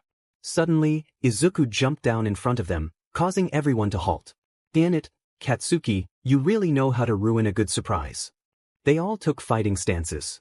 That's why you need to go first, Izuku said, using his telekinesis to lift Katsuki and toss him further away. Damn it, Izuku. Katsuki shouted as he flew through the air. Bakugo! Ida called out. Izuku chuckled, he'll be fine. Now, let's get this party started. Todoroki sent ice toward him, but Izuku raised his hand, melting it away. The flames that remained obscured Todoroki's view. As Todoroki tried to peer through, Izuku jumped through the flames and landed a punch right on his jaw, sending him a few feet away. Izuku turned to see Ida charging at him with a kick aimed at his head. I'm sorry, Izuku, but I want to win this race, Ida shouted. Izuku blocked the kick and ducked under Ida, replying, well, so do I. He punched Ida in the side, cracking his armor. Ida flew up and landed hard on the ground. Izuku stood up and glanced at Tsuyu. I'm sorry, Tsuyu, but training is training. No hard feelings. Sure, no hard feelings, she replied. Tsuyu shot her tongue toward him, but he dodged. At the same moment, Shiro shot his tape at him. Izuku caught the tape and positioned it in front of him, causing Tsuyu's tongue to get stuck. This gave him the opening he needed to dash toward Shiro. He ducked down and delivered an uppercut, then turned to Tsuyu and punched her in the stomach, both of them hitting the ground simultaneously. He then focused on Ojiro, using his telekinesis to pull him closer. He caught Ojiro by the head and gently brought him down to the ground. As he stood up and rolled his neck, he heard two people getting back up. Turning around, he saw Ida and Todoroki recovering. I'm glad to see you can continue, Izuku said, rushing toward Todoroki. As he reached him, he heard Ida right behind, so he bent down just in time for Ida to kick Todoroki in the face. Ida's eyes widened in shock. Izuku jumped up and punched Ida in the face, sending him crashing into a tree, where he slid down to the ground. Now that that's taken care of, let's move ahead and wait for the others, Izuku thought as he leaped into the trees, bounding from branch to branch. Where did the others run off to? Momo wondered, scanning for the students who had taken off ahead. Kyoka, Mina, Uraraka, Toru, Kirishima, Sato, Koda, Shoji, Mineta, and Kaminari were all running together. As they continued, they stumbled upon Todoroki, Siro, Tsuyu, Ojiro, and Ida, who were all down but seemingly fine. Izuku is not going easy, Kyoka remarked as she walked past the knocked-out students. They wanted to stop and help, but time was not on their side, so they kept running. As they dashed forward, Izuku appeared just ahead of them. "Hey, everyone, are you ready to fight?" he asked. They all prepared themselves, and Izuku charged in first. He threw a punch at Kirishima, sending him crashing into a tree, then followed up with a kick to Sato's face.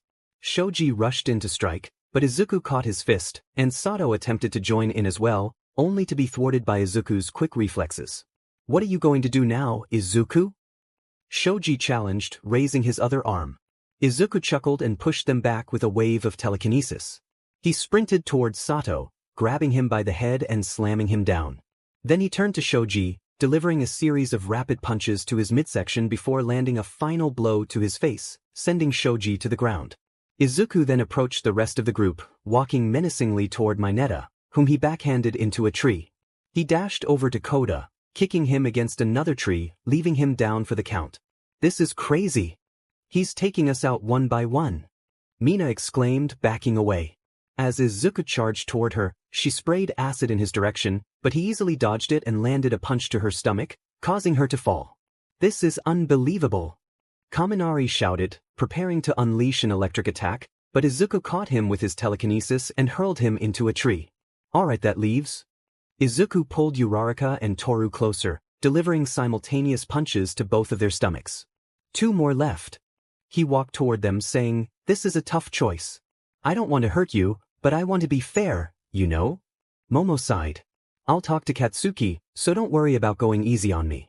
Izuku smiled and turned to Kyoka. "What about you?" "I want you to go all out, just like with the others," Kyoka replied. That was all Izuku needed to hear.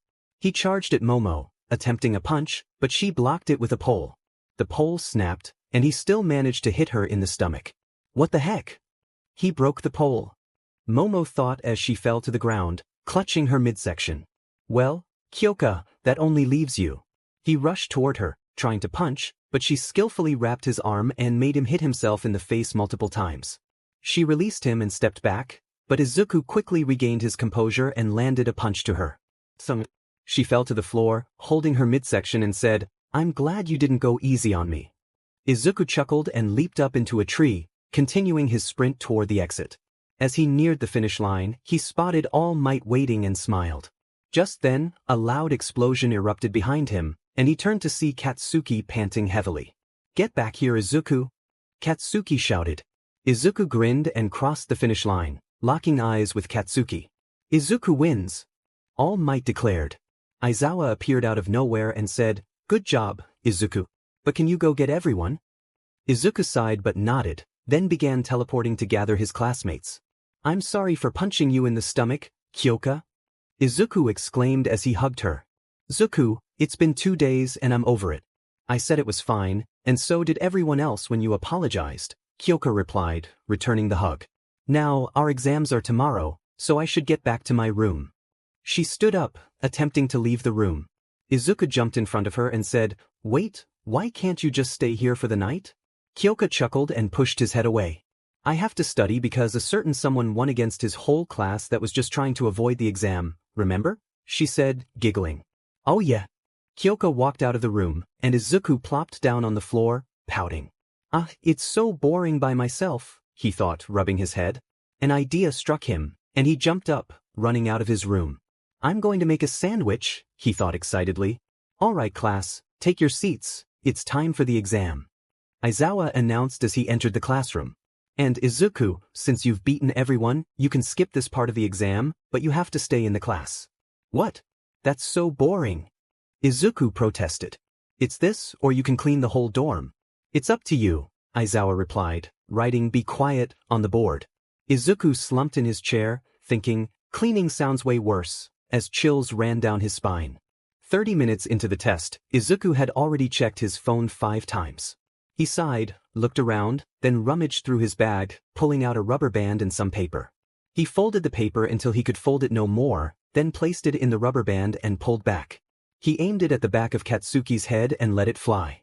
It hit Katsuki, causing him to flinch and look back at Izuku, who was silently laughing. "Bakugo, eyes on your own paper," Aizawa said, his hair rising. Katsuki quickly returned to his work. It never gets old, Izuku thought, chuckling to himself. After the exams, Kyoka groaned, "Man, that test was so hard." She was lying on her bed while Izuku spun around in her chair. "Well, I wouldn't know," he snickered. Kyoka got up and playfully attacked him, but her phone rang, interrupting their fun. She paused to answer it. "Hello," she said. Izuku couldn't hear the conversation, but he noticed Kyoka's expression change. "Okay, I'll talk to him," she said before hanging up. "What is it, Kyoka?" Izuku asked. She turned to him, sighing. "My dad called and said the people he was supposed to record with for 2 new songs didn't show up, and he has to submit the songs by tomorrow morning. He wanted me to ask you for help." Izuku stood up eagerly. "Of course. But can I bring Katsuki along? If your dad needs 2 songs, Katsuki would be a great help." Kyoka took his hand and replied, "Sure, I'm sure my dad wouldn't mind." Izuku smiled, teleporting to Katsuki's door and knocking. When Katsuki answered, he yawned and asked, "What's up, guys?" "Hey, can you do me a favor, Katsuki?" Kyoka asked, and Katsuki sighed. "Sure, what is it?" Kyoka smiled and said, "Well, basically, I just need you to sing. Can you do that for me?" Katsuki looked Izuku in the eyes, and he just shrugged. "Can I come too?" Momo said as she peeked out from the door. Izuku and Kyoka jumped back, exchanged glances, then nodded at her. "Cool," she said, pushing Katsuki outside so she could join them.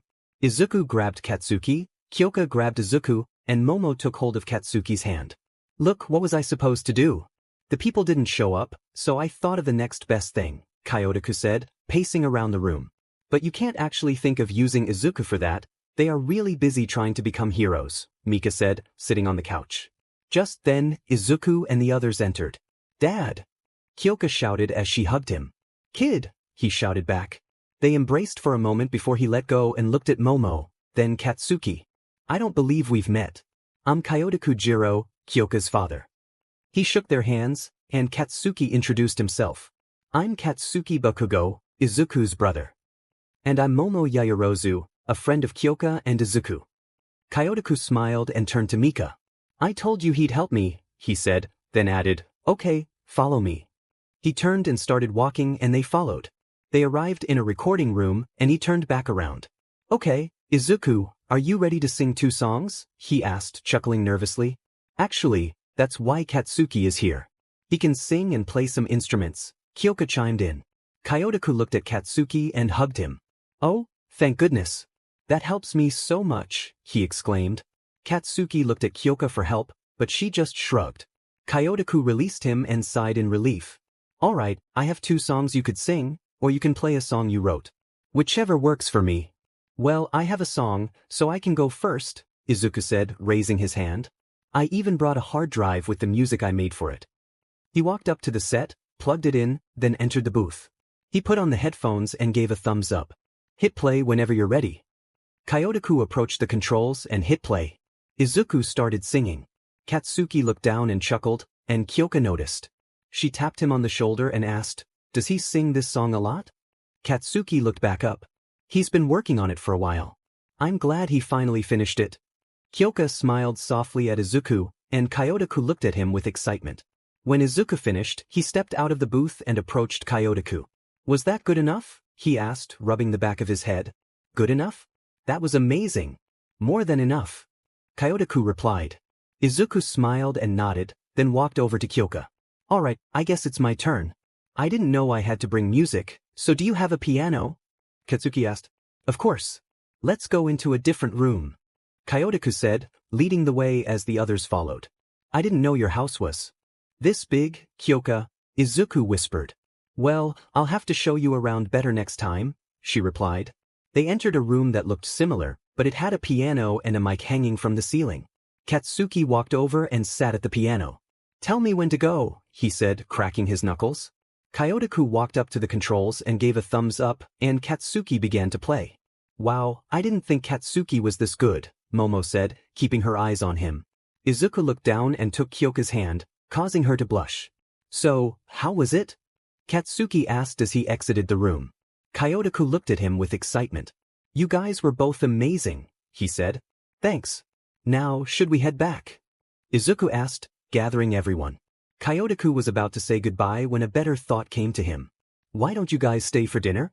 Izuku, Kyoka, Momo, and Katsuki exchanged glances. Are you sure, Dad? We wouldn't want to intrude, Kyoka said, waving her hands. Kyotoku walked out, and the others followed him into the living room, where they saw Mika. Mika, do you think it's fine if they stay for dinner? Kyotoku asked. Mika got up and smiled. Yes, that would be great. I'm making lasagna, so there will be enough, she said as she hurried into the kitchen to check on it. So I guess we're staying, Izuku said, chuckling lightly. After dinner, Izuku, Kyoka, Katsuki, and Momo stood in the living room, preparing to leave. Thanks again for helping me, guys. I appreciate it a lot, Kyotoku said. Come back anytime you want, okay? Mika said, walking up to Kyoka and giving her a hug. Hey Mom, we will, Kyoka replied, hugging her back. They stepped back, and Izuku held onto Kyoka's hand while Katsuki placed a hand on his shoulder. They waved goodbye and left. Now in Katsuki's room, Izuku said, I'll see you guys tomorrow, and teleported into Kyoka's room. And I'll see you tomorrow as well, he said, leaning in to kiss Kyoka. You're leaving? She asked as he was about to teleport out. Well yeah, we have the second part of the exam tomorrow, and I still need to study, he snickered. He left, and Kyoka fell onto her bed with a sigh. You really think I would have left? She said, looking up to see Izuku. Well yeah, she laughed. He walked over and lay down beside her. I think being here with you is better than studying for whatever is coming up. She hugged him and he smiled, closing his eyes and laughing lightly. So, you all must be wondering why I asked you to come here in your hero suits, Aizawa said, standing in front of class 1. They all nodded. Well, the second part of the exam is. A group of pro heroes walked in behind Aizawa. You guys will be fighting pro heroes, he finished, and most of the students began asking questions while others questioned their life choices. But Izuku was pumped up. You will be in teams of 2, facing one pro hero. You can either cuff the hero or escape through the exit on the other side of the arena you're in. Most of the students were still nervous but also excited. Now, here are your teams. A big board appeared behind the teachers, displaying the students' names alongside the pro heroes. Everyone walked up and started teaming up with their partners, but Izuku looked closer at the board. It read, Izuku Bakugo vs. Ectoplasm. Izuku turned back to Aizawa.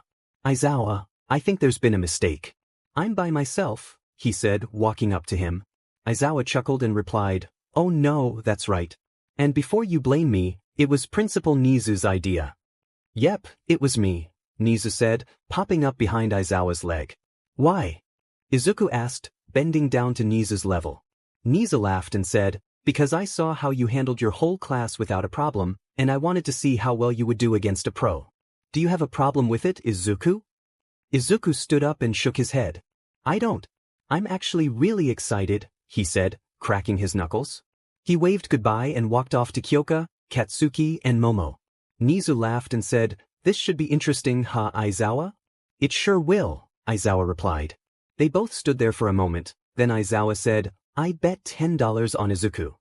Nizu responded, I bet 10 on ectoplasm. They shook hands and then went their separate ways. The matches were progressing quickly. Katsuki was teamed up with Kyoka, and they were both excited. They were facing Nizu, and it was a tough battle. Katsuki distracted him while protecting Kyoka as she made her escape. At the end of the match, Nizu congratulated them on their teamwork and strategy. Now, it was time for the match everyone had been waiting for. Izuku vs. Ectoplasm. Izuku entered his arena, a large building.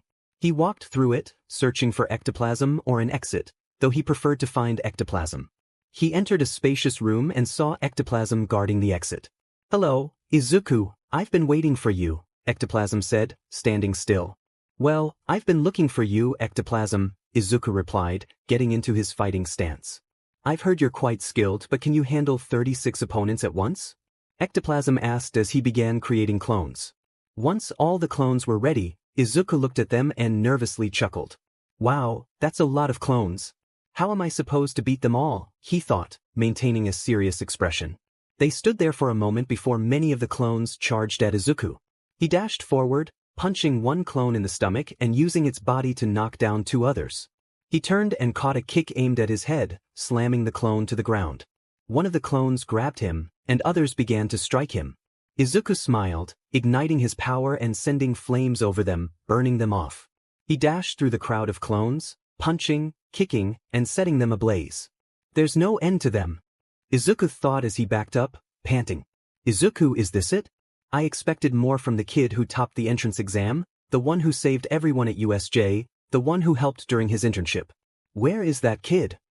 Ectoplasm shouted, creating more clones and sending them at Izuku. Kyoka, Katsuki, and Momo were growing frustrated. Kyoka approached Aizawa and said, "Don't you think Ectoplasm is being a bit rude to Izuku?" Aizawa, without taking his eyes off the screen, replied, "He's just trying to provoke Izuku." That's when most people lose their composure and start throwing wild punches. The clones closed in on Izuku, one hitting him in the stomach and another striking his back. Izuku kicked one clone's head off, and then turned to punch another, sending it crashing into two more behind it. A clone snuck up from behind and hit him in the back of the head, followed by a barrage of punches from the others. Izuku used his telekinesis to blow them all away. He fell to one knee, breathing heavily, and stood back up, nearly losing his balance but catching himself. "When will you give up, Izuku? You're no match for me or my clones," Ectoplasm taunted, sending another clone toward him. This one tackled him to the ground, and soon more clones piled on top until Izuku was hidden from view. "Face it, Izuku. You lost." Ectoplasm turned to walk away. But then he felt a gust of wind and turned back to see the pile of clones shifting and then exploding outward. Izuku lifted himself with his telekinesis, flames swirling around him. He closed his eyes and slammed his hand on the ground, causing a tornado of fire to erupt.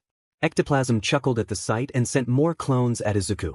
Izuku advanced toward Ectoplasm, and as the clones tried to close in, they either got burned or were swept away. As Izuku approached Ectoplasm, the pro-hero chuckled to himself. "I didn't think I would have to use this," he thought, creating a much larger clone, just its head, and sending it toward Izuku. Izuku halted the tornado and directed all his fire at the giant clone, making it as hot as possible. The clone stopped momentarily but began pushing forward, melting as it advanced. Izuku pushed harder but then teleported out of the way. The clone crashed into the wall, sending dust everywhere. Ectoplasm cleared the dust but didn't see Izuku around. He turned, only to find Izuku right behind him. Izuku pulled back his fist, preparing to strike Ectoplasm, but stopped just in front of his face, creating a powerful gust of wind. Ectoplasm felt the force behind the punch and became distracted, allowing Izuku to clip the cuffs onto his wrists. "Izuku Bakugo wins," the announcer shouted. Izuku stood there for a moment before collapsing onto his back, breathing heavily. Aizawa looked at the computer screen and held out his hand to Nizu. Nizu laughed and placed $10 in Aizawa's hand, saying, My, Izuku is really strong. No wonder you chose him to intern for you." Nizu turned and walked out of the room. He won. Ectoplasm looked down at his wrists and saw the cuffs. What power! He kept pushing himself. Ectoplasm looked down at a weary Izuku lying on the floor and said, "Good job, kid." Izuku looked up and smiled before glancing back down. After the exam, Aizawa addressed the group. "You all did well. Even if you didn't win, you gave it your all. And remember, you can still join us for the training camp." Cheers erupted among the students, but Izuku sighed. "So I did all that for nothing?" he thought, chuckling softly. Aizawa caught his gaze and added, "You all can head back to the dorms now, and Izuku." Izuku looked up at him. "Thanks for winning me $10. All right, are all you guys ready for the training camp?" Aizawa asked, standing in front of the bus. Everyone cheered, and then Aizawa walked to the side of the bus and got on, saying, "Okay then, let's go." Everyone started getting on the bus. Izuku sat next to Kyoka and rested his head on her shoulder, and she leaned her head on his. "Thank you, Kyoka," Izuku said between yawns. She laughed and replied, "No problem, Izuku." Then the bus started moving. As they drove, Izuku fell asleep on Kyoka's shoulder.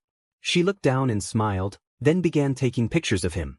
After snapping the last photo, she received a text from her dad. As she read it, her smile grew wider, and she jumped up and ran to the front of the bus. Izuku jolted awake, hitting his head as he fell to the ground. "Ow," he said, rubbing his head. "Aizawa, turn on the radio," Kyoka exclaimed, practically bouncing with excitement. Aizawa, looking annoyed, turned it on, and the radio announced, "Now, the next two songs are by two 16-year-old boys from UA High, Izuku and Katsuki Bakugo. Let's give them a listen." Izuku and Katsuki shot up, thinking, "Wait, really? It's on the radio?" As Izuku's song started playing, the other students looked at him and Katsuki with smiles on their faces, still in disbelief. Kyoka returned to Izuku and hugged him, saying, "That's so cool, Zuku." He hugged her back and chuckled, while others congratulated him. When Izuku's song ended, Katsuki's began to play. "Wow, this one is good too," Mina shouted. Izuku walked up to Katsuki and high-fived him. "Good job on getting your song on the radio," he said. Katsuki chuckled. "I should say the same about you." They both laughed, but Aizawa turned around and shouted, "That's good and all, but sit back down, Izuku." Izuku jumped a little but nodded, walking back to his seat.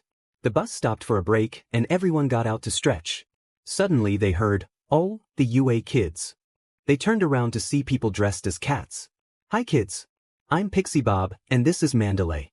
We are part of the Wild Wild Pussycats." They struck a pose. Izuku looked at them and started to laugh, trying to hold it in but failing. Pixie Bob approached him and playfully squeezed his head. "Oh, you think it's funny?" she said, giving him a mock glare. Izuku stopped laughing and replied, "Well, just a little." "Okay, you see that over there?" She pointed to the side. Izuku looked over and saw the camp. "I'm guessing that's our camp?" he said, looking back at her. She nodded and said, "You're going to walk there, and if you aren't there by 2 p.m., you won't have dinner." Izuku sighed. Pixie Bob let go of him and walked away. Aizawa came up to Izuku, handed him some weights and whispered, "You made her mad," chuckling as he walked off. Izuku joined in the laughter. "But you're right, their stance is funny." Izuku started putting on the weights when Kyoka walked up and kissed him on the cheek. "See you soon, Zuku," she said before getting back on the bus. Katsuki waved goodbye, and so did everyone else as they left. Izuku looked down the road and thought, "I shouldn't teleport, it would be too easy, and who wants that?" He jumped down and looked around, spotting rock monsters everywhere. He ignited his fire and smiled, thinking, "I'm going to enjoy this." At the camp, Pixie Bob laughed, "Ha! It's 1:50 p.m., I knew he wouldn't make it." All the students waited in front of the forest, hoping Izuku would emerge soon. Just then, a loud boom echoed, and they turned to see a massive rock monster flying out of the forest toward them. They scrambled to get out of the way as the monster landed. Then they looked back toward the forest and saw Izuku walking out, panting, his clothes all torn. "Hey guys, did I make it?" he asked, taking a deep breath as he approached everyone. They all looked to Pixie Bob for confirmation, and her expression said it all. Izuku smiled and removed his chest weight, dropping it to the ground, sending dirt flying. She rushed up to him, exclaiming, "Wait, you made it back even with the weights on? How much do they weigh?" Izuku shrugged, and Aizawa walked up, saying, "About 200 pounds each." Pixie Bob was left speechless. Izuku had made it through the forest filled with rock monsters, all while carrying 200 pounds on his chest, arms, and legs. "So, do I get dinner?" he asked, finishing taking off his weights. Pixie Bob crossed her arms and began to walk away, saying, "Well, a deal is a deal." Izuku chuckled and walked to the bus to grab his things, then headed through the front doors to change his ripped clothes. Later, the boys were relaxing in a large room designated for them, chatting away. "So, Izuku, Katsuki, what kind of training did you guys go through? I know a lot about fighting styles, but you guys are on a different level," Ojiro asked, looking at both of them. Izuku scratched his head and replied, "Well, if you want us to be honest, we don't even know." Everyone looked at them with confusion. "When we were 4, we started training with our dad. We never missed a day, and we would always try to fight him. When we lost, we had to punch trees as hard as we could. We couldn't touch him for 12 years. All the other boys were amazed. "You guys are crazy," Siro said, laughing. Everyone joined in the laughter, and Katsuki added, "Yeah, we may be crazy, but at least we can fight." They continued their conversation. "So Kyoka, how did you and Izuku meet?" Mina asked, a big smile on her face. Kyoka was taking a drink of water and almost choked. Momo patted her back until she regained her composure. Mina stopped smiling and asked, "Whoa, are you okay?" Kyoka coughed and said, "Sorry, I was just caught off guard by the question." She took another drink. "But I was walking home from my dad's music store when something grabbed me. It was slimy and could talk, saying things like, 'Your body is the perfect place to hide.' But then Izuku came. He saved me from that thing. At first, I thought he was a bit odd because he took off everything except his pants. The girls exchanged amused glances and began to laugh. Yeah, it's funny, but it's because of his fire quirk. In the end, we exchanged numbers and stayed in touch, and eventually, we started dating. The girls chimed in with excitement, saying, "That's so cool," and, he's like a knight in shining armor. Morning arrived and Aizawa looked at all the tired students. "I'm glad to see that everyone made it." "Really, Aizawa? 6 a.m.? Mina said, rubbing her eyes. Izuku was already awake and prepared for the day. Kyoka yawned and rested her head on Izuku's back. "I'm not ready for this, Zuku," she murmured.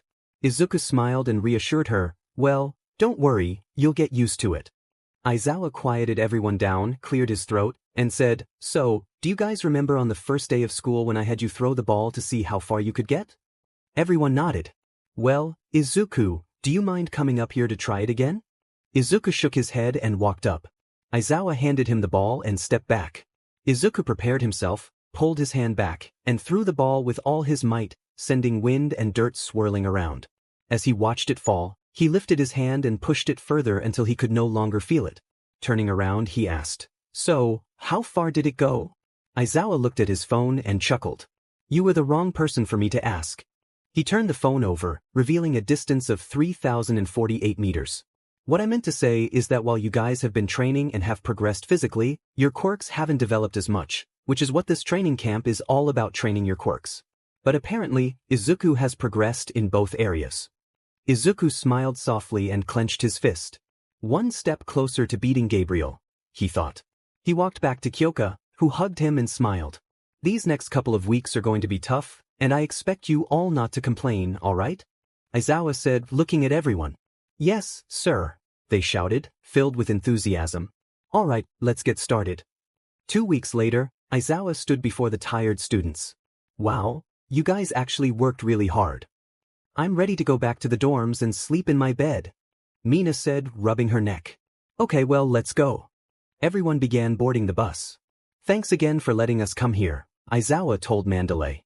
"No problem. You guys are welcome back anytime," she replied.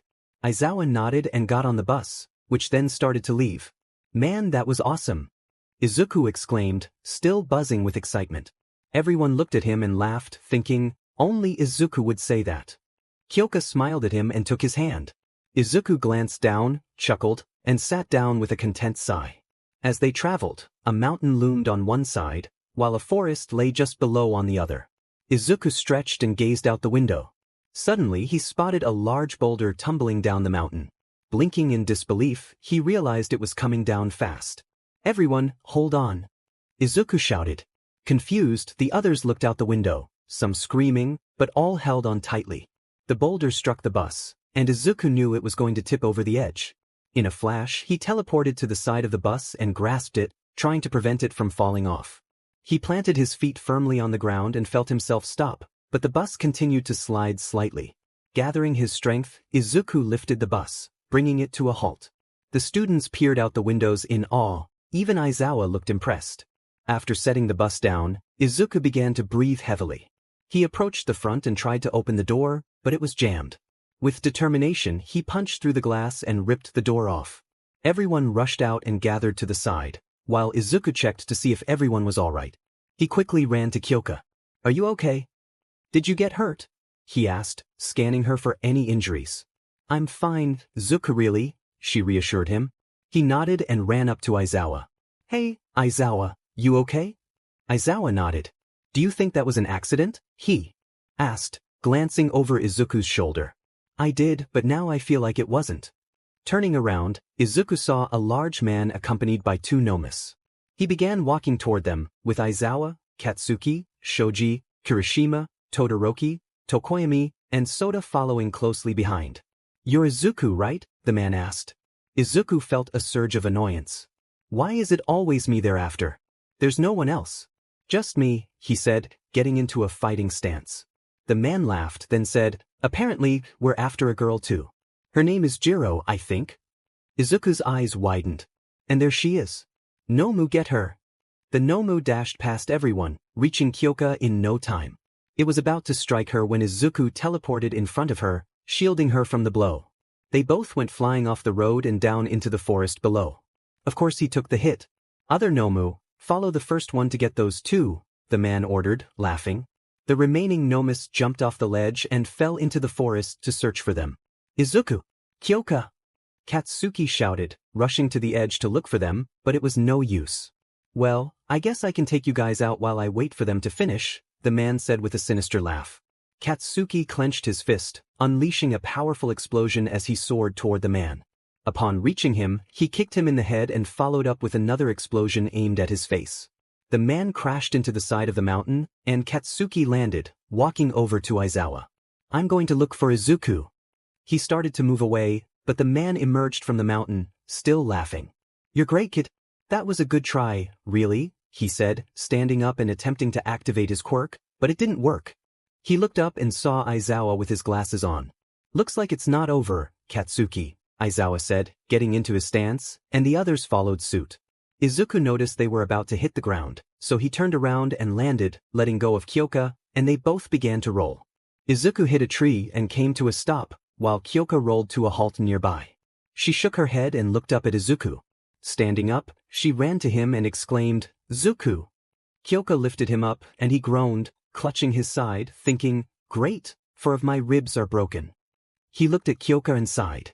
I'm glad you're okay, Kyoka, he said, standing with his hands still on his side. What about you? Are you okay? She asked. He nodded but then glanced behind her and saw the Nomus approaching. Kyoka, get behind me, he instructed. She quickly complied, and Izuku ignited his body with flames. One of the Nomus charged at him, but Izuku caught its fist, lifted it, and slammed it down onto the ground.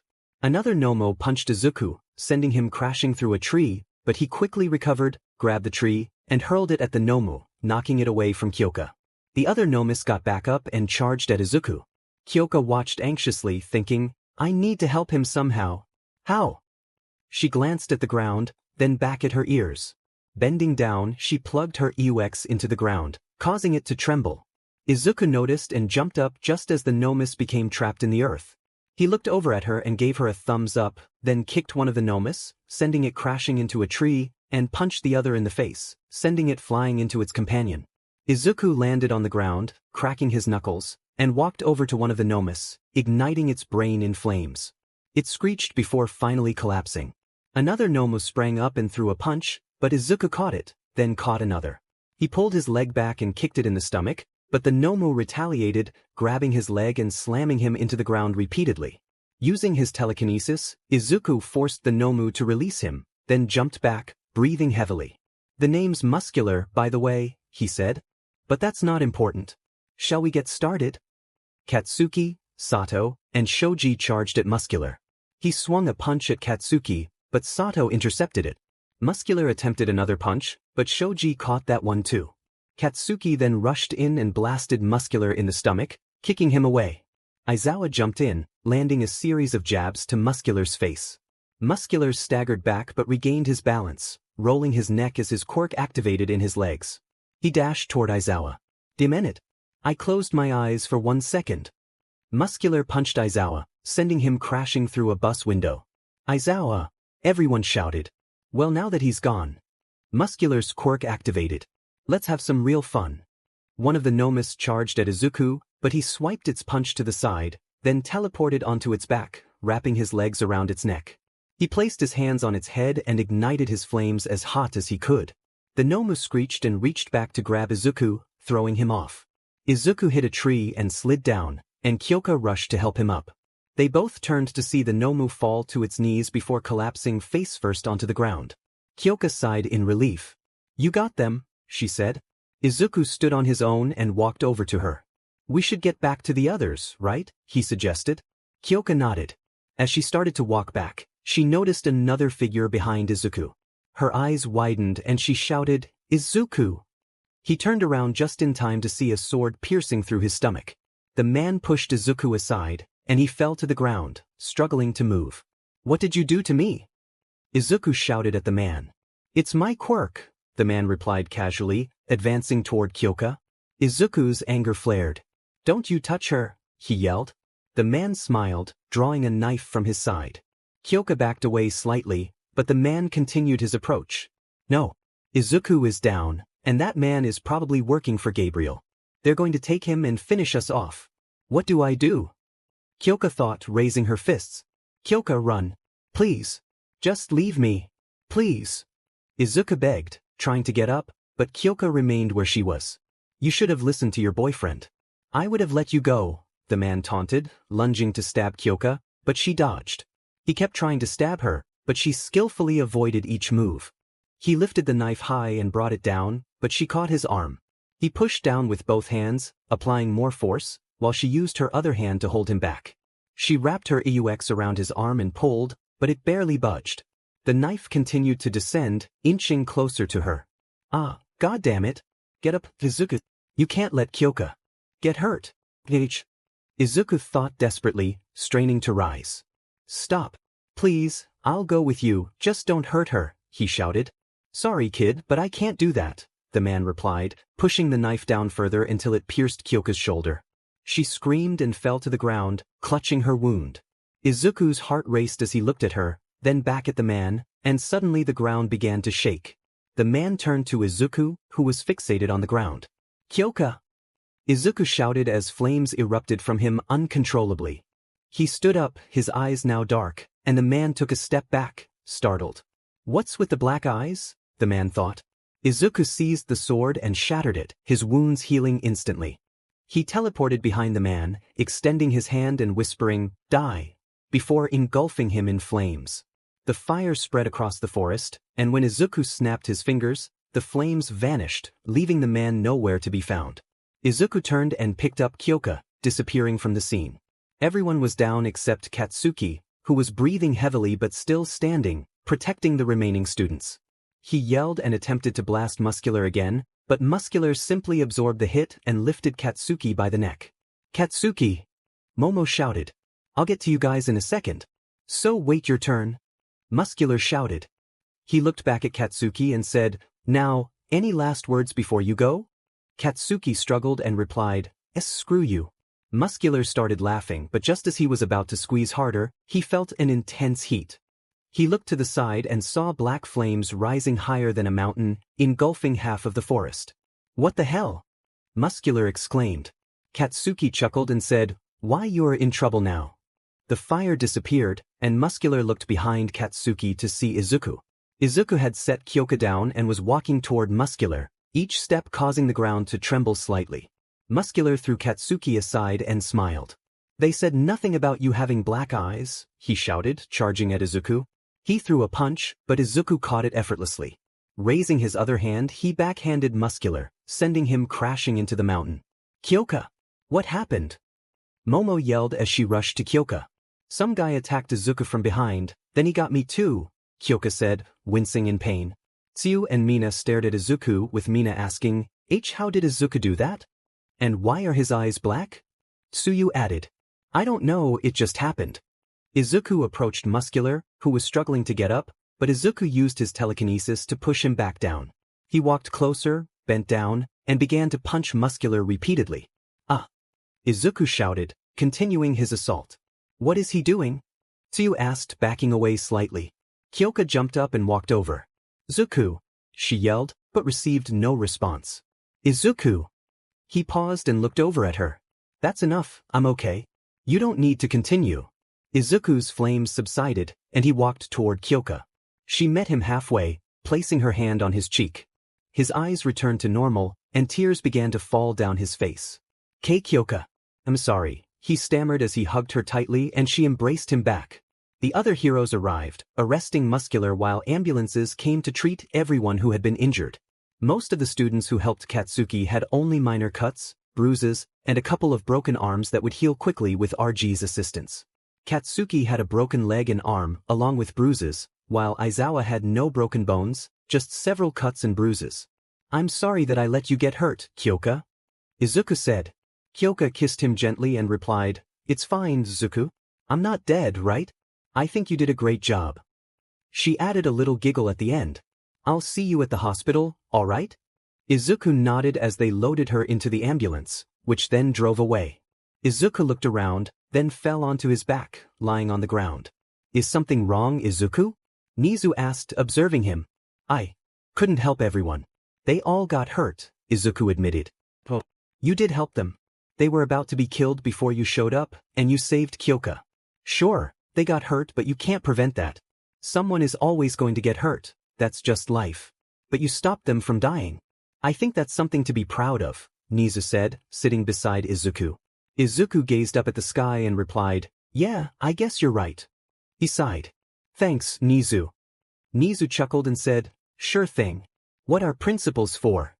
Izuku sat by Katsuki's bed, resting his arms on his knees and clasping his hands together, looking down. So sorry, Katsuki. Izuku said, his voice cracking. Tears streamed down his face as he covered his face with his hands and silently cried.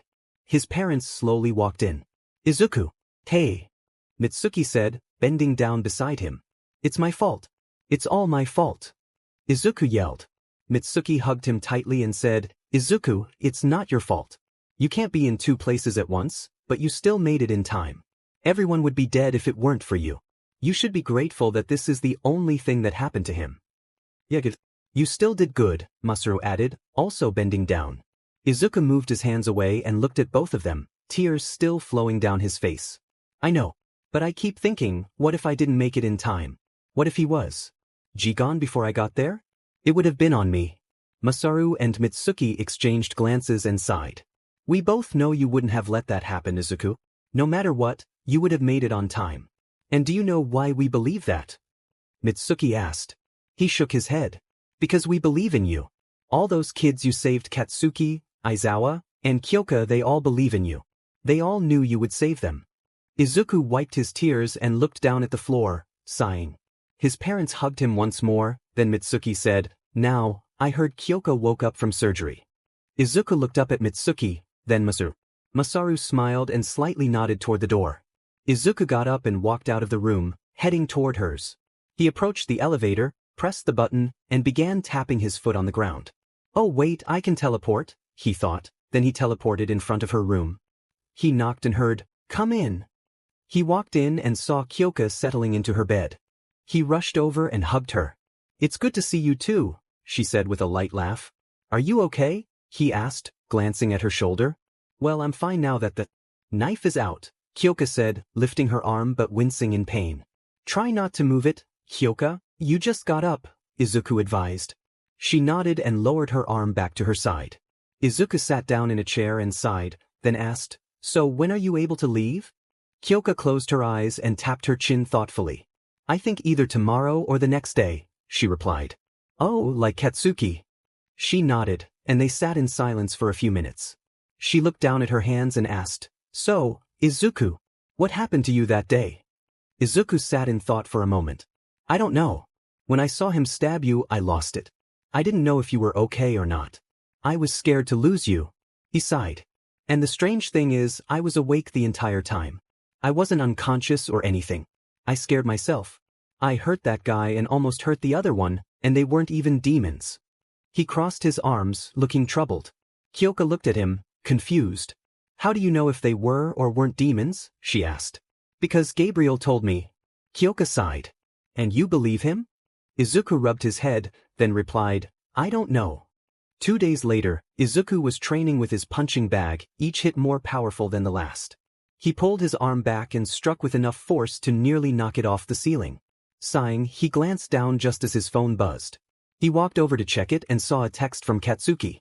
It was a picture of him making a rude gesture, with the caption, I lived, loser. Izuku chuckled and teleported into Katsuki's hospital room, exclaiming, Took you long enough to wake up. Katsuki jumped and tumbled off his bed. I just woke up. Are you trying to give me a heart attack? He shouted. Well, no. But I'm here to pick you up, Izuku replied. His phone buzzed again, and this time it was a message from Kyoka. I'm allowed out now, can you pick me up? Izuku grinned and said, I'm also here to pick up Kyoka, so hurry up. Katsuki waved his hand dismissively and nodded, getting up. Okay, I'm ready. Izuku placed a hand on Katsuki's shoulder and teleported to Kyoka's door. He knocked, and she opened it, immediately wrapping him in a hug. Hey, Zuku, she exclaimed. He smiled and hugged her back. Hey, Kyoka. He placed a hand on Katsuki's shoulder, and soon they were in front of the dorms. They all laughed and entered, noticing everyone gathered around the TV, their expressions serious. "What's wrong?" Izuku asked. Shoji simply pointed at the screen, and they moved closer to see what had captured everyone's attention. On the screen, All Might was battling a man in a black suit and mask, surrounded by a completely demolished block. Izuku, Kyoka, and Katsuki settled on the couch, watching intently. All Might was on one knee, breathing heavily. The masked man laughed, taunting, "Is this all you have, All Might? I expected better." All Might coughed but declared, "Well, maybe, but I won't give up." He attempted to stand and charge at the man, but suddenly, a fist shot through the man's stomach. The man crumpled to the ground, and All Might looked up to see another figure who had taken down his opponent effortlessly. "Man, that guy was boring," he remarked. Izuku leaped up, eyes wide. "Gabriel!" he shouted. Concern flashed across Kyoka, Katsuki, and Momo's faces. Izuku teleported to his room, quickly donned his hero suit, and returned to the living room. "I'm going now." "Wait, he just took out the guy who had All Might on the ropes and you want to fight him?" Kyoka protested, stepping in front of him. "If I don't go, All Might will be in danger. I might be the only one who can defeat him," Izuku insisted. Kyoka clenched her fist and looked down. Izuku gently lifted her chin, meeting her gaze. "Kyoka, I promise I'll make it back, okay? Please, let me go." She hugged him tightly, whispering, "Please come back." He nodded, then vanished. "All right, All Might. I'm not here for you, I'm here for someone else," Gabriel said, casually sitting on a rock. All Might clenched his fists. "Then who are you here for?" he demanded. Gabriel sighed. "I'm here for Izuku." All Might's eyes widened. "I can't let him go after young Izuku," he thought, rushing toward Gabriel. But Gabriel used his telekinesis to lift All Might high into the air and let him fall. Just as he was about to hit the ground, Izuku caught him. "Are you all right, All Might?" All Might looked down in surprise. Izuku set him aside. "I'll take care of this now." As he walked away, All Might called out, "Young Izuku, you can't. He will kill you, and I can't let that happen." "All Might, I can handle him." "Don't worry," Izuku replied, striding toward Gabriel.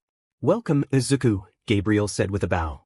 Izuku remained silent, taking his stance and igniting himself in flames. "Well, this is the final battle between us, Izuku. May the best one win," Gabriel declared, suddenly appearing behind Izuku. Izuku quickly turned and blocked a punch aimed at his head. He seized Gabriel's hand and flipped him, then unleashed a blast of fire at him. Gabriel deflected the flames effortlessly. Izuku jumped to punch him again, but Gabriel blocked it with his forearm. "You've gotten stronger, Izuku," Gabriel remarked, pushing him back and landing a punch to his face. "But I'm still stronger." He swung again, but Izuku ducked and countered with an uppercut. As Gabriel was momentarily airborne, Izuku leaped and kicked him down to the ground. Izuku landed and jumped back, watching as Gabriel stood up, brushing dust off his clothes. Izuku's eyes widened as Gabriel smirked. "Now, you must be wondering why I can get back up. That's easy. Do you know what Lucifer is?" Izuku pondered for a moment before realization struck. "You're an angel. Just like Lucifer," he said, getting into a defensive position. "And I can't believe the Bible left me out of the whole thing. I stood by him the whole time.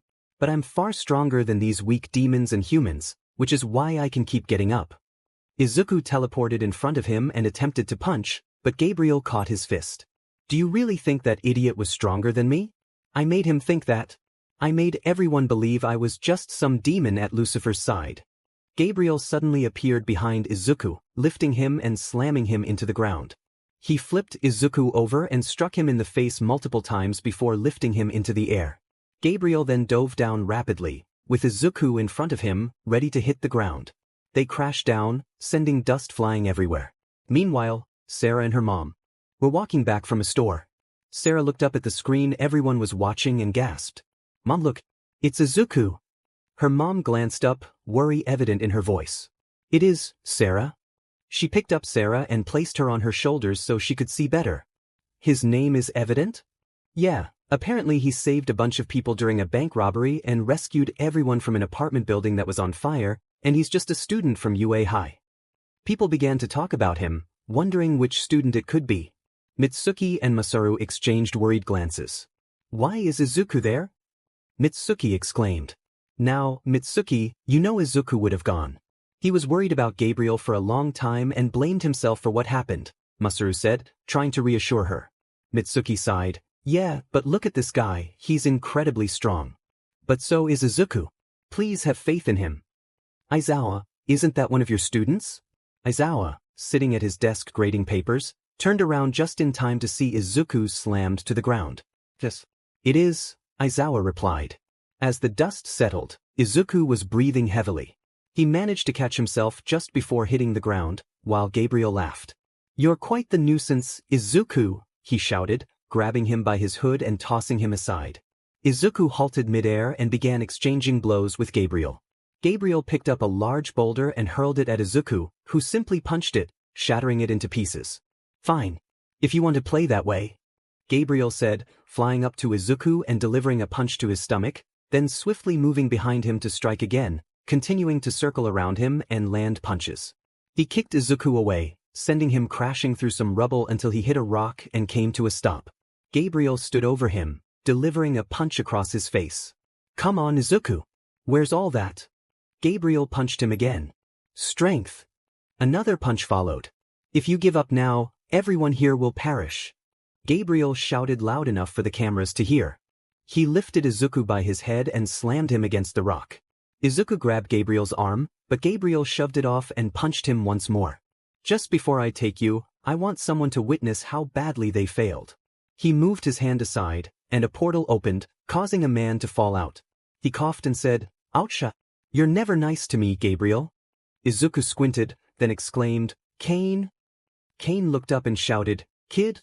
What are you doing here? Izuku pointed at Gabriel and Cain laughed. Is this really a laughing matter? I have Izuku. Gabriel shouted, but Izuku seized his arm and punched him in the stomach, sending him flying into a building. Izuku rushed over to Cain and hugged him. Cain, you're alive, he shouted. Cain patted Izuku's back. Yeah, I am. But you look rough right now, he said with a chuckle. Izuku smiled and nodded. They heard a loud boom and turned to see Gabriel standing, looking furious. Izuku extended his hand to Cain, who took it. So, do you think you can help me fight him? Izuku asked. Cain rolled his shoulders and chuckled. I've been ready since he captured me. They both prepared for battle. Cain closed his eyes, and the ground began to shake as he ignited himself in flames and opened his eyes, now completely black. Izuku looked at him, thinking, wow. So cool. He closed his own eyes and focused. Okay, Izuku. You got this. Just think of Kyoka getting hurt by Gabriel. The ground shook again. Cain glanced at Izuku and noticed his flames spiraling out of control. Izuku opened his eyes, and they mirrored Cain's. Wow, you can do this too, kid? Cain shouted, sounding impressed. Yeah, but I can barely control myself. Izuku shouted back. Well, no matter. Let's take him down, Izuku. Cain shouted. They both teleported to either side of Gabriel and attempted to punch him, but Gabriel barely managed to block them. Growing irritated, he shouted, just because you powered up doesn't mean you can defeat me. He blew both of them back, and another portal opened, revealing a sword that he grabbed. He charged at Cain, attempting to slice him, but Cain dodged and countered with a punch to Gabriel's face, followed by a kick. Izuku rushed in and kicked him in the side. The two of them moved in sync, lifting their hands and unleashing flames that engulfed the area. Izuku placed his hands together, and Cain jumped on them, launching himself into the fire, moving so fast that the flames vanished. Cain appeared in front of Gabriel and struck him into the ground, creating an even larger crater than before. Did you get him, Cain? Izuku shouted, his eyes returning to normal. Cain stood up, rolling his arm and laughing. Yeah, that was one of my strongest hits, even he should stay down. Izuku sighed and smiled, thinking, finally. It's over. He began walking toward Cain when he noticed Gabriel rising again. Cain, behind you, he shouted. Cain turned around and caught Gabriel's arm that held the sword, but it was too late. Half of the sword was already embedded in Cain. Cain! Izuku cried out, teleporting in front of Gabriel with his fist ready to strike, but Gabriel caught it, then grabbed him by the head and slammed him to the ground. Enough playing around. Gabriel shouted, pulling the sword from Cain and stabbing it into Izuku's leg. H! Izuku yelled. Gabriel laughed and began punching him repeatedly in the face. Young Izuku! All Might shouted as he rushed toward Gabriel. He attempted to punch him, but Gabriel blocked it. All Might unleashed a flurry of punches, hoping to land at least one, but none connected. Gabriel struck All Might in the stomach, sending him flying through 2 buildings. Now that he's out of the way, it's time to finish you, Izuku, Gabriel said, pulling the sword from Izuku's leg.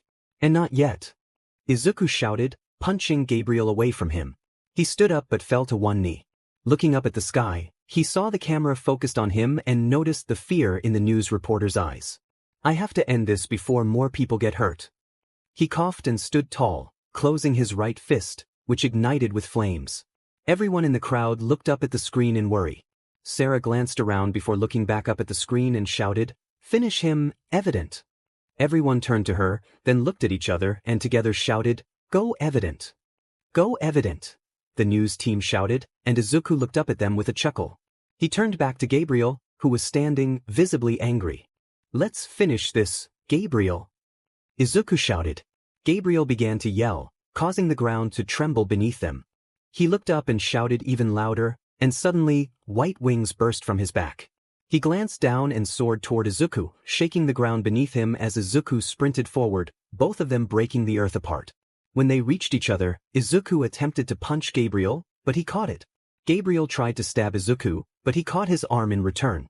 Izuku pushed against Gabriel's arm, and his eyes darkened as flames erupted around him. "You're done, Gabriel," he shouted, delivering a powerful punch to Gabriel's face that sent him flying. Izuku teleported above him and struck again, causing Gabriel to crash into the ground, creating a crater. The crowd watching cheered, and Sarah smiled at the screen.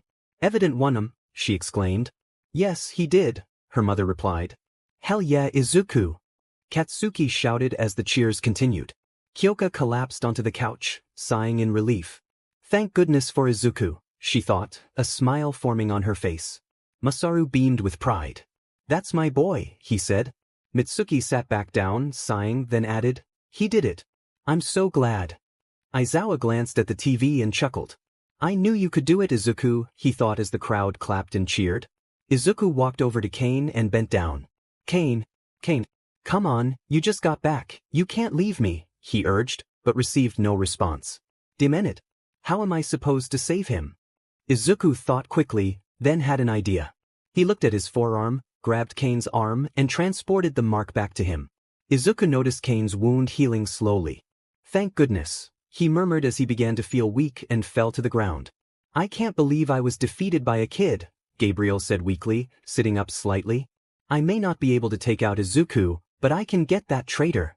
Gabriel flew up, shouting. Izuku looked up and saw Gabriel preparing to stab Cain, so he teleported in front of him.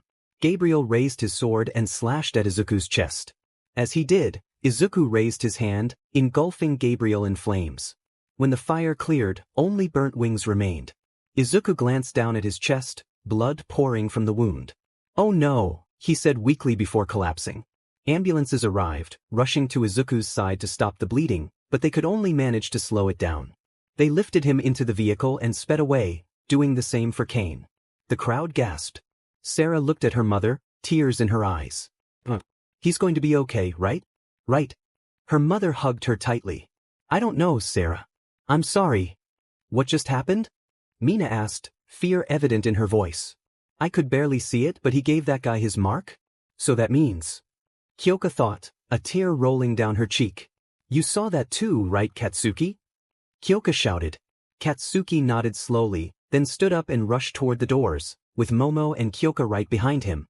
"Masaru," Mitsuki said, her eyes glistening with tears.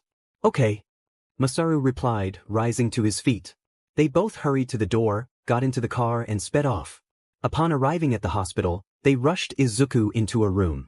A doctor entered, grabbed scissors, and cut away the fabric from Izuku's chest, removing his face mask for a moment. "Someone get UA on the line. Tell them to bring recovery girl now," the doctor shouted. As everyone arrived, they asked where Izuku was. A nurse stood up and began to guide them. When they reached the room, they saw through a window a team of doctors working frantically on Izuku. Kyoka approached the window, her thoughts pleading, "Please, Izuku, please make it." Cain opened his eyes slightly, squinting against the bright lights. He noticed the mark on his arm. "What is this doing here?" he thought, looking around to see doctors nearby. He sat up and a doctor cautioned, "You shouldn't sit up right now, sir. You're still injured from the fight." Cain glared at the doctor. "Tell me where Izuku is," he demanded. The doctor hesitated. "Sir, please, I don't care about that. Tell me where the kid is now." Cain interrupted, his eyes darkening. "He's losing a lot of blood," the doctor exclaimed. They covered Izuku's wound, but the machines began beeping erratically. "We're losing him." The doctor grabbed the defibrillator, rubbed the pads together, and shouted, "Clear," as he placed them on Izuku's chest. Izuku's body jolted slightly before falling still again. No, this can't happen yet." "Not yet," Mitsuki said, tears streaming down her face. "Come on, Izuku, we're still tied. You can't leave yet." Katsuki added, struggling to hold back his own tears. Kyoka remained silent, tears continuing to fall. "Clear," the doctor shouted again, applying the defibrillator once more. The machine's beeping slowed, then flatlined. "Diamine. What's the time of death?" the doctor murmured, looking down. Kyoka fell to her knees, sobbing. Katsuki sank into a chair, Momo wrapping her arms around him. Mitsuki cried into Masaru's shoulder, tears also falling from his eyes. Aizawa, Recovery Girl, and Principal Nizu rushed in, seeing the devastation. "We're too late," Recovery Girl said, her voice filled with sorrow. "God damn it," Aizawa muttered, approaching the group. Principal Nizu walked over to Masaru and Mitsuki, saying, "I'm so sorry. It's my fault this happened, we weren't watching him closely enough." The doctor emerged and said, "You should come say your goodbyes." They all entered the room and saw Izuku. Mitsuki hugged him tightly, saying, "See, Izuku? I told you would be a great hero," through her tears. "You saved everyone, kid," Masaru added, embracing him. Katsuki looked down, tears streaming down his face. "Izuku, you may not have a hero license, but you went down like a hero." Finally, Kyoka stepped forward, hugging him tightly as she cried harder. "You promised to come back," she whispered. "You promised me you would come back," she yelled, her voice breaking. "Please, Izuku. I don't want you to leave me," she yelled again, tears streaming down her face. Mitsuki placed her hand on Kyoka's shoulder, and as she stood up, the door was suddenly kicked open. "Kid, are you in here?" Cain shouted. He scanned the room, then focused on Izuku. "Oh no," he exclaimed, rushing over to Izuku and grabbing his forearm. The mark on Izuku's arm glowed again, and Cain urged, "Come on, please work." After a tense minute, Izuku took a deep breath and sat up. "Izuku," everyone shouted, enveloping him in a big "What? What did I miss?" he exclaimed. "You died, kid," Cain said, laughing. "I did?" Izuku asked, realizing where he was. I know this isn't the moment, but how did you come back?" Mitsuki shouted, with Masaru and Principal Nizu nodding in agreement. Cain turned to Izuku and said, "You haven't told them?" "Well, you told me not to tell anyone," Izuku protested. Cain sighed and replied, "You can tell them now." Izuku nodded and began recounting the entire story to his parents and the principal. "What did we say, Izuku? Masaru and I will love you no matter what. You should have told us sooner," Mitsuki exclaimed, playfully tapping Izuku on the head. "I'm sorry. I was just scared. I didn't want you guys to hate me," he admitted, looking down at his hands. "Izuku, no matter what, you don't have to worry about UA turning on you. You basically saved everyone, so you're good," Nizu assured him. Izuku smiled, feeling a tremendous weight lift off his shoulders. Cain cleared his throat and said, "Izuku, now if I could talk to you about something." "What's up, Cain?" Izuku replied. "Well, I was going to ask. There are still demons roaming the world. It would take me forever to get rid of them all, but if you came with me, it would take just 2 years. The room fell silent. Izuku glanced at Mitsuki and Masaru. "Now I know you can't die with the mark, so I think it's important for you to go," Mitsuki said, with Masaru nodding in agreement.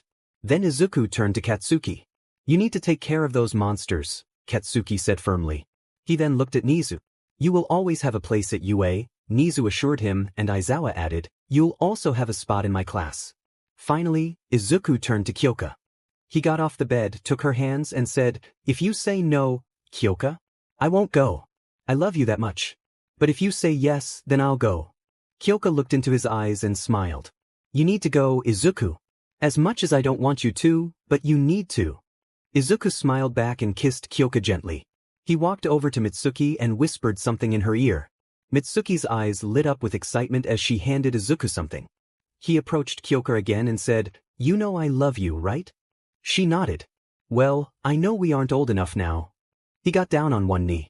"But when I get back, will you marry me?" Kyoka looked at the ring, then back up at Izuku. She nodded enthusiastically and hugged him tightly. "Yes, Izuku, I will," she said, kissing him again. He slipped the ring onto her finger, stood up, and walked over to Cain, declaring, "I'm ready, Cain." Everyone in the dorms was on the edge of their seats. Kyoka stood up and shouted, "Go, Izuku!" Katsuki also jumped to his feet, urging, "Finish him off, Izuku." The excitement was contagious, and soon everyone joined in cheering, "You can do it, Izuku." Mitsuki had tears of pride in her eyes as she encouraged, "You can do this, Izuku." Masaru added his voice to the chorus, shouting, "Show him what you're made of, Izuku." In the school's office, everyone was glued to the screen. Aizawa slammed his hands on his desk, his voice booming, "You can do this, Izuku." His enthusiasm startled Present Mike and Midnight. It was an intense moment, wasn't it? "I'm so grateful you all took the time to read the story, it means a lot to me. I plan to write a second one, though I can't say when it will be ready. Until then, take care." Well, it has certainly been a while, hasn't it? I wanted to let you know that I've released the first chapter of the second story in the Mark of Cain series, titled The Mark. You should check it out if you're interested. It's not perfect, but it has its charm. I hope you'll give it a read, no pressure, but I think you'll enjoy it.